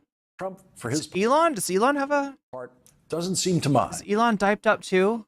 Relishing the attention. You're shouting at MSNBC. Oh, I figured. He's getting from the richest man in the world. There was even talk of trying to have Elon Musk join the meeting that Donald Trump had today with President Biden, in which current White House Chief of Staff Jeff He would definitely bring the sink to that. Science and incoming White House. They're like, hello, President Biden. I'm going to put a sink for you. Chief of Staff Susie Wiles also joined the discussion after that one-on-one in the Oval Office. Musk did not make it into that meeting, but that's the only meeting Elon Musk seems to have been barred from so far. Donald Trump lets Elon Musk follow him around the way President Franklin Delano Roosevelt let his little dog follow him around. JJG says, as a German, it's so confusing to me. Like, I know our system has got its problems. Yeah. But just having two major parties sounds like a hard choice. It's usually a bad choice. It's usually like a choice of really bad and even worse. That's like over the world, including on voyages across oceans. Donald and Elon's excellent adventure makes perfect sense for Donald, who always needs money. With the richest person in the world beside him, Donald Trump need never talk to another banker in his life. All of Donald's debt issues can be solved by Elon at any moment. And for Donald, there is the pleasure of putting on public display the richest person in the world's utter subservience to Donald Trump. In public, I mean, that is true. Trump will never be the richest man in the world. Up here, but now there are freaking communists invading. The fact that he has got the richest man in the world at his beck and call is about the biggest flex he could manage. Yeah. Trump is Elon's daddy, and Elon is demoted. Daddy? Did you say daddy? Are we back in the daddy discourse? When was that? That was like 2020. The status of Trump's son, a status that allows him to stand in front of Eric in the family photograph. Because oh my God, nobody cares about Eric. Understands nothing about government. He might not. Whoa, hi there. What was that button that wasn't supposed to get pressed? Well, the Republicans. Oh, I hate that. I hate that. Sidling into high-level transition meetings and giving unsolicited feedback on Trump, which current White House Chief. Sorry about that, chat. The way President Franklin Delano Roosevelt let his little dog follow him around. Oh no, Elon's the dog. Needs money. With the richest person in the world beside him, Donald Trump need never talk to another banker in his life. All of Donald's debt issues can be solved by Elon at any moment. And for Donald, there is the pleasure. In public, Donald Trump is Elon's daddy, and Elon is demoted to the status of Trump's son, a status that allows him to stand in front of Eric in the family photograph.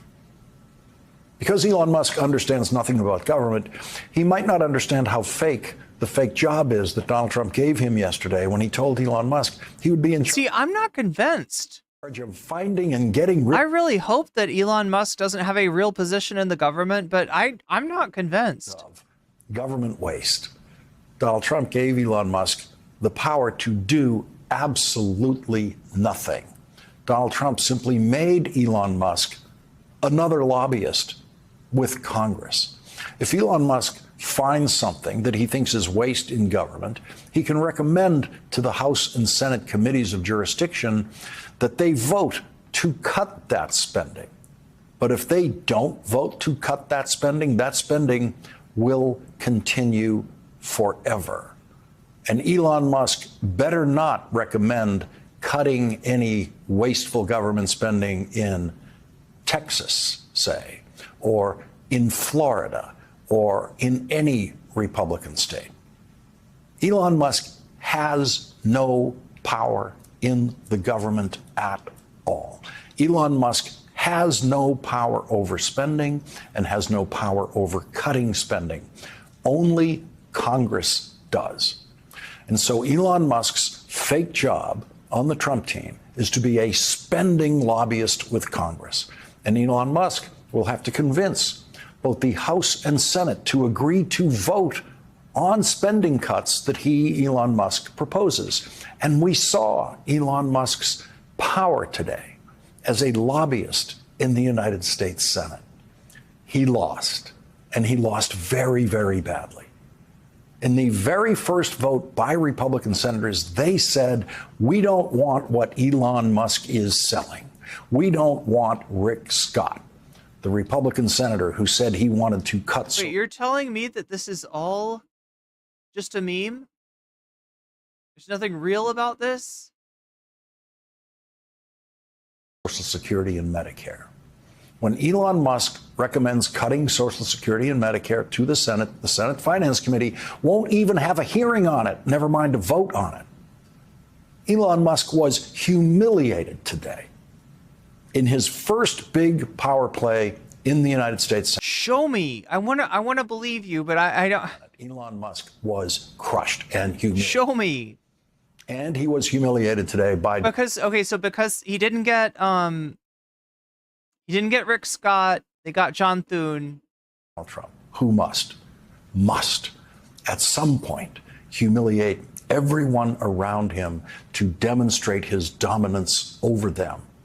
It is very likely that Donald Trump is the one sucking up to Elon Musk in private because Donald Trump knows that he needs Elon Musk's money and he needs Elon Musk's social media influence. But for Donald Trump, the only thing that matters is what happens in public.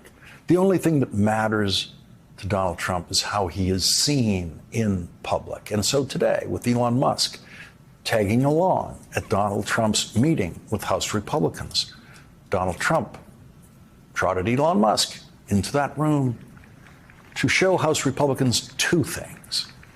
One, the richest person in the world is on my side.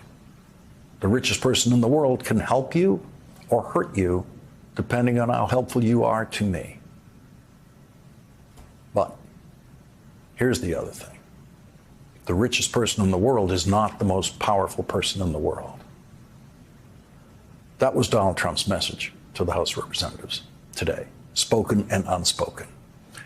And what he said out loud about Elon Musk, just to demonstrate his power over Elon Musk publicly, just to humiliate Elon Musk, as Donald Trump must do, as Donald Trump's twisted psyche demands that he do. Donald Trump told all Republican House members, quote, Elon won't go home. I can't get rid of him. And see, now, does that mean, like, everyone laughed at that. They laughed that uncomfortable laugh. But they laugh when Donald Trump makes a joke about someone on his team, a joke that everyone knows is true, a joke that paints that person as pathetic, as Donald Trump's personal sense of superiority demands that he do. Donald Trump's jealousy of Elon Musk's wealth must eat away at him every second he has to look at the richest person in the world. But in public, at least, Donald Trump gets to do what he likes to do best. Insult and humiliate. Insult and humiliate, in this case, Elon Musk. Okay, remind me never to watch. Quote, Elon won't go home. This guy is so boring. This guy, I hate the way that he does his, I can't get rid of him. Like, I don't want to listen to this man say anything else unless his head is coming out of a skibbity toilet. I had never heard of Texas Republican Congressman Troy Nehls, who just got reelected to his third term, before today. Today, Congressman Troy Nehls, he's managing to be more annoying than Rachel Maddow, and that's a lot. Entered the House record books for saying the stupidest thing a member of Congress could ever say about a president. Troy Nehls had no idea, obviously, that he was contradicting the very design of the relationship between the House of Representatives and the president that the founders wrote into the Constitution. And in the process, Troy Nehls erased the line between church and state because he, in effect... Lawrence is the GOAT? Are you saying that he's the GOAT because you believe that 100%, like, Trump is sick of Elon, Elon's getting played, Elon is going to have no effect. I would love it if that were the case. Like, you know, it's bad enough that the richest people in the country are able to, through money and politics, buy influence with people like Donald Trump, with the you know, Republican Congress, etc. But it's like having the richest man in the world overseeing some kind of powerful government office is even worse. So I mean, I hope Lawrence knows what he's talking about. But it reminds me of so much other bullshit that I've seen. I don't know. Said Donald Trump is God. Pixel Paleon says, I don't think it's about interpersonal drama happening in Congress. I think it's about the Secret Service building their case against Gaetz. When he said, I mean, we could follow this Gaetz rabbit hole a little bit further. What do you say, chat? Donald Trump is never wrong. If Donald Trump says jump 3 feet high and scratch your head, we all jump 3 feet high and scratch our heads. That's it. He's got a 10-pound... What if he says blow this mic? Fillet this microphone. Brain. Elon's got a 10-pound brain, and we need to take advantage of that. If Donald Trump says terrorists... I feel like you need to wash it down the sink. Terrorists work. Period. Because Donald Trump is really never wrong. Think about it. Oh my God! This man lives up his colon, apparently. Anyway, let's try to follow this Gaetz rabbit hole a little bit further. We've got some major breaking news here. Speaking of lived up, we got Brian Tyler Cohen here. But first, just to set the stage, earlier today, Donald Trump nominated Matt Gaetz to be Attorney General, which led to this announcement from Mike Johnson. Matt and I were classmates. We came to Congress at the same time in the 115th Congress in January 2017. And alphabetically, we're seated right next to one another in Judiciary Committee. We served there together for 7 years. Some of y'all who cover Judiciary know those are long meetings. So I got to know Matt very well. Look, I'll say this. Everyone who served with him will tell you he's one of the most intelligent members of Congress. He's an accomplished attorney. He's very concerned about the lawfare that has been occurring in the Department of Justice under the Biden administration. Yeah, in other words, he's got a lot of cases chasing him, just like Donald Trump does. And he wants to beat the charges, even though he's most likely guilty. So he's got every incentive to try to destroy any inkling of the justice system being able to hold powerful people accountable. And the fact that the American people have lost their faith in our institutions of justice because of everything that they've seen. He's a reformer in his mind and heart, and I think that he'll bring a lot to the table on that. I think out of deference to us, he issued his resignation letter effective immediately of Congress. That caught us by surprise a little bit, but I asked him... Chris Church, be quiet. You're scaring the garden tools, my friend. You're scaring the garden tools. What the reasoning was, and he said, well, you can't have too many absences. So under Florida state law, there's about an 8-week period to select and fill a vacant seat. And so by doing so today, that allows me, I've already placed a call to Governor DeSantis in Florida and said, let's start the clock. He's in Italy at the moment, and so we're going to talk first thing in the morning about this. And if we start the clock now, if you do the math, we may be able to fill that seat as early as January 3rd when we take the... by super chatted $10. Mike Johnson married his minor daughter ceremonially on camera. What? That's all. Oh no. Oh no, is that true? What? Wait, what do you mean? I'm sorry. But now there are freaking communists. When you say married his minor daughter, are you talking about like a daddy-daughter, like that daddy-daughter weird thing where they pretend to go on a date? Like, Vamp says it's really easy to lose faith in justice when you allow someone like Trump to lead your country. True. True. Wait, is this real though? Narwhal by nature? Wow. Is this real? Yeah, Trump is never wrong. You can't stump the Trump. New oath of office for the new Congress. So Matt would have done us a great service by making that decision as he did on the fly. And so we're grateful for that. So we move forward. Look, I'll say this about people have asked me all day long. President Trump is poaching all of your talent.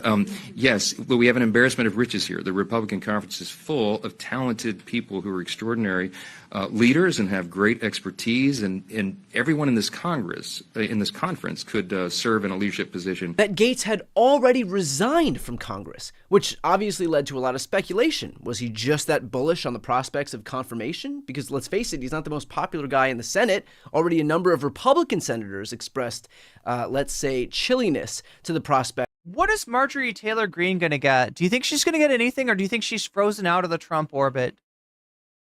Right, there's some kind of a fight between Laura Loomer and Marjorie Taylor Greene, but Laura Loomer kind of got frozen out too, right? So is it possible? Like, I don't even know how the Trump administration feels towards her. Maybe they think she's a bad look. Of him becoming the next attorney general. But then it became clear.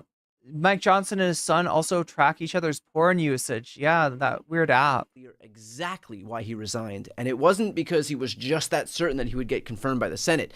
This was reported by Punchbowl News. Quote, Representative Matt Gaetz's resignation from Congress came 2 days before the House Ethics Committee was set to vote on releasing a highly damaging report outlining its investigation into the Republican, according to multiple sources familiar with the probe. The committee planned to vote Friday on releasing the report. Ethics loses its jurisdiction over Gaetz when he leaves Congress. The secretive panel has been investigating Gaetz on and off since 2021. President-elect Donald Trump announced that he would nominate Gaetz to be Attorney General Wednesday. In other words, Gaetz knew that he was about to be... They want to keep MTG in the House. Well, you know, that's true, but that goes for Gaetz as well, right? In fact, there's been a few people. Was Marco Rubio in the House? No, he was senator. He was senator. But it feels like there's been a few people like pulled out of the House. Skewered by like Matt Gaetz. Matt Gaetz is a great example, right? They talked about the possibility of the Republican majority going down by one. A devastating report by the House Ethics Committee, a committee that was, by the way, controlled by Republicans, his own party. And so in order to get out ahead of that, he used the pretense of an AG nomination to resign so that he wouldn't face the humiliation. Oh, so is BTC telling us here that this is just his parachute? So in other words, he knows he's not going to get confirmed by the Senate. Maybe he won't even appear before the Senate. He's not really going to be AG, but he doesn't want that report coming out, right? Is that the whole purpose? Report. And what's worse, Trump was in on it, clearly. Let's not pretend that Trump didn't know this. I don't believe for a single second that they didn't have a heads up here, meaning Trump used the Attorney General of the United States of America spot as a vehicle to get Matt Gaetz out of legal trouble. Like, I just need to reiterate that for a second.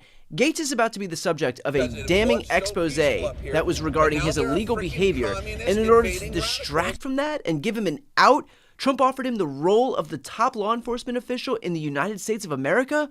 I'm sorry, but what in the actual fuck? Like, can we take a step back for a second? Even Republicans out there have to recognize that maybe putting someone who is currently contending with allegations of sex trafficking and other crimes for which there was apparently... I mean, it's the new normal. Like, how many crimes is Donald Trump accused of? How many crimes has Donald Trump been convicted of? How many crimes are how... You know, we've got the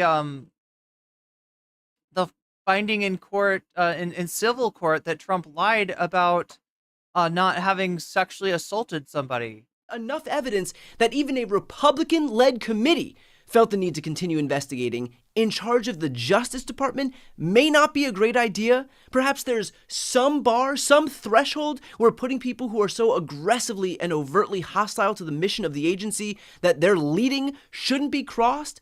Perhaps with the agency tasked with holding criminals to account, one might think that the Law and Order Party, even with a convicted felon at the helm might care at least a little about actual law and order. Now, for those who aren't aware of the Ethics Committee investigation, a witness had told investigators for the committee that Gaetz had paid her via Venmo for sex.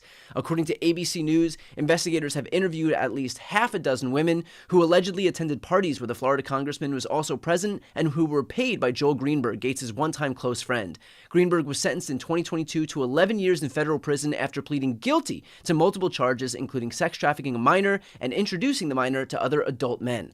Also in the article, in the interviews, which have previously not been reported, some witnesses have shown Venmo payments they allegedly received from Gaetz and asked if those payments were for sexual activities, sources said. Some of the witnesses have been subpoenaed by the committee, while others have agreed to cooperate according to the sources. And of course, with characteristic defiance, Gaetz had responded to this news by posting, "The House Ethics Committee had closed 4 probes into me, which emerged from lies intended solely to smear me. Instead of working with me to ban congressional stock trading, the Ethics Committee is now opening new frivolous investigations. They are doing this to avoid the obvious fact that every investigation into me ends the same way, my exoneration. This is Soviet. Kevin McCarthy showed them the man, and they are now trying to find the crime. I work for Northwest Floridians who won't be swayed by this nonsense, and McCarthy and his goons know it." And of course, the jab at McCarthy should come as no surprise, given McCarthy's public comments about Matt Gaetz regarding this very topic. But you want Gaetz to lose, clearly. Yeah, how much of Matt Gaetz going after Kevin McCarthy, how much of that has to do with, like, Gaetz's guilt?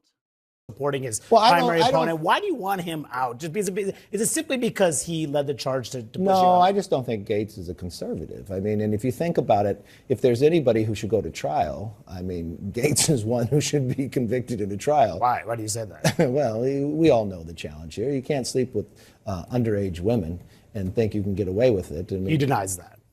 Well, the women don't, and so there's people in jail because of it, and I think that's a place that people should have a court. I just don't think that as an individual should be represented in Congress. You made a lot of concessions. Do you get what's going on here?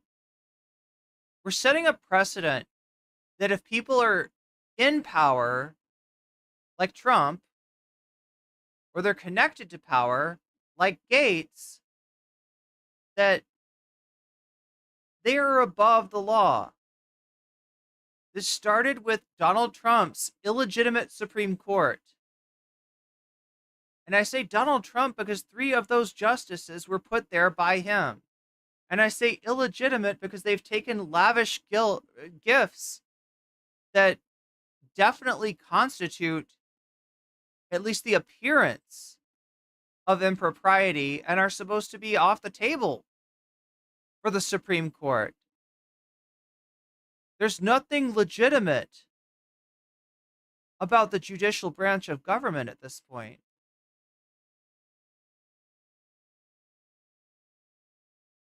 Let that sink in. The negotiation. No, I didn't. Okay. Okay, is that Let's get to the bottom of that. Right? But yeah, through their and then they turn around and they empower Donald Trump to exist in a state above the law, where any action which can be classified as an official act as president is immune to any sort of legal scrutiny. It's such a misnomer in life. Let me give you the truth about that now. And I'll give you the truth why I'm not speaker. It's because one person, a member of Congress... It was all legal. All of his rape was legal. Great one. Great one. Typical conservative in my fucking chat over here. Because he slept with a 17-year-old. An ethics complaint that started before I ever became speaker, and that's illegal, and I'm not going to get in the middle. Did he do it or not? I don't know. But ethics is looking at it. There's other people in jail because of it. And he wanted me to influence it. In fact, it wasn't just Kevin McCarthy. Here's another Republican calling out Gaetz publicly. The House is a rough and rowdy place, but Mike Johnson is going to be just fine. I served 20 years in the military. Yeah, I'm sorry. I'm looking at the government, and I'm seeing a bunch of fucking criminals. Because it was so peaceful up here, but now there are freaking... Not just Donald Trump. I'm seeing a criminal party constituting a criminal government. It's my absolute honor to be in Congress, but I serve with some real scumbags. Look, Matt Gaetz. Like, it was a corrupt place even before Donald Trump got there. You've got, you know, the influence of money in politics has never been as acute as it is right now. paid minors to have. You can see that by the way the financial crisis under Obama went down. I'm sorry, but I don't know what the fuck I'm looking at. But it is not a government I can respect. Sex with them at drug parties. Bob Good endorsed my opponent, a known neo-Nazi. These people used to walk around with white hoods at night. Now they're walking around with white hoods in the daytime. And look, I will note for posterity that the Justice Department opted not to charge Matt Gaetz, which I suppose shouldn't come as much of a surprise at the hands of Merrick Garland's DOJ, whose MO is pretty much never offering even the optics of any politicization. But the fact that a Republican-led House committee pursued this topic anyway is perhaps a testament to how damning it is. I mean, look, this shit has been going on since probably before Iran-Contra. Look up Iran-Contra, by the way, if you've got some time. If you'd like to read about the illegitimate actions of the Reagan administration, starting with preventing the release of American hostages from Iran because it was not politically expedient for Ronald Reagan to win the White House. You know, going into the support of the Contras.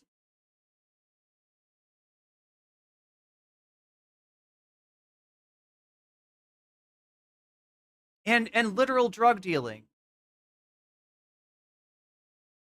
This was Oliver North and Ronald Reagan going around the Congress in order to fund these fucking death squads, right? The Contras. It's just like, it's been bad. It's been bad for longer than that. Let's go back a little bit further. Richard Nixon, right? 1968, secret meetings with the Viet Cong, the enemies of the United States, to make sure that no sort of treaty was signed with the current sitting government to help Nixon be elected president. And yet, apparently the feds knew about this and they didn't do anything. Maybe that's why Matt Gaetz not only wants to be Attorney General now, but has been clamoring for it publicly for over a year. Here he is in August 2023, threatening the prospect of becoming Attorney General then. You never know, David. It may be an Attorney General Matt Gaetz down the road, or someone of my liking who will be He looks like AI. to actually enforce the law and provide the accountability, not just the vision, but the actual Phil Hartman's SNL sketch about Reagan? No, I don't think I've seen it. accountability. The people that are sending you those messages deserve that in a free and just and constitutional republic. Yeah. Again, Gavin Newsom meets Butthead from Beavis and Butthead. We absolutely do. And I like that. I like that. Attorney General Matt Gaetz. Are you kidding me? Yeah, really good question. Are you kidding me? I need to know. The world is not ready, probably. Certainly Senate confirmation wouldn't be. But, you know, Well, we're getting there. The world is not ready, but you better be, because this fucking illegitimate, this most criminal of criminal governments is coming down, and you're going to have to deal with it. And that your country's never going to be the same again. The world's never going to be the same again. This is out of the frying pan, which I don't like how the government was already, and into the fire by electing a criminal in chief, a felon in chief.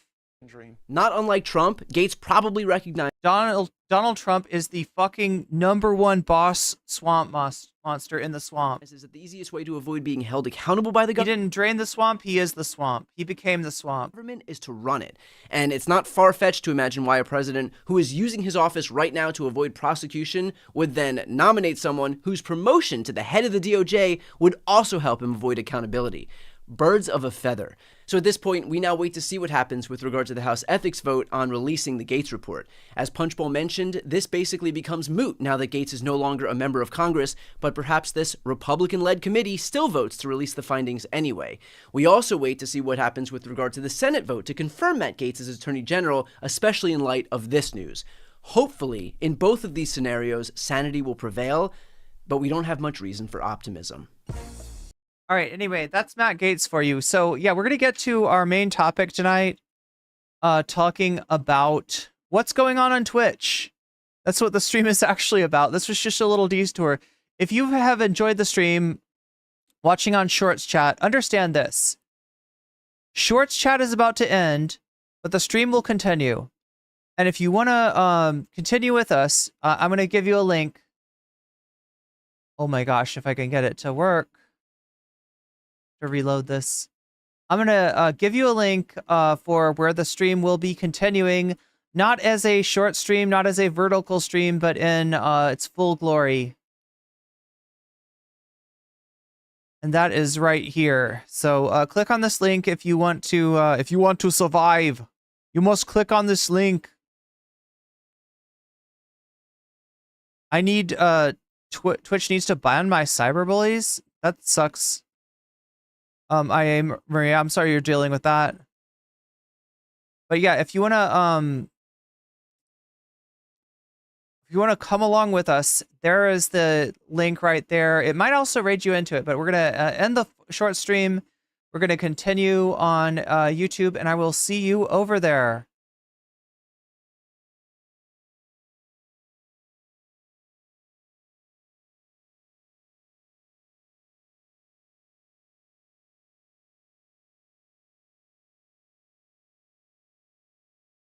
Welcome back, Twitch. I can't talk like is that supposed to be my Arnold Schwarzenegger? God, that sucks. Why do I think I've got an impression of Arnold? Because I can say Arnold, and it makes me feel like I can do his voice. Anyway, let's check and see where we're at. What does the poll say? The poll says David Pacman drama. I'm kind of curious about the David Pacman drama too. In second place is the Breaking Points debate. In third place is Destiny calls Asmongold a slur. And in fourth place is gaming, metaphor, Refantasio, or Fallout. So that's where we're at right now. We're pretty close to the first, to at least unlocking one of the one of these topics. But now there are freaking communists through the dono goal. But we've got still a lot of content, and I just realized how freaking late it is.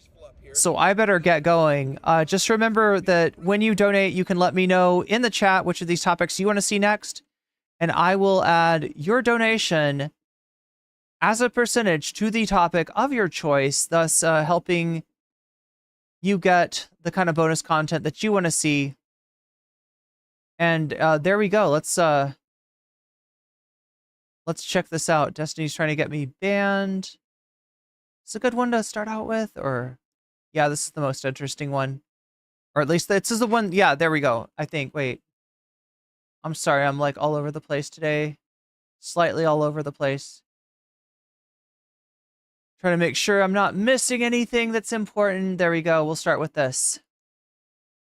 So you might recognize this guy. He's from a fairly famous clip with Hasan, where he talks. He starts off saying that he and XQC, another streamer on Twitch and on Kick, just signed a deal with the Saudis. I don't know what he means by that. I'm assuming he means like a Saudi company, and that he needs to make the money. Hasan, he knows that Hasan's not going to be happy about that, or that he's going to be, skeptical, or that maybe the Saudi government to Hasan is not something that he supports. And so Hasan's response is, "Oh, you want me to show you the guys that the Saudis are, genociding, right?" And he's talking about the genocide in Yemen. So he shows a picture of some militant groups in Yemen. I think it's Ansar Allah, aka the Houthis, doing like a very musical propaganda video, right? So. It's just like the joke is with Hasan is like, well, look at these beautiful musical motherfuckers that the Saudis are killing, Like he's not going to change his mind about the deal, but he's just kind of like, let me show you let me show you their opponents, right? This gets clipped and this gets taken as Hasan trying to induct, what is this guy's name again? NMP Lowell, I think is his name. Induct NMP Lowell as a terrorist or something like, I don't know, some wild shit like that. But it was really just Hasan being kind of amazed at the musicality of the of the militant group making the video. So yeah, but he's the guy in the video where Hasan shows him the video and then he leaves and he's like, dude's like, what the fuck is this? What am I looking at? Right? So. Why are you Did you see this? Nick defended you. Why are you letting him stream with him after what he did to you? I hate when viewers care more about things than I So this is the perception that Hasan did something to him. do. That's obviously not how he sees it. Why are you letting him stream after what he did to you? Which is, by the way, not even what I did to him. He took your innocence. But like probably what that person and the community he comes from did instead. Like, I know everybody always likes to act like, oh, Hasan, you shouldn't have done that thing that I literally cynically sent to every media outlet 1,000 times until one of them bit. You know what I mean? It's like, don't act like this is the most severe offense of all time. Shut the up. You don't give a shit. But it's so funny when people are... I'm going to see if I can get some food really quick. I'll be right back. Okay? When right-wingers say like, oh, you're virtue signaling, they're projecting. These guys, what do they pretend you did to him? Oh, it's I did a 5-hour educational seminar catching him catching him up on what's going on in Israel Palestine, and in the process I played one of the Ansar Allah music videos about Saudi Arabia to explain to him their background. And like, while there is an educational component to all of that, that was definitely like a comedic moment. And it turns out it's not allowed. Twitch is probably the only platform on the planet that has an issue with this sort of thing, which I don't even think they should, but they do. And I got warned for it. And it's so funny that they like made such a big deal about it. They were like, oh my God, he showed the Ansar Allah music video. He showed the Ansar Allah music video. How dare he do that? How dare he do that? And it's like, that's it. It's nothing. That said, that Hasan was indoctrinating with terrorist propaganda. Yeah. Warning, you're probably going to get a lot of people flocking from a tweet about Myron because he posted it with his latest rant, just so you know. Yeah, I don't really care, man. I'm not changing my convictions because of some outside crying. Okay. And I'm going to keep doing what I'm doing. Okay. Than I do. Okay. Hasan's my friend, guys. Okay. And you know, I don't care as much as you do because I have other things to worry about in my life. I like Hasan. He's a great guy. Okay. You know, I like Asman. He's also a great guy. Everyone's great. Why do you bring up Asman, I wonder? They're also looping a stream on Twitch to instruct people how to report Twitch to its own advertisers. Yeah, I don't know what to do about it. You know what I mean? I don't know how you deal with like a serialized mass harassment campaign where they're like trying to take down the platform in and of itself. And it's crazy because it's like what do? You're just like up other people's bags. That's what you're doing. You're not hurting me. I'm not even running ads. You know what I mean? You're not hurting me at all. You're hurting someone else. You're hurting all of these other content creators, some of which are like not even aware of what's going on. You know, I got my content, my social issues, sensitive social issues, CCL on. You know, I put that on. I'm good. And it's like, it's so weird. It could hurt you though, brother. What if you get banned? Your Twitch reps are throwing you under the bus of advertisers. No, I know. The goal is to hurt me. Here's the backup of the loop in case you want to send it to your rep. And they hid those messages. They deleted them. They put them in the garbage. It was only until a huge stink was made that they even came back. Did an official TwitchCon panel where they rated people from Arab at the top to all the way down at the bottom. Suggested Zionist at the bottom. We've had some of the most atrocious anti-Semitic. This is a rerun. They're just like running this on the platform nonstop. Dude, this is so unhinged. Like, I know that these guys are never going to give up until they get bored, right? And that's kind of crazy. Like, there's just no other way. Isn't that wild? Isn't that insane?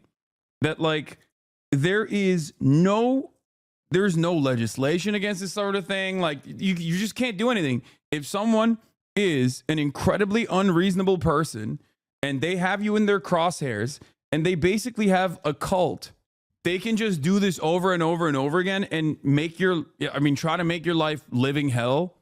And I guess like the thing that would stop all of this is if I just went away, right? If I was just like, all right, you know what? I'm done. I'm just taking all the money I made. I'm done. I'm out of here. Peace. That would be the major W for them. And then they would move on basically to another target. I'm never going to do that. Obviously, I'm never going to do that because I'm too much of a stubborn asshole. And I've worked far too hard to build a massive community of like-minded individuals like this that care about things, that actually care about things, that, you know, want to do right by others, want to protect others. So he's been preaching about accountability on a stream all day. The irony's lost on him. I know. The silliest part about it is that the silliest part about all of this stuff is that I think a lot of people delude themselves into thinking that this is accountability. I don't really get what's exactly going on right now. Can you summarize it maybe? These guys in Destiny's community have been like tracking and logging every single thing that I have said and done since October 7. They've hated me for years and years, but they saw the Israel-Palestine stuff basically as a really good avenue to bring on other people onto their cause, onto their fuck Hasan cause. It's very creepy. They've been cyber stalking me and harassing me for years and years, but basically when October 7 happened, they were like, this is our opportunity to strike. And they have a lot of people that just, you know, sit in here. They're in here right now. They're live streaming, rebroadcasting the stream. They're live watching every moment. And what they end up doing is like they'll clip stuff out of context, or if they can't clip something out of context, they'll look at the chat and devoid of context, they'll be like, the chat is this way, in an effort to just basically say that I'm anti-Semitic, I'm a, you know, Islamist fundamentalist terrorist. And the problem is a lot of people that are uninitiated will then look at that and most likely go, well, I'm not going to read further into this. This is probably what's going on, you know? And that's it. Don't they screen record chat? Yeah, they do. They've also faked chat logs too. Like, they're not above anything. Anything that you think that you consider to be insane, like splicing my words in a way to make it seem as though I am saying something that is the opposite of what I'm actually saying. Like, they do that. They fake chat logs. They fake everything. They do all of it. It's just a mass harassment campaign. It's Gamergate. I don't really pay a lot of attention to it. The reason why I don't pay a lot of attention to it is because, you know, it's neither here nor there. It doesn't have a lot of motion. And I think that ultimately you can only become a local, like if you, true, I saw a clip on X and was like, wow, Hasan's an ass. And then I went to watch you live and seeing it's 100% false. Yeah, I mean, this has been happening for quite a while, and it's inevitably going to go away. But it's actually so pathetic. He has people from his community re-upload your VODs on unlisted YouTube links so he doesn't directly support you by watching your content to respond to it. I mean, who cares? Yeah, I mean, it's anything that you think personally that's like really insane. Like, there's no way people will be doing this. They do. And no, of course I haven't contacted a lawyer about it, guys. You guys are so silly about this. Like, no, dude, there's nothing you can do, okay? Please, you think I, a 33-year-old man, is unfamiliar with online harassment campaigns? No, there's literally nothing you can do. Even during Gamergate, there was nothing people could do. They just did not. There's nothing. There's no legal recourse here. Like, what am I going to do? Go into a lawsuit? Get into legal battles? Like, with an insane community of cyberstalkers? Like, you say yes, why not? I would much rather focus on what I'm doing and wait this out, okay? That's it. And that's usually what it is. They stop eventually. They move on to the next target. It's sad. It's pathetic. That is the state of affairs, though, okay? That's it. Anyway, if anything, American courts would agree with them. Yeah, no. There is no legal recourse. When will you admit the source of your problems are in fact what? What are you saying? The chosen ones? Is this like anti-Semitic shit? Is that what's going on? Yep, that's anti-Semitic shit. For real, guys, he's gonna escalate more and more, and then people will see more and more how. Or it's DGG trying to bait him, thinking that like, yeah, we're gonna trick him into admitting that he's anti-Semitic. Gross and pathetic he is, and will laugh at him. People are probably egging him on as a lolcow campaign too, in my opinion. So yeah, this is what I was talking about earlier about Dan. Is that like Maybe. I think a lot of people are sad and they're desperate and they're lonely and they have very pathetic lives, and this offers them a sense of community. It offers them a sense of purpose. So And as much as they want to think about themselves as like free thinkers or as being anti-establishment or as being, you know, like, right, they are so fucking locked into capitalist realism that they see some shit like Hasan and they're like, should that be legal? Should that be okay? Should you be able to, like, no, but you gotta at least go with the United States narrative of our country as the good guys in the world full of sussy bakas. they just pop off on this stuff. That's it. It is weird how much people hate Hasan. Yeah, sad, desperate, and lonely. There's not really much else going on. It's in many instances is no different than like what Nick Fuentes' community looks like and acts like. I mean, it's identical. Sometimes there is a direct convergence with Nick Fuentes' community. The silver lining is that many of them will realize they're wasting their life on this. Nah, I think Sasha G, thank you for the $2 super sticker. a lot of those people are just like 45 And, years old at this point. mwah, This is what they've been back doing. at ya. This is like Gamergate. You know what I mean? They're groiped up. They're not like children, you know? They're groiped up. They're sweaty. I mean, we're talking about like some of the dudes, like some of the main guys that are doing this stuff are like 40 plus USA #1 sussy baka. years old. And they're just like IT guys that spend every waking moment online, just totally checked out of society. This is like all they do. Is this the Dan demographic? So, like, as far as Dan goes, I always see this thing, like, whenever he's on Destiny and it, like, shows his computer or something like that, it's like, there's this little thing that says redact.dev. And I was always wondering, like, what is redact.dev? What is that? It turns out it is an app for erasing your social media posts. So, you know, the very kind of shit that they're trying to cancel people, that Dan's trying to cancel people with, React.dev would make it harder for him to try to go after his enemies if they were to use his product. Now, this is on one condition, though, right? Because I just thought about this. It's just ironic that he's the guy that's the CEO of that company, the company that, you know, will delete your social media posts so you don't have to get canceled for like what you said in 2015 or in 2020 or in 2022 or whenever it was, right? You can get rid of that. What I thought would be super ironic, though, is what if it doesn't actually just delete it? What if it actually copies it, sends it to the React.dev headquarters, and then deletes it? So it's kind of like it just like forwards all of your sussy posts to Dan so that he can still cancel you. All they do is basically work on the whims of their favorite online content creator, and work to slander people Mr. Bonercelli. at his behest. I think I don't know. I will never understand like fully the mindset of a person that does stuff like this. I suspect that it's just like it makes him feel alive, you know? It gives him a sense of purpose, gives him a cause, something to focus on. It is what it is, though. You got nothing else McGoggle says, I have already altered the deal. Pray I do not alter it further. to live for. This is what you live for, you know? Anyway, things are getting worse and worse. Future's going to be sad with these senior citizens running these harassment campaigns. We need to matrix them. We need to matrix the Dan demographic.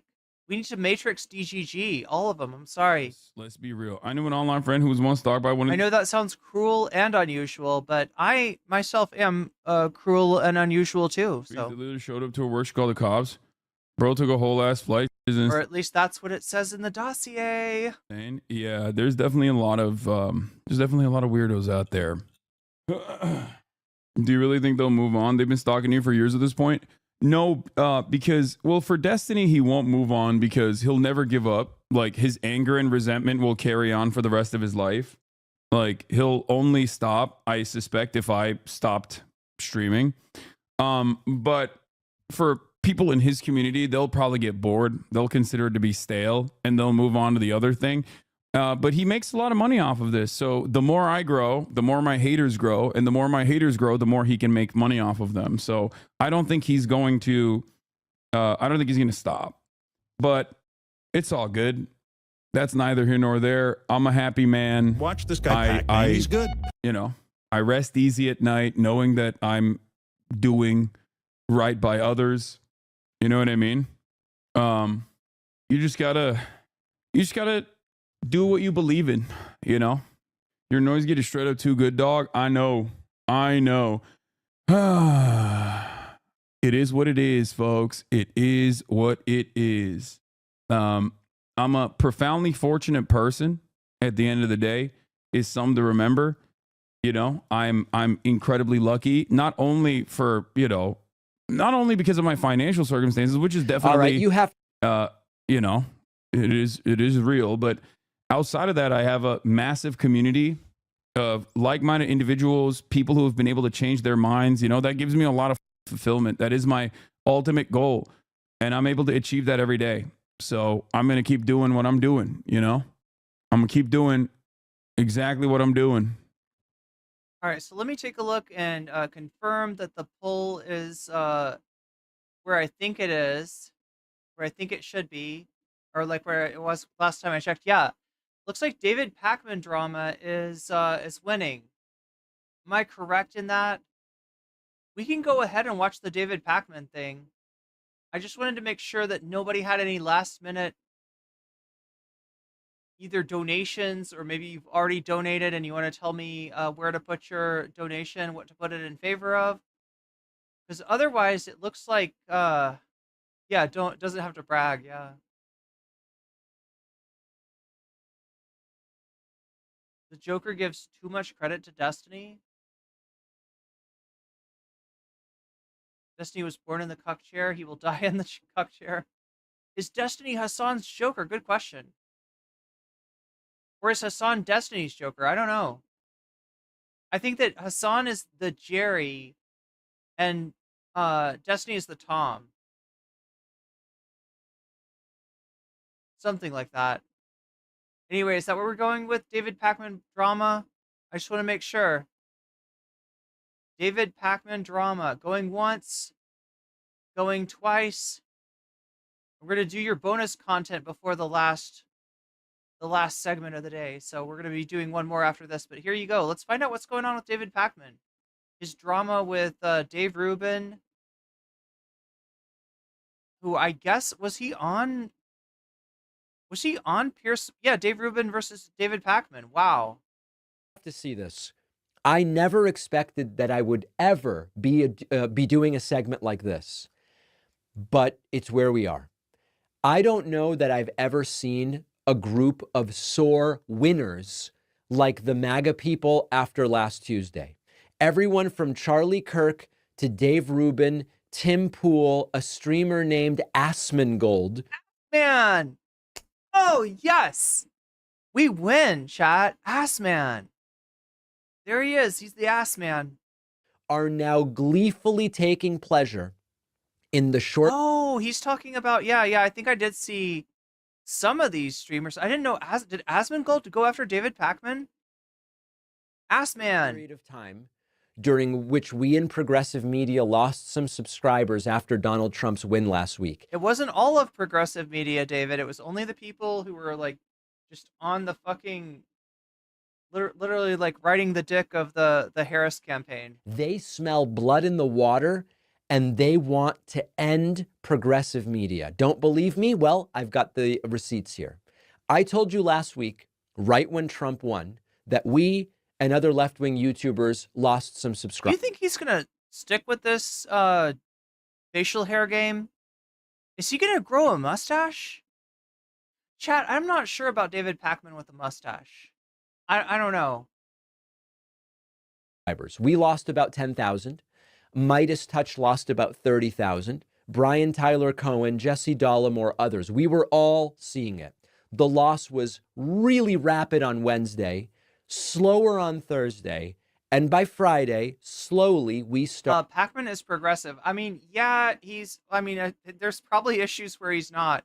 He's definitely not very economically progressive, and like his foreign policy takes are kind of shit. Started to see gains again. He's pretty anti-leftist. Asman covered it. Asman is a yeah, that's right, with zero grasp of politics. The biggest politics streamer, just because he decided he wanted to do politics now instead of World of Warcraft. As new people said, I don't like the results. I'm going to find someone, a like-minded media outlet, and they say, I like this. And so by Friday, I think my food should be ready. Subscribers started to outpace the people canceling. Don't get me wrong. There's a ton of people canceling, but the new subscribers are outpacing them. Well, the MAGA influencers caught wind of this, and they are bloodthirsty, and they want to end us. They believe that now that Trump won, that now that Trump is going to go after adversarial media, now that Republicans have the Senate, that they can put us out of our misery for good and destroy independent left-wing media. They have become obsessed with this. There are hundreds of hours of videos talking about my explanation of what's going on. I'll give you some examples. Trump-supporting streamer Tim Pool did a video called "David Pacman Says It's Over. Losing subscribers and members, begs leftists to please come back." A video in which he laughs and says that our supporters must have been artificially supported by the platforms, and they aren't even real subscriber numbers, that there's a thumb on the scales, was the term he uses, that now is being removed because Trump won.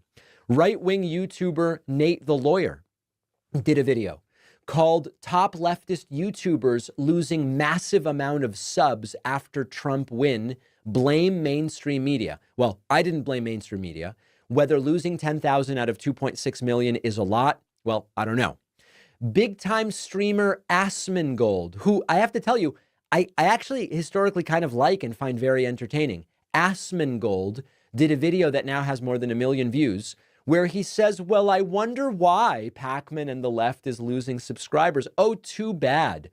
I'd be glad to appear with Asmongold and talk about this. Dave Rubin, the arbiter of ideas, posted about my report on this. LOL, so long, suckers. You guys have lied about everything for years, called half the country racist Nazis. I never did that. And promoted every loony conspiracy theory, all the while being propped up by big tech. Your demise couldn't happen to a worse group of people. He's thrilled. Dave Rubin is thrilled. By the way, he should be, since we've surpassed him both in views and subscribers. Obviously, Rubin should be thrilled about what he believes to be my impending demise. Adam McKay, who you might remember directed the film starring Leonardo DiCaprio, Don't Look Up, tweeted about my video, "Good. Legacy media and Dem influencers should lose every drop of credibility after the last, checks notes, 35 years. Another major right-wing YouTube channel, one of the worst, called The Quartering, did a video called "Kamala Harris Shills Panic as Lies Finally Catch Up. David Pacman Has Meltdown, Mass Unsubscribes." Top right-winger Charlie Kirk responded to a thread by right-winger Colin Rugg, who has nearly 2 million followers. Rugg posted my video with the comment, "Dem influencers are seeing record numbers of subscription cancellations along with mass exodus of followers." And Charlie Kirk responded, "Look, I get that when you, like, I don't know, does he really want to be posting his L's like this? Is this, like, good for you when you're as large as David Pacman? Because, like, that's kind of what's going on here. Like, even talking about it, like, right, you're going to have your ups and downs, and especially when you, when you're leaning on the side of hopium and the results don't turn out so well, you're especially going to get that. But yeah, if you post about, we lost this many subscribers, you're going to get these videos about you. And if you talk about, I don't know what responding like this is going to do, but I suspect it might have something to do with his confrontation with Dave Rubin, which we'll look at in a second. Not tired of winning. They love it. Brett Weinstein. David Pacman has never melted down. I mean, from the former intellectual dark web sarcastically tweeted, "Gosh, whatever could be driving the exodus. Even Juanita Broad. He doesn't show a lot of emotion, that's for sure, if that's what you mean by that. But yeah, he is kind of posting his L's. The woman who famously and formerly accused Bill Clinton of sexual assault, tweeted about this, and she said gleefully, the lies have caught up with them. Maybe if they start telling the truth, things will turn around. I sort of doubt they have that courage. And even the conspiracy website, The Gateway Pundit, picked it up with an article called Top Leftist Pundits Are Reportedly Hemorrhaging Subscribers Following Kamala's Decisive Defeat. All right, you get the picture. There's hundreds more. Understand that they want us gone. They smell blood. They think this is their best opportunity to get rid of us. If Elon Musk has Twitter deprioritize us, and maybe Trump goes after us. I'm sorry. Is he saying that they're trying to end him? Like, what is David doing? What is he doing? What is this about?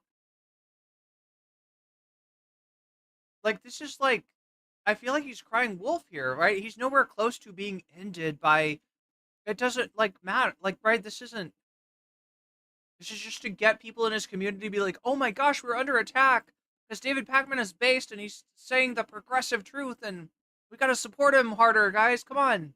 And they attack us and encourage people to cancel. I have to tell you, I kind of respect the game. Let me tell you what I mean. They think we are hugely damaging to the country. We think they are hugely damaging to the country. They have an opportunity here. They are taking it. They think they can destroy progressive independent media for good. So, but you won't let them, will you, chat? So I'm here to deliver. You're going to like and subscribe. Some bad news for them. This lasted about 48 hours and it's going in the opposite direction. We're still fighting, okay?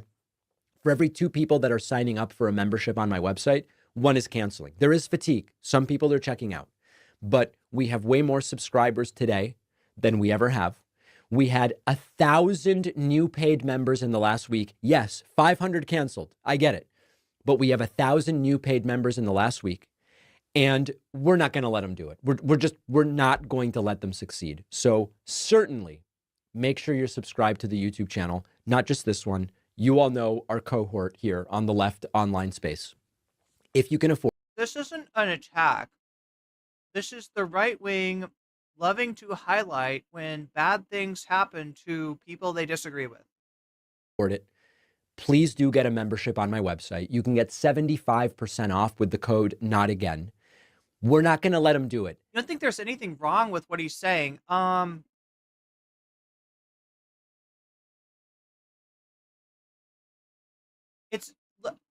Okay, Drew Nielsen, I don't think there's anything abnormal about what he's saying.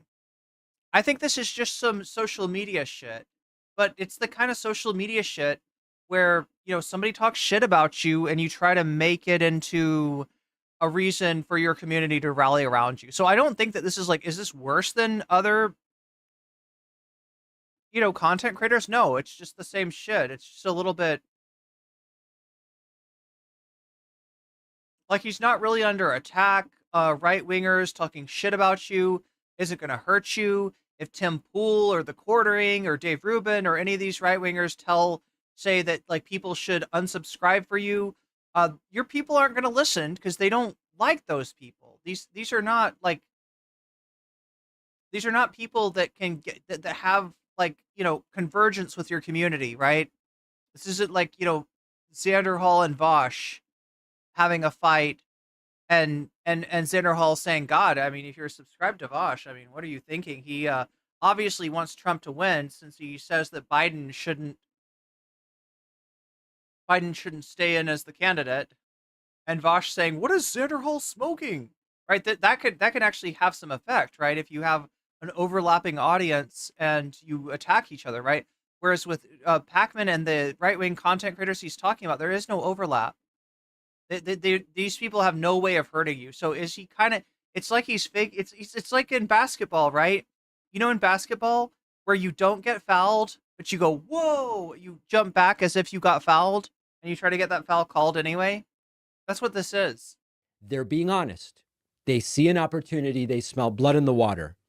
I don't think we're going to let them succeed. I don't think that's what this is. Those who follow me on social media, I don't think they smell blood in the my water. dad's dog. They're literally just getting clicks because right-wingers are vindictive assholes, and they love it when somebody that they hate is having something bad happen to them. They hate David Pacman because he's progressive, so they love it when David Pacman's views go down. That's all that is. Oh, Pacman, like me, Nemo. Look, I have a dog too. You should really support me. Oh my God. Has no middle name. And that's why I love our sponsor, Ollie. It's clean, fresh nutrition. Oh, okay. We're going to work it in. Yo, feel bad for me. Here's my dog, and here's our sponsor. There we go. All right, cool, Pacman. I feel totally used. Anyway, not really. No, it's normal. It's normal. This is normal social media. This is what everybody does. Not everybody does, but this is what a lot of people do. Anyway, let's see what's going on with the David Pacman versus David Rubin. Politics is tough. A transition that's so smooth, it'll be as smooth as it can get. He can actually pave the way for a really nice transition into a Trump presidency that I believe is going to bring back an 80s style revolution in America. Having, the smartest guy on the planet stuck into government bureaucracy, I would have thought that's very... The 1980s, known for their revolutions. The revolutionary time period known as the 1980s. Popular, isn't it? Department for Government Efficiency. New department when Trump wants to eliminate departments. I've got a list of 30 Rubin predictions. They're always wrong. God, you're such a smug prick. Pierce, I am begging you. Oh no! Why? Why? Pierce, what did you do? Pierce, what the fuck? No, you gotta stop this. What the hell? Wait, it's called flop? Wait, who's the Pacman flop? Inviting the stupidest leftists on to make the argument for... You're inviting Brianna Wu on. That's exactly what you're doing. Except minus the leftist. There's LGBTQ in breaking news right now on MSNBC. Like, I love calling out the BS.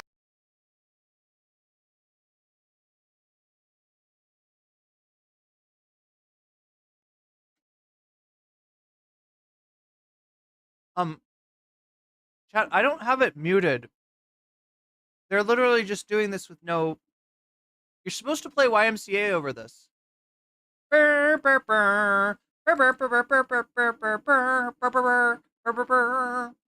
Young men, there's no need to feel down. I said, young men, something, something, something else.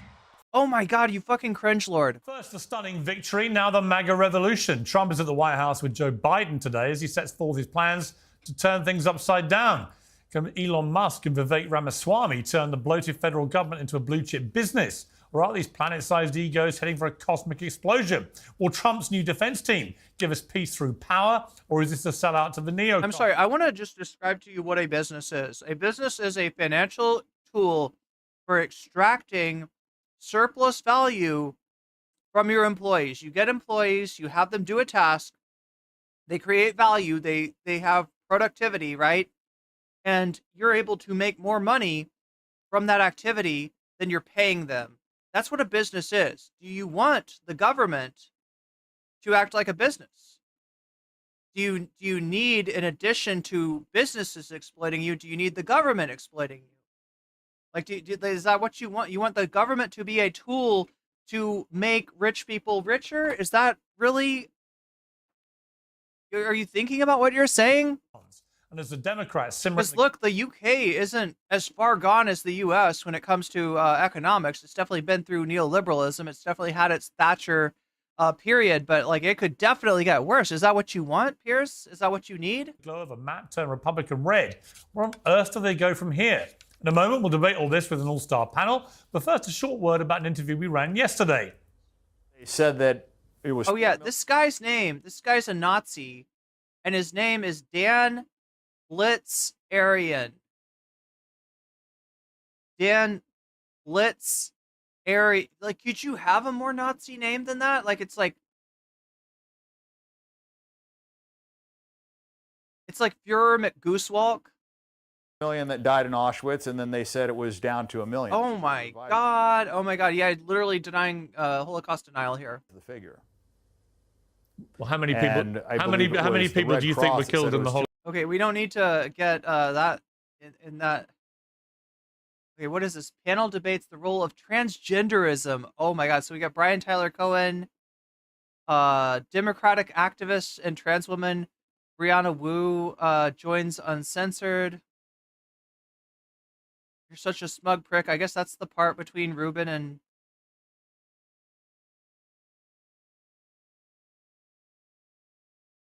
Democratic congressional candidate Brianna Wu, who is also a trans woman. Brianna, welcome to Uncensored. I can't think of anyone better qualified, given you're the only trans member of the panel now, to respond to what our two liberal friends are saying. I'll be trans if it'll give me a chance to talk. You've had so Wait, has David Rubin not had a chance to talk yet? many There's shows on something trans actually there. people, There's it's something there, always Dave. It's always some gay person that's talking on our behalf. Wait, what's Pacman trying to say about Rubin? I'm really excited today to talk about how everyone here is wrong. Yeah, David, I love your show. I consider you a friend. I can't be wrong. wrong. You and the Democrats are Davy Cliff completely super chatted $9.99. Dan was also photographed on Little St. James. Wait, Dan Blitzerian? Is that real? Is that true? Is that legit?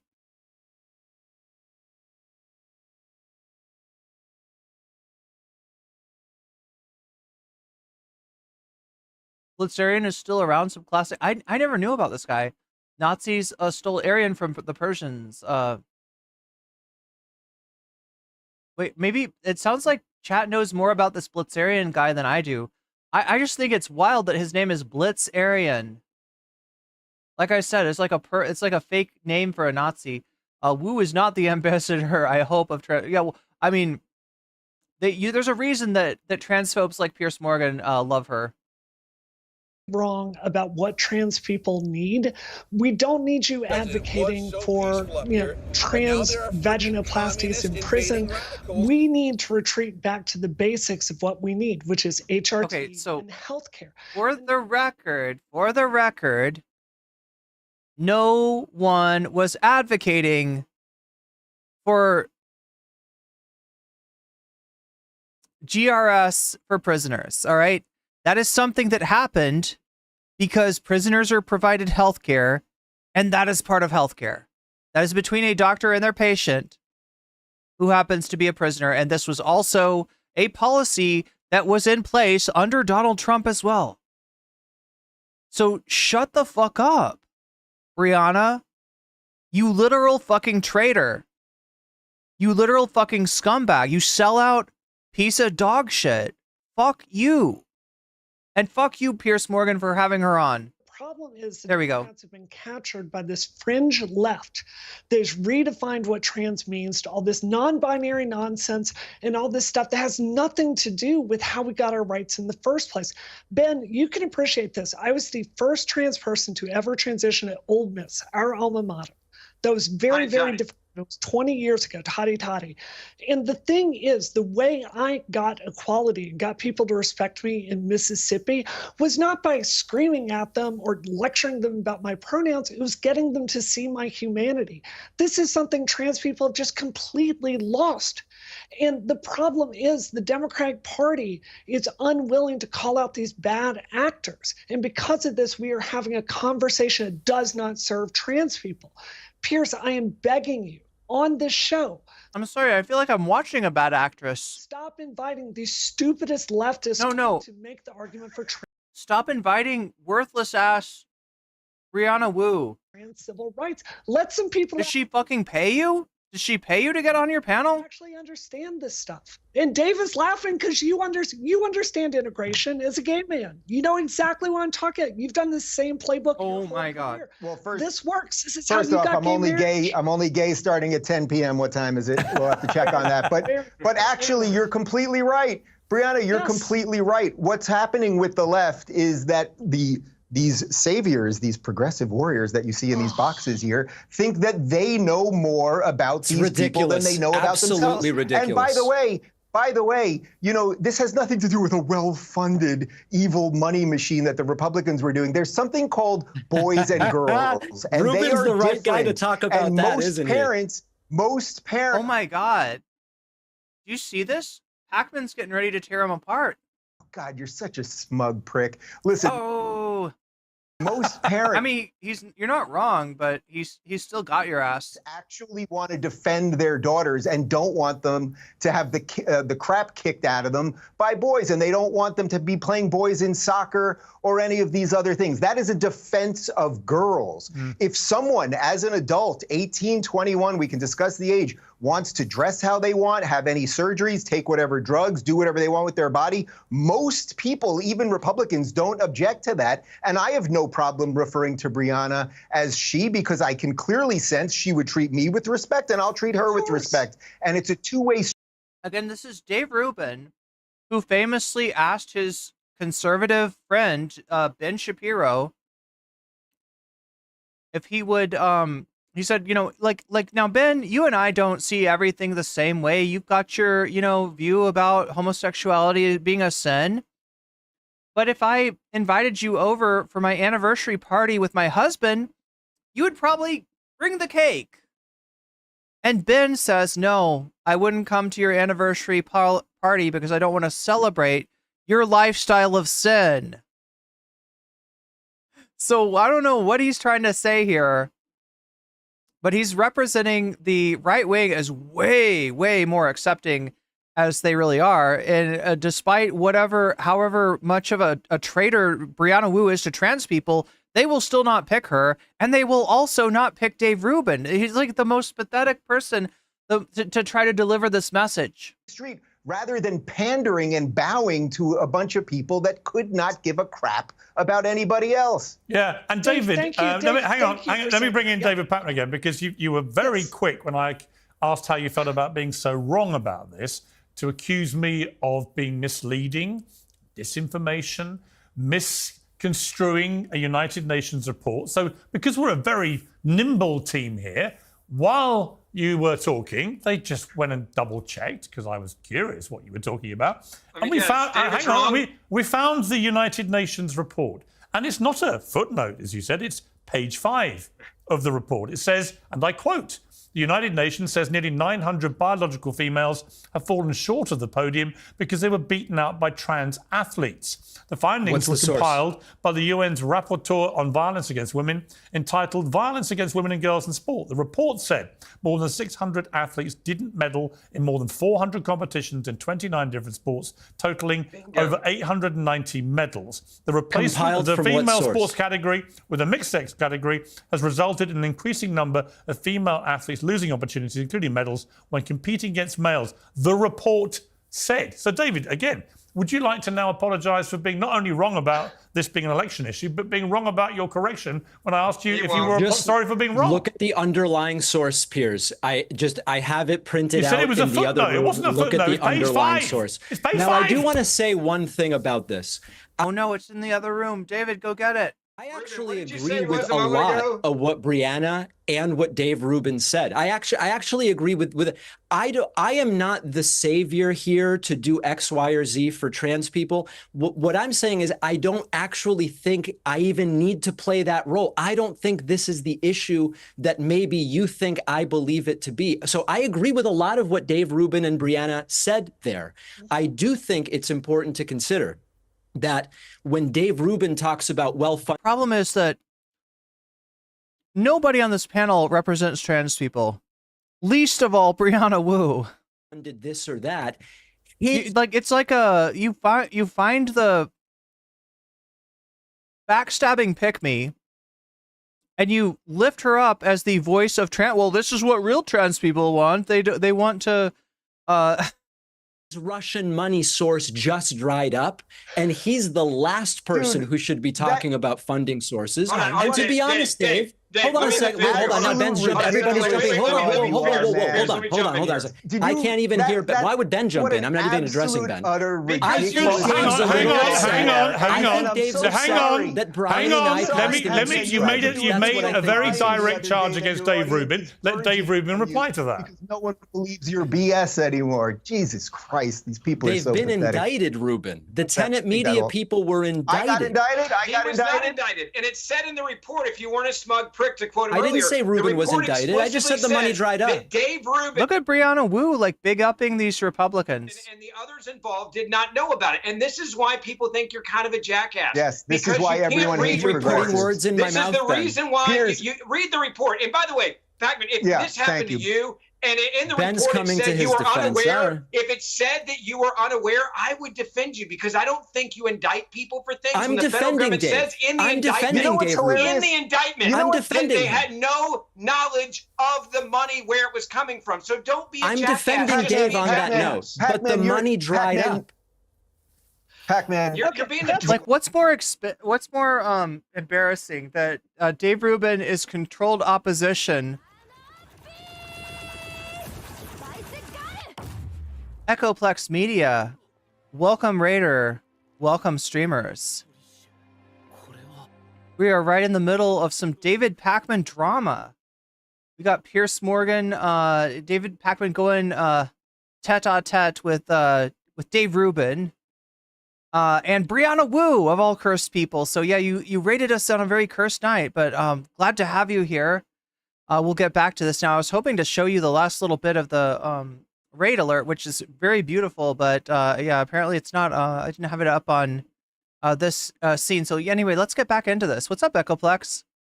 You were watching the exact same video. Amazing. You just watched this, says Lamp Boobs. Wow. Oh, that's Kismet then.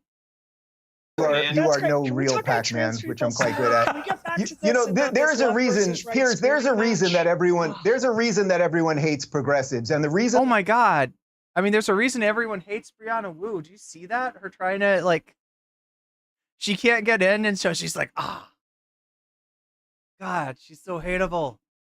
Everyone hates progressives. It's not just that they're wrong about all of the issues and they will lie. David Pacman is going to own David Rubin in the marketplace of ideas and make him his. Oh no! And they're only his power. It's because they're also smug elitists. And Pacman, I did see online the other day you were crying because your audience is purging you and you're running out of subscribers and you're in a doom loop because. And I don't think you need to defend this, right? The reason is no one gives. Piers, pardon me, a shit about this woke bullshit anymore. We've had it. I'm sorry, but who do you think you're talking to? Now you guys can sit back and be quiet. Is David Pacman the fucking king of wokeness? Like, where did you get this idea? People being paid for their ideas. Just let me address this. It's you people. It's you. You people? People who have had the entire cultural machine for 20 years. You've had all of entertainment. You have had all of Hollywood. You have had all of music. You've had all your P. Diddy parties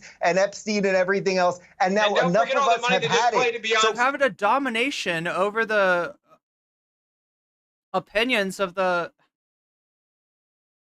educated. How dare you? Fall back into your little irrelevant cave. It's time, bro. Can I address any of that, Piers? Is that allowed? Sure. Okay. Oh my God, Brianna Wu is absolutely true. That she's turning into a Muppet. What is wrong with her? After the election, is it? I can't tell if she's got a TikTok filter over her shed or what. A lot of very upset leftists started pulling back from political content. I don't know if they're doing that dog whistle. I mean, Dave Rubin and Dave Pacman, they're both, Jewish. It's just weird that he'd say it that way. No, not from political content, from your political content. I have to be able to talk about it, them about everything. I have to be able to talk. I have to be able to get a word in. Unless you just want Dave Rubin to talk. Let me know, Piers. I love hearing Dave Rubin talk. I would prefer that. Thank you, Piers. No, if there's no rebuttal allowed, then I won't rebut. You've probably done most of the talking so far, so why don't you do a bit more talking? I'll say this and then I'll be quiet the rest of the show. Because Brian hasn't said anything for ages. I want to bring him in. I want to also point out that the way that these panels are set up, you got 5 guests, but realistically, we can count Pierce as a member of the panel because he does chime in and he definitely has an opinion about these things. we can call him a conservative. So look at what we got here, right? We got conservative Pierce Morgan, conservative Dave Rubin, conservative guy with amazing ears that like, wow, he must be able to hear conversations from like 6 rooms over. But we got that guy, right? So there's your conservatives, so like 1, 2, 3, right? So all the other 3 must be the liberals. Brian Tyler Cohen, check. David Pacman, check. And nope. We stacked this panel. We got Brianna Wu sitting right here. That completely reversed. I do think that it must be that Dave... Wait, there's a filter on her doll podcast? Dave is upset that Brian and I have surpassed him in viewers. So far, yeah, BTC's been pretty silent, yeah. Subscribers, because if you just look at the numbers... Oh no, this is getting messy. Yeah, I wasn't kidding, chat. Like, when I called this the David Pacman drama, I didn't exactly expect this, but wow.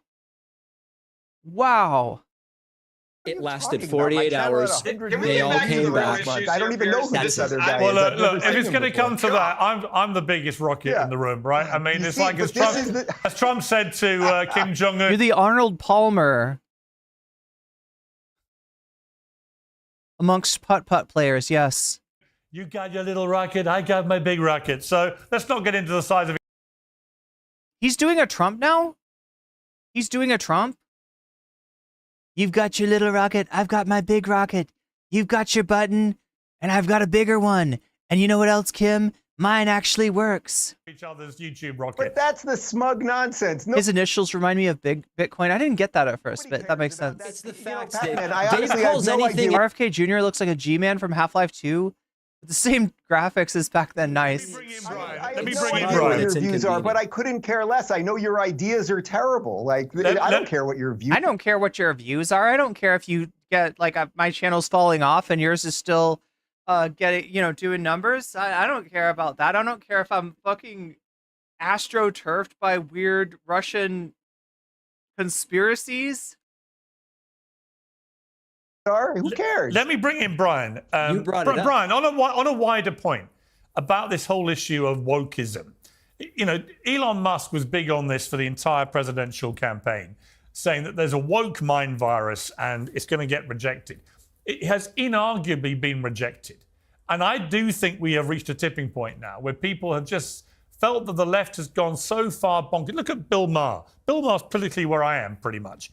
And he shares my view completely. The liberals basically have gone nuts. They've taken these extreme positions on stuff that most Americans, and in fact, it's the same in the UK, but most Americans... I'm sorry, but the problem with the Democrats' campaign... Oh my God, what the fuck? Oh. The problem with the Democrats' campaign this year is not that Kamala Harris was emphasizing quote-unquote culture war issues. The closest thing that you could find to that would be abortion. And abortion is an issue that the American people agree with Kamala Harris on. I believe that her loss in this election represents not an extreme left position on her part that Americans have rejected, but rather her willingness to make her position as close as possible with the Republican position as she could. In other words, there's not enough difference between the Democrats and the Republicans. And if you want to vote for a Republican, you're going to go vote for a Republican, not diet Republican. That is very clearly, right? This is a Democratic convention that featured 0 trans speakers. This is a Democratic ticket that did not emphasize any sort of issues of trans rights. The idea that you would put that as if it had been proposed and then rejected by the American people is ridiculous. Remember, even those commercials that they're talking about, the Trump commercials that said she doesn't stand for you, she stands for they, them, right? Well, what are they appealing to people on? They're appealing to people on their lack of material, standing, their lack of money, right? The pocketbook issues, the kitchen table issues that, yeah, the Democrats have not made good on that New Deal promise, right? Which is the bare minimum. for the Democrats to like justify their existence. Otherwise, you're just another capitalist party. All right, show that you are the, you know, generous side of capitalism. Show that you are the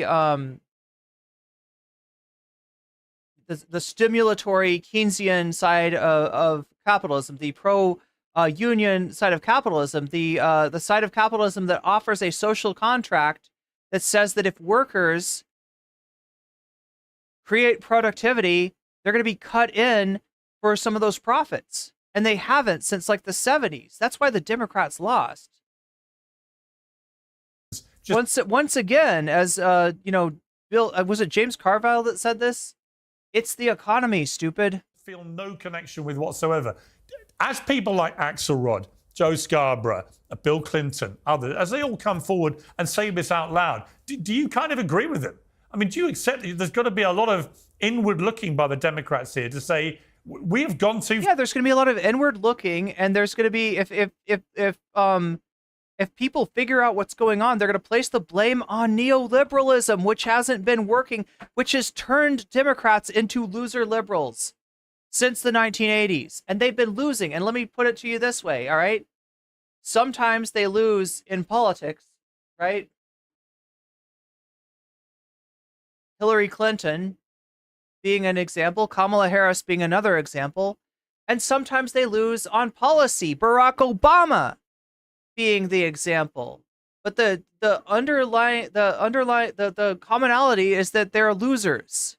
They do not believe in their own ideology. They do not believe in their own perspective. They are always trying to hide that. They are always trying to minimize that, and they are always trying to compare themselves to the Republicans, make themselves look like that, do those kind of policies, cut taxes, rather than actually providing people what they really want, which is the assurity that even in times of crisis, that they're going to be taken care of, even in their old age, even in their sickness. We were talking about a workers' bill of rights here. That's what the Democratic Party can provide for the American people, and that's how they win. Anyway, we are... Oh my God, it's so late. I've got to get to the main story for today. It's not that one. What do we have here?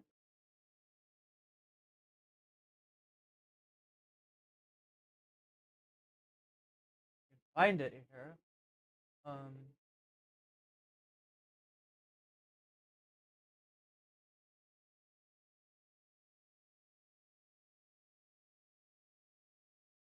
760.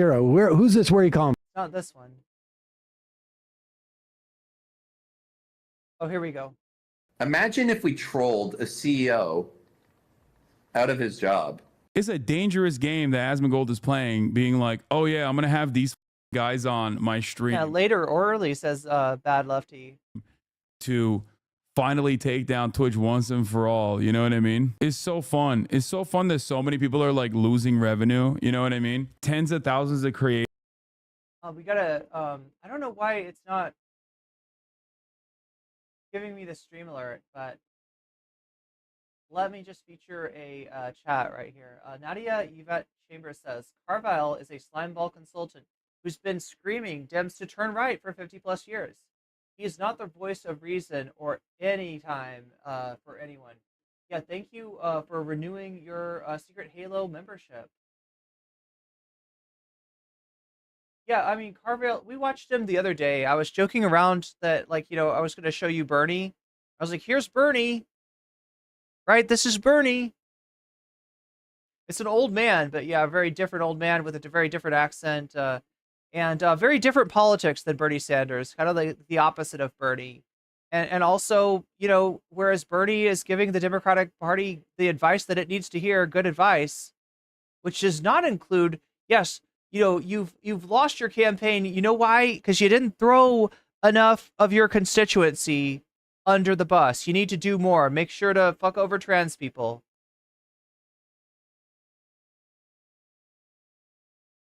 But yeah, thank you for the member chat.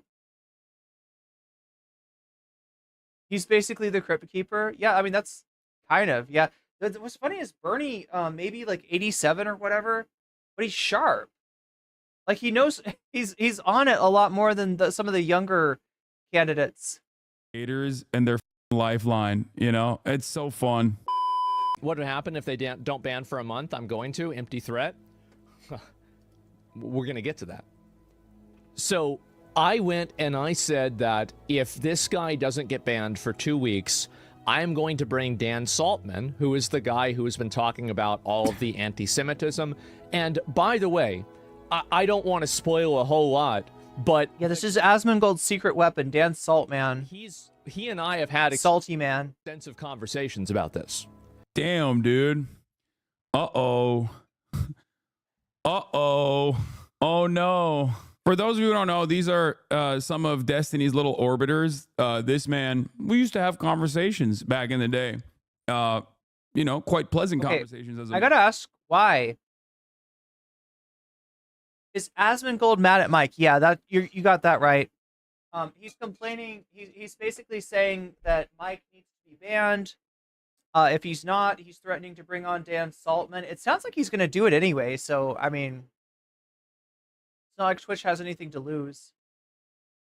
Matter of fact, but his brain has just been so broken by being Destiny's orbiter and his co-host on his podcast that he has been spending an unimaginable amount of time on this like vengeful quest. I believe you, Smash T. Alex Jones says press secretary. It would be memes. To I guess destroy Twitch for not getting me banned. They have made websites from like day one, from I think it was like October 19th or something was when the Hamasabi website was launched. Like that was what their immediate goals were, where they were like, we're gonna use this Israel, we're gonna use what is happening in Gaza to, you know, try to activate as many people as possible to get this guy platform. And they've gotten increasingly more insane over the year as it has not succeeded. Yeah, these are the people concerned about change hate speech, the way that trust and concerned safety about is hate done. speech. Maybe not extensive, but we've talked for a bit about this. All of the information that's going to come out has not come out. And in fact, some of the most damaging information has not come out yet. I'm not going to talk about any spoilers or anything like that, but that's what's going on. And so anyway, yeah, Twitch has had a massive problem. Twitch has an anti-white, anti-conservative slant, and also an anti-Semitism problem. I think these guys are playing with fire. One, they're playing with fire because like this straightforwardly is being conducted by people who don't give a fuck about any of these things. And they're just running this Gamergate style campaign directly against Twitch. And this platform has, not only does Twitch employ hundreds of people, but outside of hundreds of people being employed, you might not like them, you're also quite literally over thousands, if not tens of thousands of content creators that have a direct lifeline here, you know, because of one man and his rabid. And we're going to take a look in a second at one of those content creators. Now, you have been, if you were part of the Echoplex raid, right? You've been watching one of the people that is no doubt getting fucked over by Twitch because of this Dan Saltman shit. You've raided into one of the people who's getting fucked over by this Dan Saltman shit. In other words, everybody who's covering politics has gotten fucked over by Dan Saltman.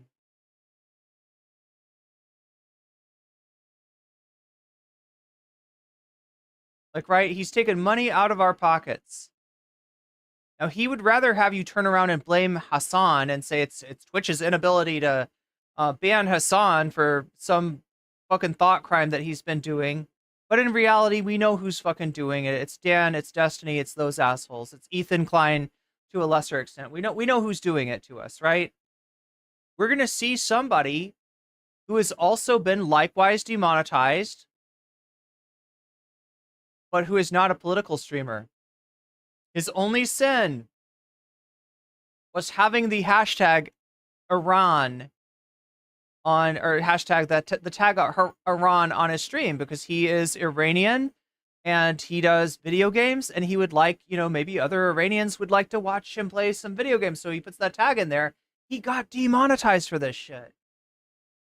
He got demonetized. So yeah, we're having more and more people catch strays. Sociopathic cults crusade. It blows my mind. Like, it's so crazy. These are the same people who are like, oh, Gamergate, or not even necessarily Gamergate, but it was like, you know, PewDiePie and all the adpocalypse that happened. They were very mad at the media for launching this crusade against YouTube in the PewDiePie era. And now they're trying to do the adpocalypse, ironically enough, to themselves. And it doesn't make any sense. They're talking as if it's a drama rather than actually possibly taking Twitch to the courts. Well, yeah, because it is just drama for the most part. But so he's saying Dan didn't show all the evidence he has because he's holding back for an Asman collab. I call bullshit on that, Chief. I'm sure there's more extra stuff. The problem is, I mean, from what we've seen of Dan Saltman, he does like to try to do some kind of like drip. It's like a drip drop strategy, right? Where when you're trying to cancel somebody, as he is, I mean, this is legitimate cancel culture. Now, what do I mean by that? Because you might have heard this phrase before. You might have heard some people try to, you know, call something cancel culture in order for them to escape accountability. Oh, this is just cancel culture, when they actually did something kind of fucked up, right? Well, what I'm talking about here is not a situation where somebody did something bad. It's the situation where you're able to portray the optics in a way where the simple version, the simple narrative that you're forwarding, cast the person in an unacceptable light, and people treat the person as if they're doing something unacceptable, when in actuality, the real story of what's going on, you know, is not, you know, does not implicate the target of that campaign. That's what I mean by cancel culture. I mean rat fucking. In the old days, in the Nixon days, they would have called it rat fucking. For it's over, dude. You're cooked. They found the emails between you and the CEO. Yeah, I'm done. It's over for me. It's over. The problem is, for every like one real thing, like for example, Twitch, for some reason unbeknownst to me, unbanning fucking Sneeko or Fresh and Fit, and then subsequently banning them quickly. There's like a million different things that they're slamming onto it in an effort to draw the attention of whoever the they can. Like, you know, Twitch purposely was IP banning. Twitch was purposely IP banning. What do you call it? Twitch is purposely IP banning like people from Israel, you know, because they're secretly anti-Semitic or something like that. And it's insane. It's insane. And no serious person is ever going to, you know, get invested in this, which is why the only thing that you'll be able to get out of this is like maybe a New York Post article. This time, if Asman gets involved in any drama, don't call him the tank for the hate again, please. First of all, I didn't call him the tank, the hate. Dan will 1000% bring you and the community into whatever stream they do, by the way. I cannot believe Twitch is allowing it. Yeah. This is just like purposeful brigading for the most part. I don't know how like anybody doesn't consider this to be a scourge on the platform. And I also don't know. Yup says the H3 podcast today was a total train wreck. Did they talk about Hasan or something? I thought Ethan said he wasn't going to do that.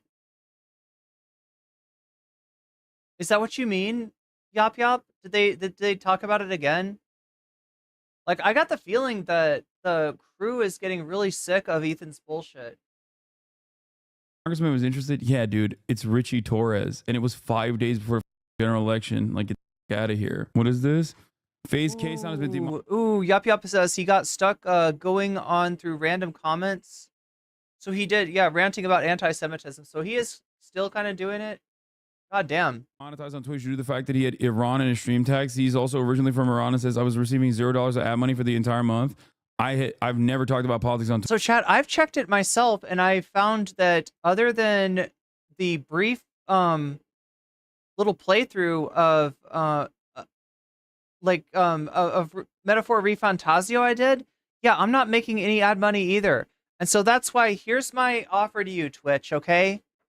I am at five sub points for the month so far, right? It's not been a good auspicious start to the month of November for me. But if we somehow increase that to 100, I will turn ads off. And you will literally no longer see the ads because the ads aren't paying me. All right? The ads are not paying me. And I feel like I need to go to more of a subscription model. I wasn't getting that much money from ads anyway. You know, I think I can mostly turn them off. Like Hasan's turned his off. I'll do the same. It still might give you like a click, like a, oh God, what is it called? Oh, thank you for the weed number. Why so dankness? That is some dank, that's a dank, donation right there. 420 bits. Thank you. But yeah, if we can hit that sub number, right? If we can increase our subs to like 100, then, yeah, just, in fact, like, let's make this easier, all right? I need to eventually try to hit the, God, I gotta open this. Yeah, I eventually need to try to hit the plus goal, right? But for now, let's just try and see if I can get, yeah, I'm at 69 subs right now. Let's see if I can hit 100. If I hit 100, I turn the ads off, all right? We can get the points number up to 100, then I'll leave the ads off.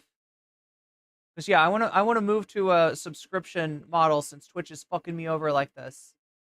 Twitch before. And you're going to hear this from Kason too, right? And I also heard this from Stable Ronaldo, right? Why should he want to have ads on when he's not getting paid for them? There's just nothing in it for us, right? So if Twitch is going to fuck us over, we can fuck Twitch right back. This logic of song should be banned indefinitely. And it's not, let's be real, it's not Twitch that's fucking us over, it's Dan. But it's the fact that Twitch caved to this asshole. How do you not understand that this is like dumbest? Yeah, this is a great example of like random people getting caught in the crossfire. Bro, why does everyone hate you, Lamafau? Everyone does not hate me, my friend.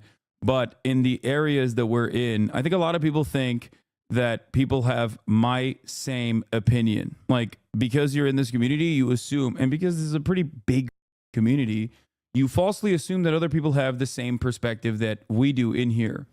Okay?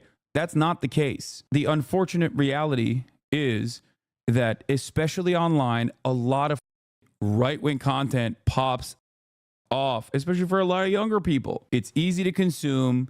It feels like it upsets and offends, you know, your teachers and your principals. Asmongold is trying to turn Twitch into Twitter. In his eyes, he's not back for everyone. He thinks he's doing them a favor. Yeah, it's crazy. They will see a bad thing happen, and instead of wanting it fixed, they just want it done to you. I know. Nah, but every random Reddit, Twitter, TikTok post you always catch a stray and mention for zero. Yes, I have a lot of people who are extremely online who despise me. But in the real world, they virtually do not exist. Problem is, the internet world is becoming increasingly more important than the real world. It is what it is. Literally, most of the other streamers love you. It's a very loud minority of psycho streamers and a lot of nerds in their basement that hate you. Exactly. That's why a lot of people, that's why it doesn't actually work when people go, why are you collaborating with this guy? And then the streamers will be like, because I like him. You know what I mean? Complete case on clip with this question for you. Dashboard, right? This month.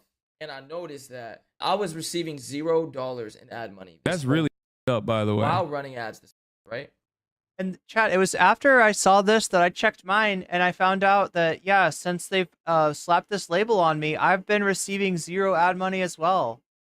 Well, I ended up messaging my Twitch rep, who I'm not going to name. And I asked her, I said, hey, this has to be a mistake.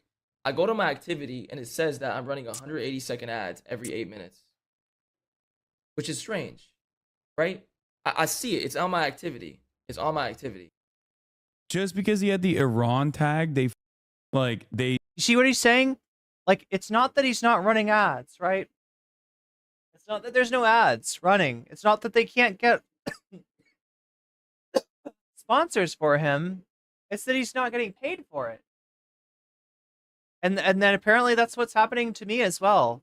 They slapped him on the politics category. That's wild, dude. But yeah, Chad, if you want to get rid of the ads, we're at 69 concurrent subs right now. If we get 31 more, if we get up to 100, I will turn the ads off. There will be no more ads other than whatever Twitch absolutely makes me, which I think are the oh my god, what do you call those ones? The ones that happen when you click on a stream? I say, hey, do you mind looking into this for me? This is a little strange. She came back and told me that Pre-roll, yeah. essentially I got demonetized because I had Iran as a tag. You guys know So you get that? You get that? His only crime, having Iran as a tag. It's not because he's talking about politics or anything else, right? He has Iran as a tag because that's his home, that's his country that, you know, like he wants other Iranians to find his stream, right? The bottom is And for that, he gets demonetized. English D10 face clan Call of Duty. And unlike me, he's got enough of a viewership to actually where that the ads like make him like a you know, decent portion of his money. And I got demonetized because I had Iran as a tag. As you guys know, I am Iranian, and I've had that same tag for about 2 years. And as you guys know, I don't speak about politics. I don't come on here and speak about politics.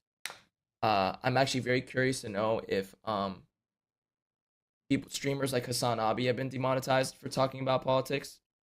But now I'm not gonna sit here and blame Twitch necessarily because I don't know the facts, but I do know that she said that's so up. That's so up, dude. That's crazy. Like, yeah, sorry, buddy. Your existence is political now. Is an insane thing to do.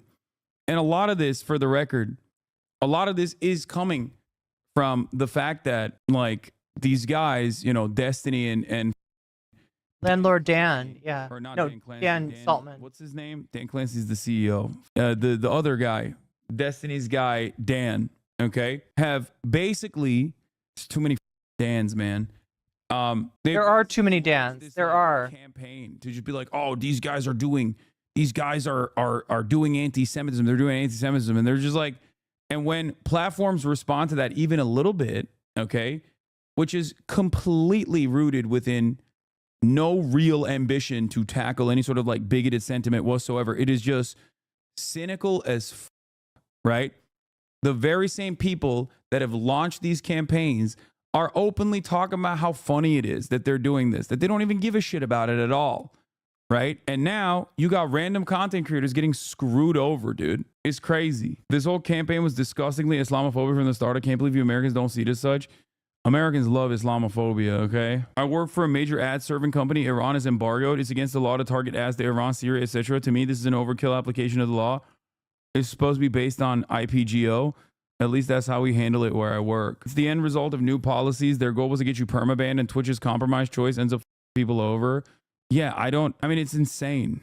Said that it was the advertisers who have been steering away from quote unquote politics, I think because of the election. So I guess advertisers didn't want to run ads on my stream because I had Iran as a tag. I thought it was a little weird. I would have appreciated though if Twitch That is weird. That's weird as dude. That's so messed up. probably reached out beforehand and told me, hey, it's politics season, it's election season. If you want to make money on ads, you should probably take this out. I didn't receive any message. So I mean, I don't think it was specifically because it's politics season. I think if anything that there'd be more, you know, that would be the time for advertisement on political content.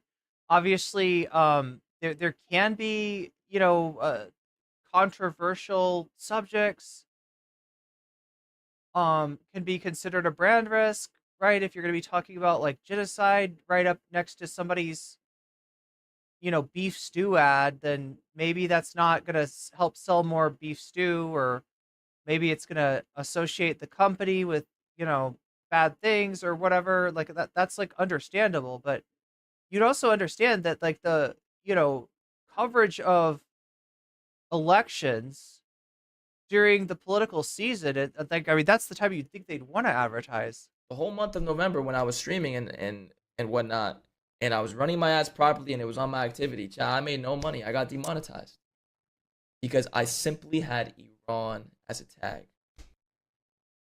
And you know what disappoints me, chat, is I have to remove the tag to make money, bro. So the real question is, if there's like implicit racism at work in Twitch, what kind of racism are we talking about?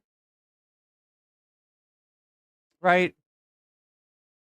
In terms of actually having an impact on people, it seems like the one that is literally integrated into the rules in some way is Islamophobia. But in such a weird way, because like, I don't know, being Iranian doesn't mean you practice any certain religion. But it's just like the association. To run ads. Isn't that crazy, bro? It almost feels like I'm selling out. That's so up. What is this? Happened to my dog too. I'm about to go live right now. I just found out I was demonetized on Twitch for representing my country, Venezuela, for the past month. I didn't make a single penny on ads. I had Venezuela in my tags for the longest. This is absurd. I'm missing thousands of dollars. So what are they doing? They're just like, they just added like every official America's enemy list onto the same category. Like what an incredibly stupid thing to do. Oh yeah, they're gonna do they're gonna start doing this to China too. Fuck it, add Haiti on there too. I just want you to understand, by the way, when Asmongold is making threats like this is the result. Okay, when you partner up with cynical assholes who just simply want to see the world burn, and they force platforms who are terrified of offending anyone. Okay, even if their purpose is utterly and so clearly to troll, okay, platforms that turn around and capitulate and cave against that sort of thing are gonna hurt other content creators. This is the list of OFAC countries that you can and can't target to. Yeah, OFAC administers a number of different sanctions programs. The sanctions can be either comprehensive or selective, using blocking of assets and trade restrictions to accomplish foreign policy and national security goals. Office of Foreign Assets sanctions control. So I guess if you have if you probably had like a Cuban flag or the Cuban tag, you probably would still get cooked in this situation. I can't find it, chat. I can't find it. 2016, when people would troll by claiming something was racist or mass reporting over it, and companies would panic and take it down for no reason, and then the media would run X's racist stories. Yeah. Tell them to add me on Discord. Yo, what's up? Can you hear me? Yeah, 1 second. Let me turn my cam on. 1 second. I'm a little slow. Case on, how old are you? Sorry, there's another streamer from FaZe Clan that got demonetized too. I'm about to be 30, 29. Okay, all right, thank God. All right, you're a boomer too. All right, good. Wait, how old are you? I'm 33. Oh yeah, no, you're way older than me. Bro, you're 30. It's over. I'm just saying. I'm not 30 yet. I'm not 30 yet. Hold on. It's over. Boom. It's over. Boom. Bro, what is this Nick Merckx camera angle, dude? Oh, there you are. Okay. Okay, boom. How you doing, bro? You good? I'm doing all right. I mean, I'm doing as best as I can be doing, all things considered, Yeah. It is what it is. So I heard you got demonetized because you had the Iran tag on your channel. I wanted to talk to you, bro, because obviously I know you've been streaming up for a long time, and you've obviously you're very opinionated when it comes to politics, of course. Mm-hmm. So I don't know if you know much about me, but I'm Iranian, but I was born and raised in LA in the US. But my parents are from Iran, born and raised, and I visited there before. And I have had Wait, was he naked? I don't think so. Iran tag under my Twitch for a very long time. It's since I started streaming a few years ago. It says Iran and Persian because I'm Iranian. So to attract Iranian viewers, I would obviously, Yeah. But yeah, it's normal. But yeah, no, I understand. Yeah. Yeah. So I realized that I'm running ads and I'm fully demonetized. So I reached out to my Twitch rep, and I'm not gonna say her name, but I reached out to my Twitch rep. I just said, "Hey, this has to be a glitch in the system, or whatever." She obviously responded to me and told me, Why so Dankness says they're probably not demonetizing channels that have Rhodesia in it, when arguably they should be. I mean that's definitely like a self-report. making ad money because advertisers are choosing not to They're ripping off Turbo users too. Oh yeah. Give me ads because I have Iran as a tag and avoiding quote unquote political, whatever the case may be. Which, in my opinion, in the moment I read that, I was like, this cannot be real. This is insane because Don't they rip you off with bits somehow too, though, Dankness?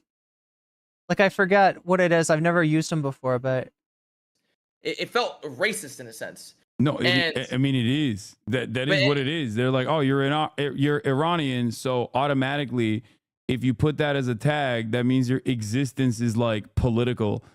That's ridiculous. And I don't know if you know much about me, bro. Regardless of anyone's political stance, regardless of whatever their ethnicity is, whether you're even Republican, Democrat, Israeli, from Palestine, from Iran, whatever the case may be, bro, I have always preached world peace. Always, no matter what. That is the one thing if you know me and in my chat or whatever, I've always preached world peace. I stay far away from everything. Like, I really do. I genuinely just stream, I vibe, I chill, whatever. I used to be a little more outspoken a few years ago, and I've really calmed down. And all I simply had was Iran as a tag, and I somehow get demonetized. So I wanted to ask you, as someone who is extremely opinionated, and obviously you've made an incredible career in what you do, I am curious to know if you have ever been demonetized for anything you've ever spoken, or till this day, do you... Yeah, definitely. I mean, in the past and even like even now, like, not only have I been demonetized, I had the reason why that happened to you is partially a response to this like never-ending smear campaign that's been going on, I think, led by this dude who used to be on the platform, who's like permanently angry that he's never unbanned from the platform. So he just kind of made it like his life's mission to get the platform taken down now, basically. They've been like applying pressure. Like, they've been doing this like vicious smear campaign non-stop with the hopes of triggering. Do you remember the adpocalypse?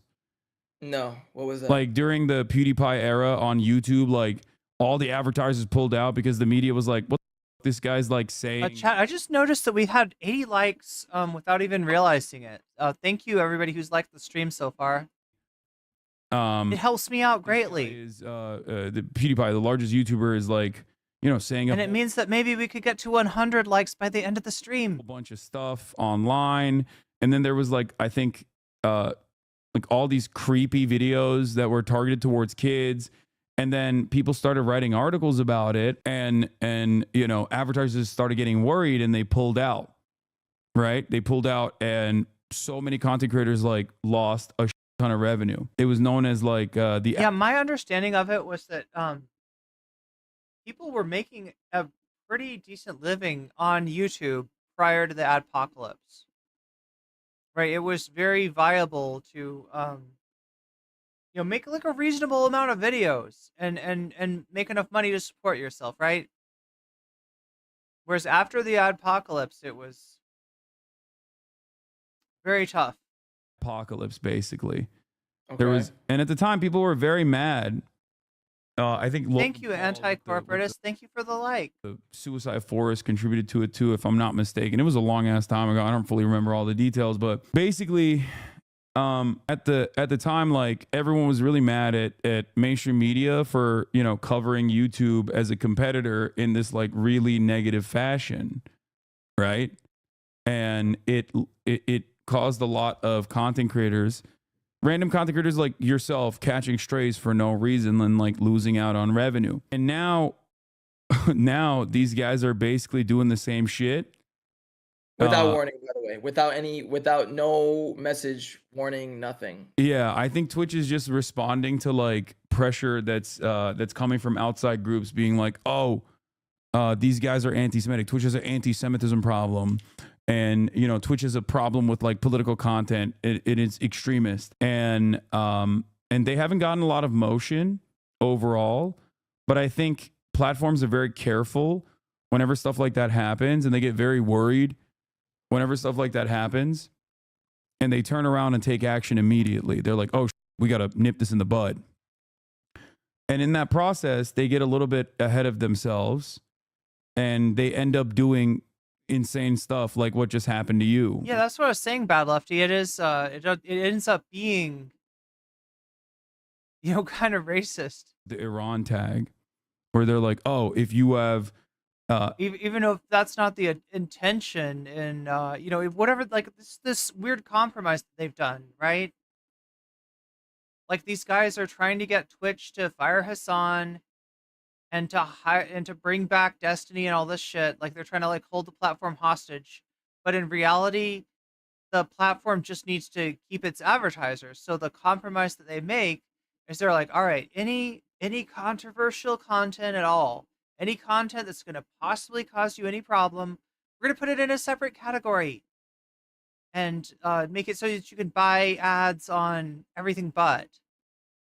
if you have a tag, they overcompensate out of fear. If you have a tag for any of like America's sanctioned enemies, I guess, like Iran or Venezuela or Cuba, then you're not going to get monetized. And one thing that they took, was like they created a new content classification system. Like right now, when I'm talking to you, I have a content label: politics and sensitive social issues. Discussions or debates about politics or sensitive social issues such as elections, civic integrity, military conflict, and civil rights in a polarizing manner. Now, I put that content classification label on voluntarily, and that's a new thing. And they did that in response to like all of this pressure. They did that in response to all this pressure. And, you know, I'm abiding by that standard, but I think that it automatically, and now there's a... Sorry, Chatter, I don't think you can name the lows that you think Hasan has hit without accidentally naming the highs that he's hit. Without accidentally naming the shit that he's doing right. Like, he's had bad takes before. I've disagreed with him, all right? But in terms of his advocacy for a people that are being dispossessed from their land and murdered, I got no problems with that. And if you do, you're a fucking monster. There's a link there's a warning that says like this is intended for certain audiences. And I think in the process, they also took me off the front. This is a witch hunt against people advocating for Palestine. That's what's going on here. That's what's at the root of this. What did Hasan do wrong? He did something right. He did something apparently pretty brave because he's fucking under fire for that now.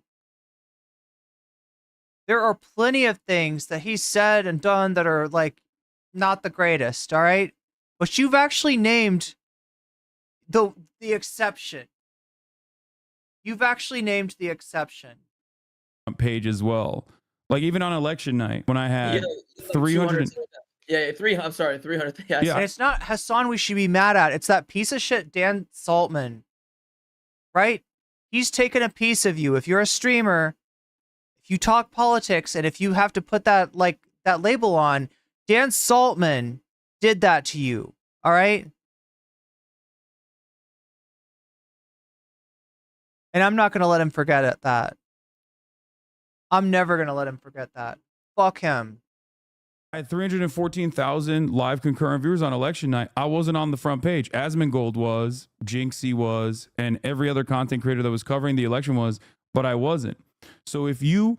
Dan Clancy, I don't give a fuck about some hippie. Unless you went directly to my website, twitch.tv/Hasanabi, or I guess if I should be mad at Dan Clancy for what? Like looking at bathtubs category stuff? What am I supposed to be mad at Dan Clancy for? I was on your following list already, then I would show up. But there was no other way for a not logged account unless they typed in twitch.tv/Hasanabi to actually, I would not. Look, I'll be mad at Dan Clancy for something real, like the lack of an algorithm on Twitch. Appear in front of them. Because you're politically opinionated. That was, I think, deliberate beyond being politically opinionated. I think they straight up shadow banned me because they were worried about all of this extra pressure that was surmounting on the platform. Okay. And the pressure is coming from Destiny and his community. Now, it didn't matter in that process. Like, who knows how many people would be watching if I also was in the algorithm as normal. But it didn't matter at the end of the day. I still had 314,000 live concurrent viewers. But the problem is, yeah, people are in my chat are saying not even for subs. I had to manually search for you. Like people were manually searching to find me, and they still did. But it was basically to try and withstand all of the outside pressure that's coming in, to make it seem like, you know, we're moving in the direction where we're cleaning up the website, you know, that sort of thing, because they are obviously afraid of like advertisers pulling out. I think it's really stupid to respond to this kind of like cynical smear campaign, but I understand why corporations do it, because they want to protect their bottom line at the end of the day without rocking the boat too much. But I think you and others exactly like you get, they lose monetization.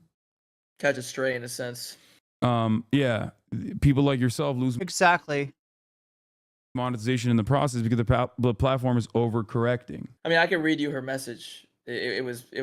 I reached out, sent the screenshot. I said, "This can't be right." My activities showed everything was running. Mm-hmm. I was just like, "What's going on?" Had to message her a good amount of times. Say, hey, I know if she was streaming with specific tags that advertisers may find political, which could be impacting your ad revenue. We are noticing advertisers avoiding political tags right now. Are you streaming political content or using tags like Iran or Venezuela, for example? That's crazy. That's what she starts out with asking, right? That's the first thing she asks. Have you maybe been streaming with tags like Iran or Venezuela or any other state-sanctioned enemy? So yeah, the Venezuela thing is real too. Yeah, removing these type of tags and or not producing political content will likely fix this issue for you and increase ad monetization. And they're literally pushing us not to do political content. I hope you appreciate this, chat. I hope you appreciate it. Like I said, if we can get to 100, we're at 69, you know, subs right now. If we can get to 100, I'll turn off the ads, because like I don't want to make money for Twitch when they're, oh my god, is that Don? Wait, what's the dude's name? Do Flamenco. I responded. I just noticed his Do Flamenco figurine. I was in disbelief. Sorry. I was just like, I don't think that's correct. That makes no sense, because in my head, I'm like, that's racist. So, whatever. And he's not wrong. We talk. Like I said, the intention might not be racism, but the sum of the action, in his case, really, it's what it amounts to. Yeah, we talk a few times. She comes back. She says, here's an update.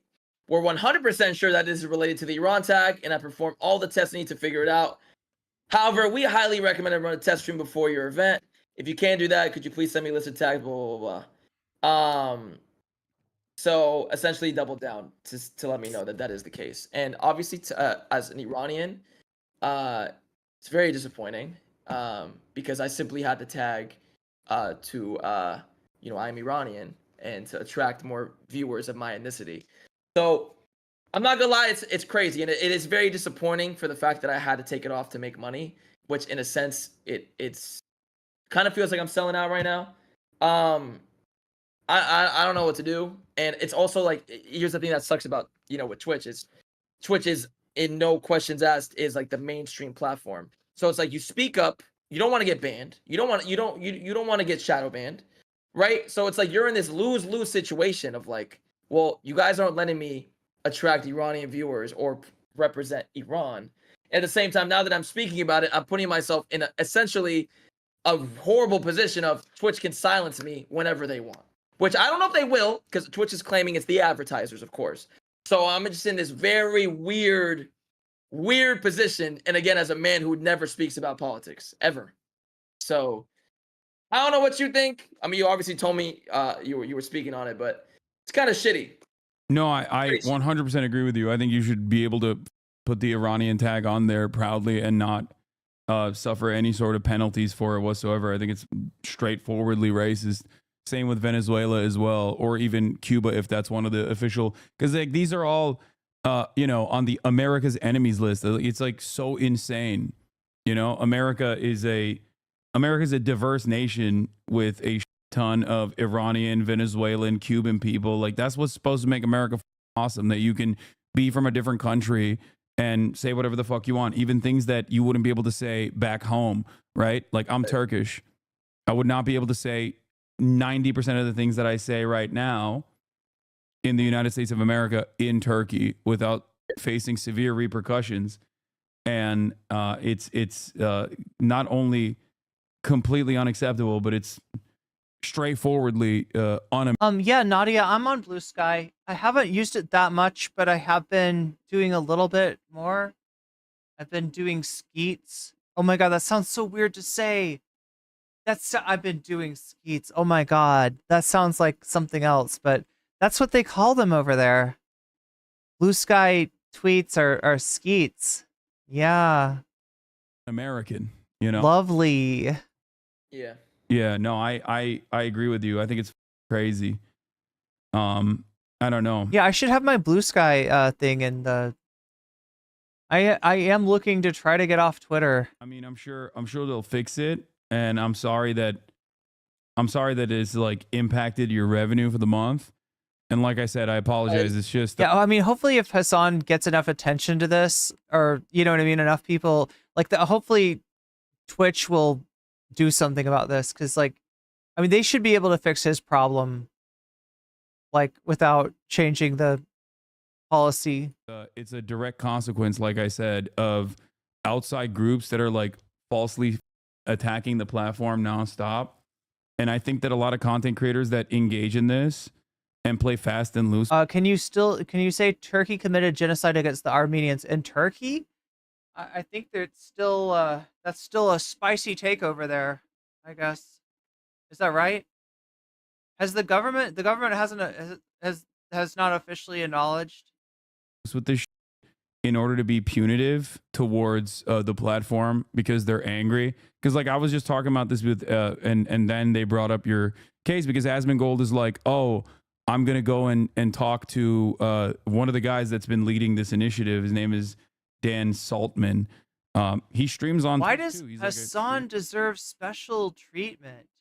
Look, he doesn't get special treatment any more than any other large streamer. All right, why do large streamers get special treatment? Because they make Twitch a fuck ton of money. On Twitch. And because Twitch is a kingmaker system, always has been. That's why larger streamers get treated differently. But as far as Hasan getting treated like extra special, I don't know what the fuck you're talking about. And you're acting like he's done bad things. In actuality, he's one of the few people saying good things with his full chest. Saying good things in an informed kind of way. Right? You're backwards. Your morality is backwards. What you think is a bad thing is actually the best thing he fucking does. What you think is a good thing is a monstrous thing. Because that's the kind of shit. And you're worried about Hasan Piker when there's a fucking genocide going on. Wake the fuck up. Wake the fuck up. Get your priorities straight. What the fuck? I'm sorry. Like I said, I've criticized Hasan plenty. But in this case, he did nothing wrong. He's Destiny's. And this is an absolute witch hunt against anybody advocating against genocide. Fuck that and fuck you. Podcast co-hosts, like they've been attacking the platform viciously, trying to get like coverage and trying to get motion on the story that like Twitch is an anti-Semitic platform. They have like they're breeding. It's a hotbed for extremism. And they're breeding like extremist radical politics or whatever. And they're taking like clips out of context and they're trying to blast it in the media. And it's not really working. And it hasn't really worked at all in their favor. But in the process, people are like losing revenue, right? There's no terrorist. You're ignorant. You're really fucking ignorant. You don't even know what you're talking about. You're just repeating. Look, here's my metaphor, all right? As an adult human being, you can go to a restaurant, you can order a nice meal, and you can eat it, digesting it yourself. As a baby bird, though, you must sit in your nest, waiting for your mommy bird to come home with a worm that she has pre-digested for you, and she will vomit it into your mouth, and you'll go gluck, gluck, gluck, and you'll eat it, right? Because you're a baby bird. Now, which are you? Are you an adult human, or are you a baby bird? And if you say adult human, then I gotta ask, why are you allowing Dan Saltman to pre-digest a narrative for you, or Destiny to pre-digest a narrative, to chew it up, to digest it, to fly home and spit it up in your mouth? Why are you allowing that to happen? That's pretty gross. I think you should be able to analyze a situation for yourself instead of just accepting whatever some shithead debate bro says. As like, well, this must be the truth because that's what Destiny said. And clearly, Hasan's platforming a terrorist. You're talking about a kid. You're talking about a TikToker. You are not talking about a motherfucking terrorist. Please spit out the vomit that you have swallowed. Because it is gross to see these people be able to puke in your mouth and you just eat it right up. That's disgusting. That's disgusting. You're an adult. Make your own fucking opinions. And at least I can't tell what a person's motivations are beyond what I've seen them openly say.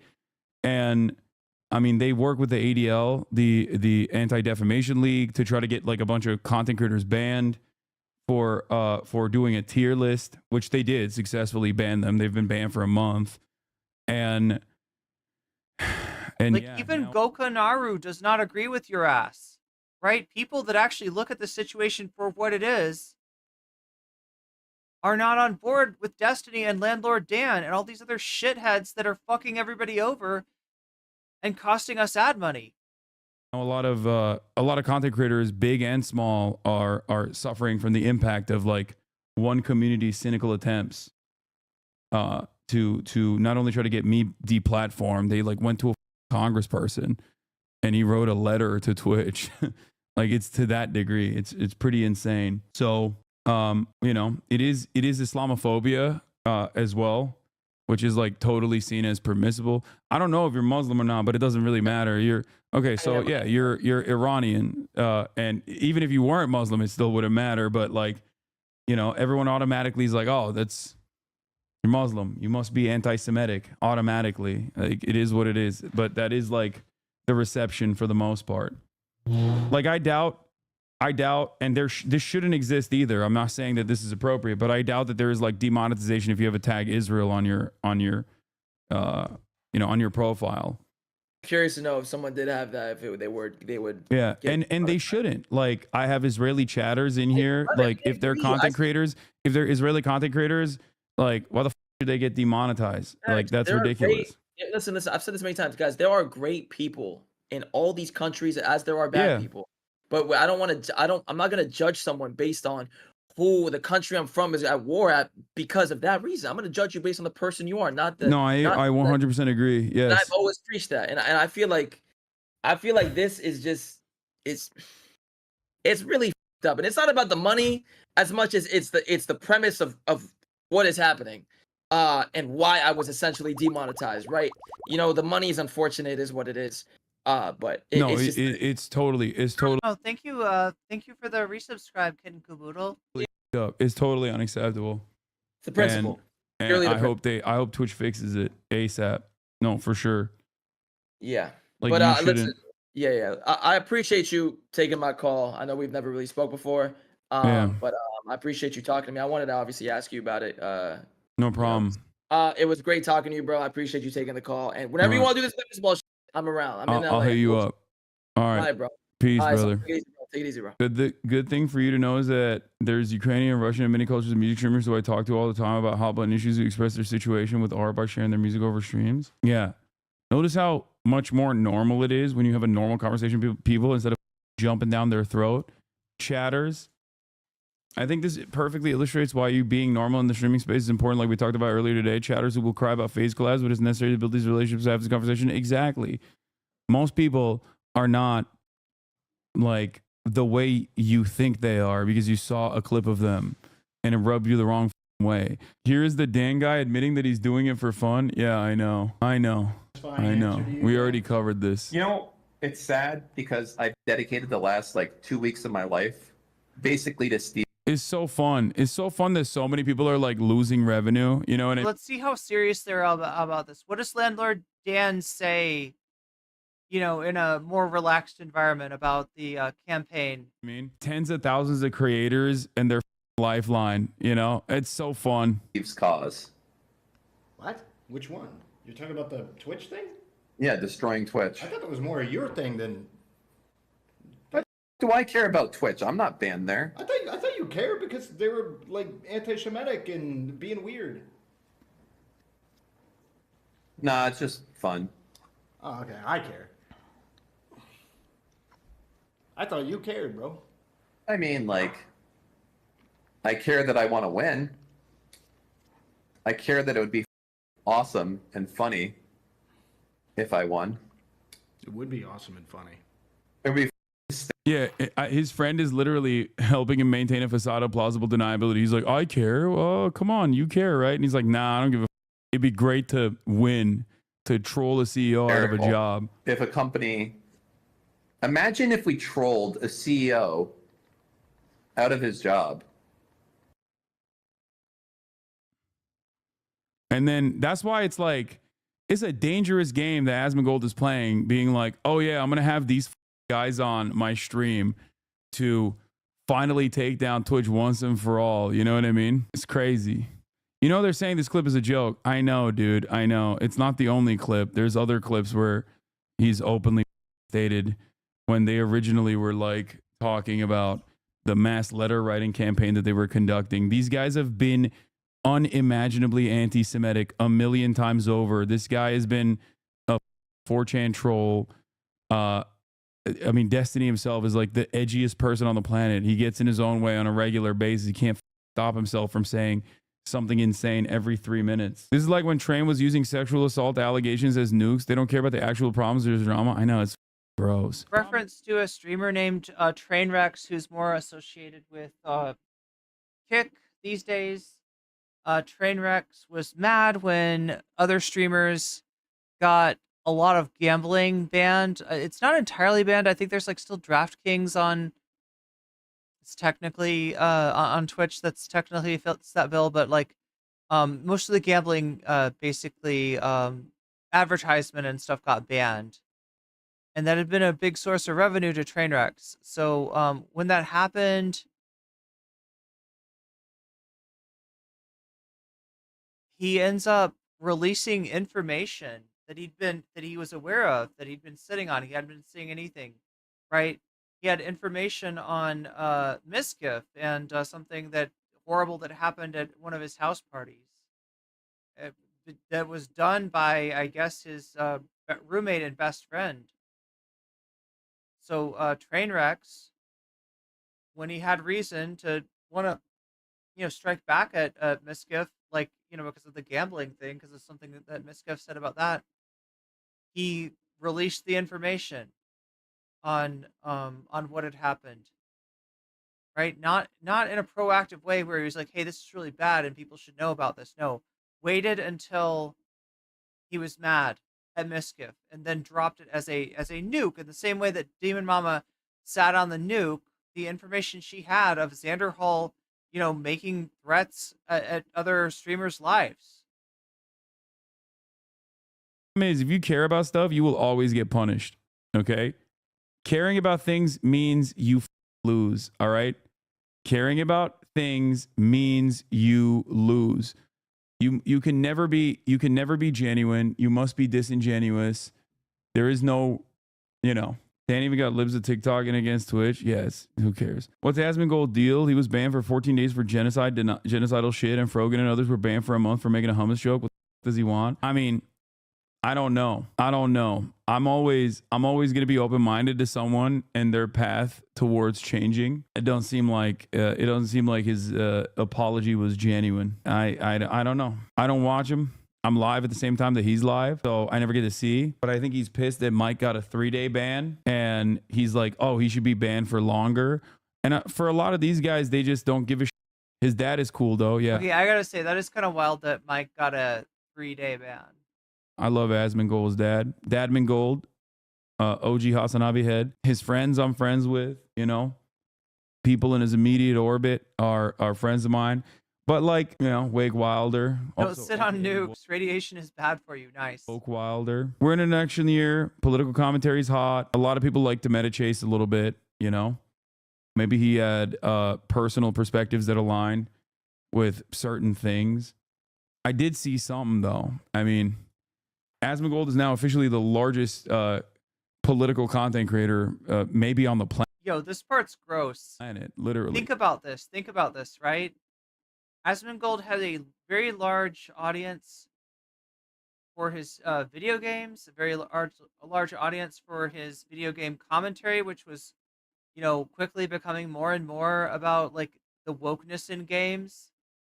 And now that he's covering politics, he has an even bigger audience watching him do that. Here, let's look. He could be. Asmongold TV is his main channel, right? 4 hours ago, 600,000 views. Trump guy does not f around. Is you he know? labeling Legacy himself? media No, he's literally talking about politics, right? But you know, the Trump stuff. realizes is dead. 70,000 views through. Migrants flood New York City to avoid Trump deportations. Asmongold reacts. This is 2.1 the million views. Trump's flan. So this is his YouTube channel, and you know, you got some anime stuff there, but look at the rest of it. Bernie Sanders, legacy media's dead, migrants flood NYC, Trump's plan, the media conspiracy against Wukong is real. Trump has more plans for these 4 years. Trump will end the war on free speech, right? He's just doing, you know, kind of like fan service for chuds. Right, and remember, this is not his primary audience, right? These are million+ videos on YouTube. This is his secondary audience. His primary audience is on Twitch, and it's like, you know, a shit ton of concurrence. And then, you know, after that, he repurposes the content for YouTube and gets millions of views. Plans for the next 4 years are getting crazy. 1.5 million views one day. This is literally in a sea of like, you know, how DEI is ruining games. Trying to find out Bernie Sanders of the Democrats. We saw this on stream. We clicked on this on stream. Trump will end this war on free speech. 1.6 million views. Trump has more plans for these next 2 years. 2 million views 3 days ago. Left-wing YouTuber. Why are people unsubbing? Come back. I wonder why. 1.2 million views 3 days ago. Trump is Hitler. She's losing it. 1.3 million views 3 days ago. Trump has a wild plan for the next 4 years. 2.3 million views 4 days ago. It is now officially overtaken his content on Dragon Age, The Veil Guard, or even the likes of the West is forcing Japan to censor all anime, or how DEI is ruining games even. Right-wing political content makes you relevant. I don't think Asmon gives a shit about money. I will openly state that. I think he cares about, you know, being top of mind. He cares about being relevant. He cares about winning. It's like I definitely don't think he cares about money. You will never convince me that he gives a shit about money. The man only lives to stream. And I get that as someone who also lives to stream. You get this, people leave when gaming treatment is you. No, that's not true. He's just playing to his audience. His white boy basement dweller audience wants something to justify their sad existence. Okay, look, I might live to stream right now, but I eventually have an aspiration to stream to live instead. Just so much better. Women and people of color is exactly what I want to hear. I mean, yeah, but this is what I mean when I say that there's an organic audience. Oh my God, chat. Right? And I think a lot of people lean into this kind of stuff when the algorithm gives you that sweet, sweet taste, even if you don't personally believe it. And then maybe you do start believing it.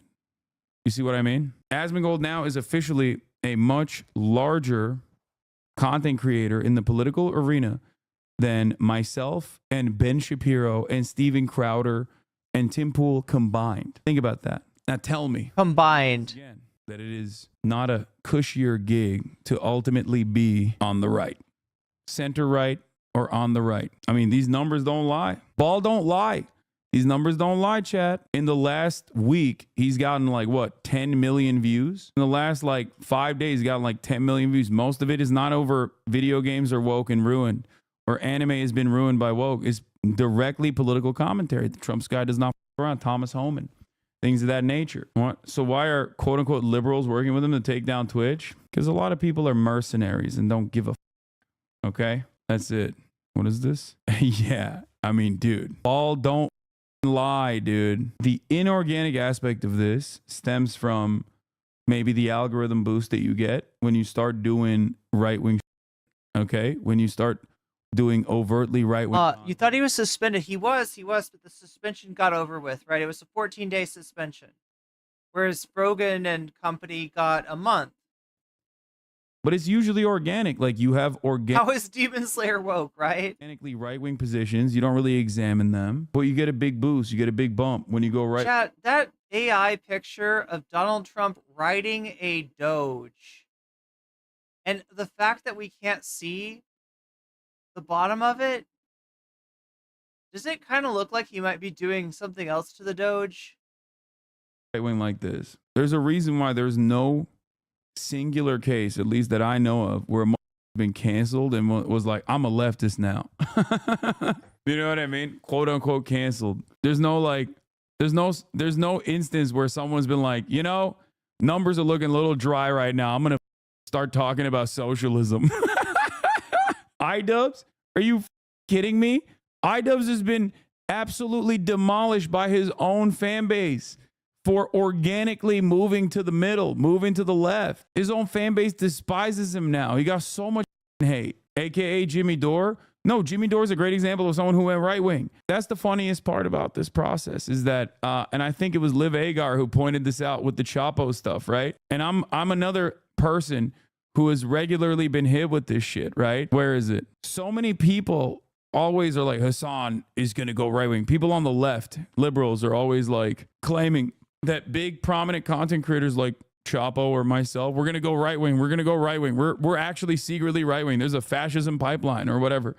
And we're still here. Meanwhile, the Democratic Party has firmly planted their toes in the right. I'd say you've even grown in the recent years and will continue to grow. I will, but that's not because the type of stuff I talk about, that's not because the type of stuff I talk about is like, you know, great for the algorithm. That's my point. When you're a leftist, and you grow in spite of all of the avenues. Everything is designed to fuck you over. And on top of that, you have a ton of people, even who are also on the left, who go, nah, he's fake. He's not sufficiently leftist. He's not sufficiently progressive. We're annoying. There's no one that the left hates more than another leftist. All the while, the Republicans and everyone that's like apolitical but firmly planted on the right is running away with it. I've been looking into H3's content recently because... All right, there we go with Gokunaru. Okay, chat, I'm going to raid you into Cinemarxism over on the Twitch side. Enjoy that. I got to get to bed. It's super late. I did not mean to stay up this late. One thing that I do need to do, though, really quick, is shout out my Patreons. I have a Patreon. If you want to support me, it's No Comment Chick on Patreon. And I like to read out and shout out my Patreons every stream. So if you want to get that shout out too, it happens for everybody at the $5 or greater level. You get a shout out with every stream. So shouts out to Temporal Insanity, shouts out to Funky Monkey, shouts out to Shakespeare, shouts out to Moe Noe, shouts out to Crystal Saphira, shouts out to Just Julie, shouts out to Just Jules K, shouts out to JR, shouts out to Good for Gabby, Fancy, shouts out to Zerax, to Rachel K, and to Omega Star. Thank you for supporting me, Patreons. You help me keep the lights on, and I appreciate that greatly. Thank you everybody who's been supporting me. I've got a passport fund going right now at the Throne link if you want to help support me with that. I am going to, yes, indeed, try to finally get out of this country before we find out what the fuck Donald Trump is going to do to it so that I can keep streaming and keep speaking freely, right? Because I'm not sure how long that's gonna last over here in the United States. Anyway, much love, everybody. Have a good night, and I will see you all tomorrow. Or wait, maybe not tomorrow. Maybe Friday, right? I usually take Thursday off. But I'll see you soon. All right. Until then, good night. And let's get some sleep. Especially me. I really need to get some.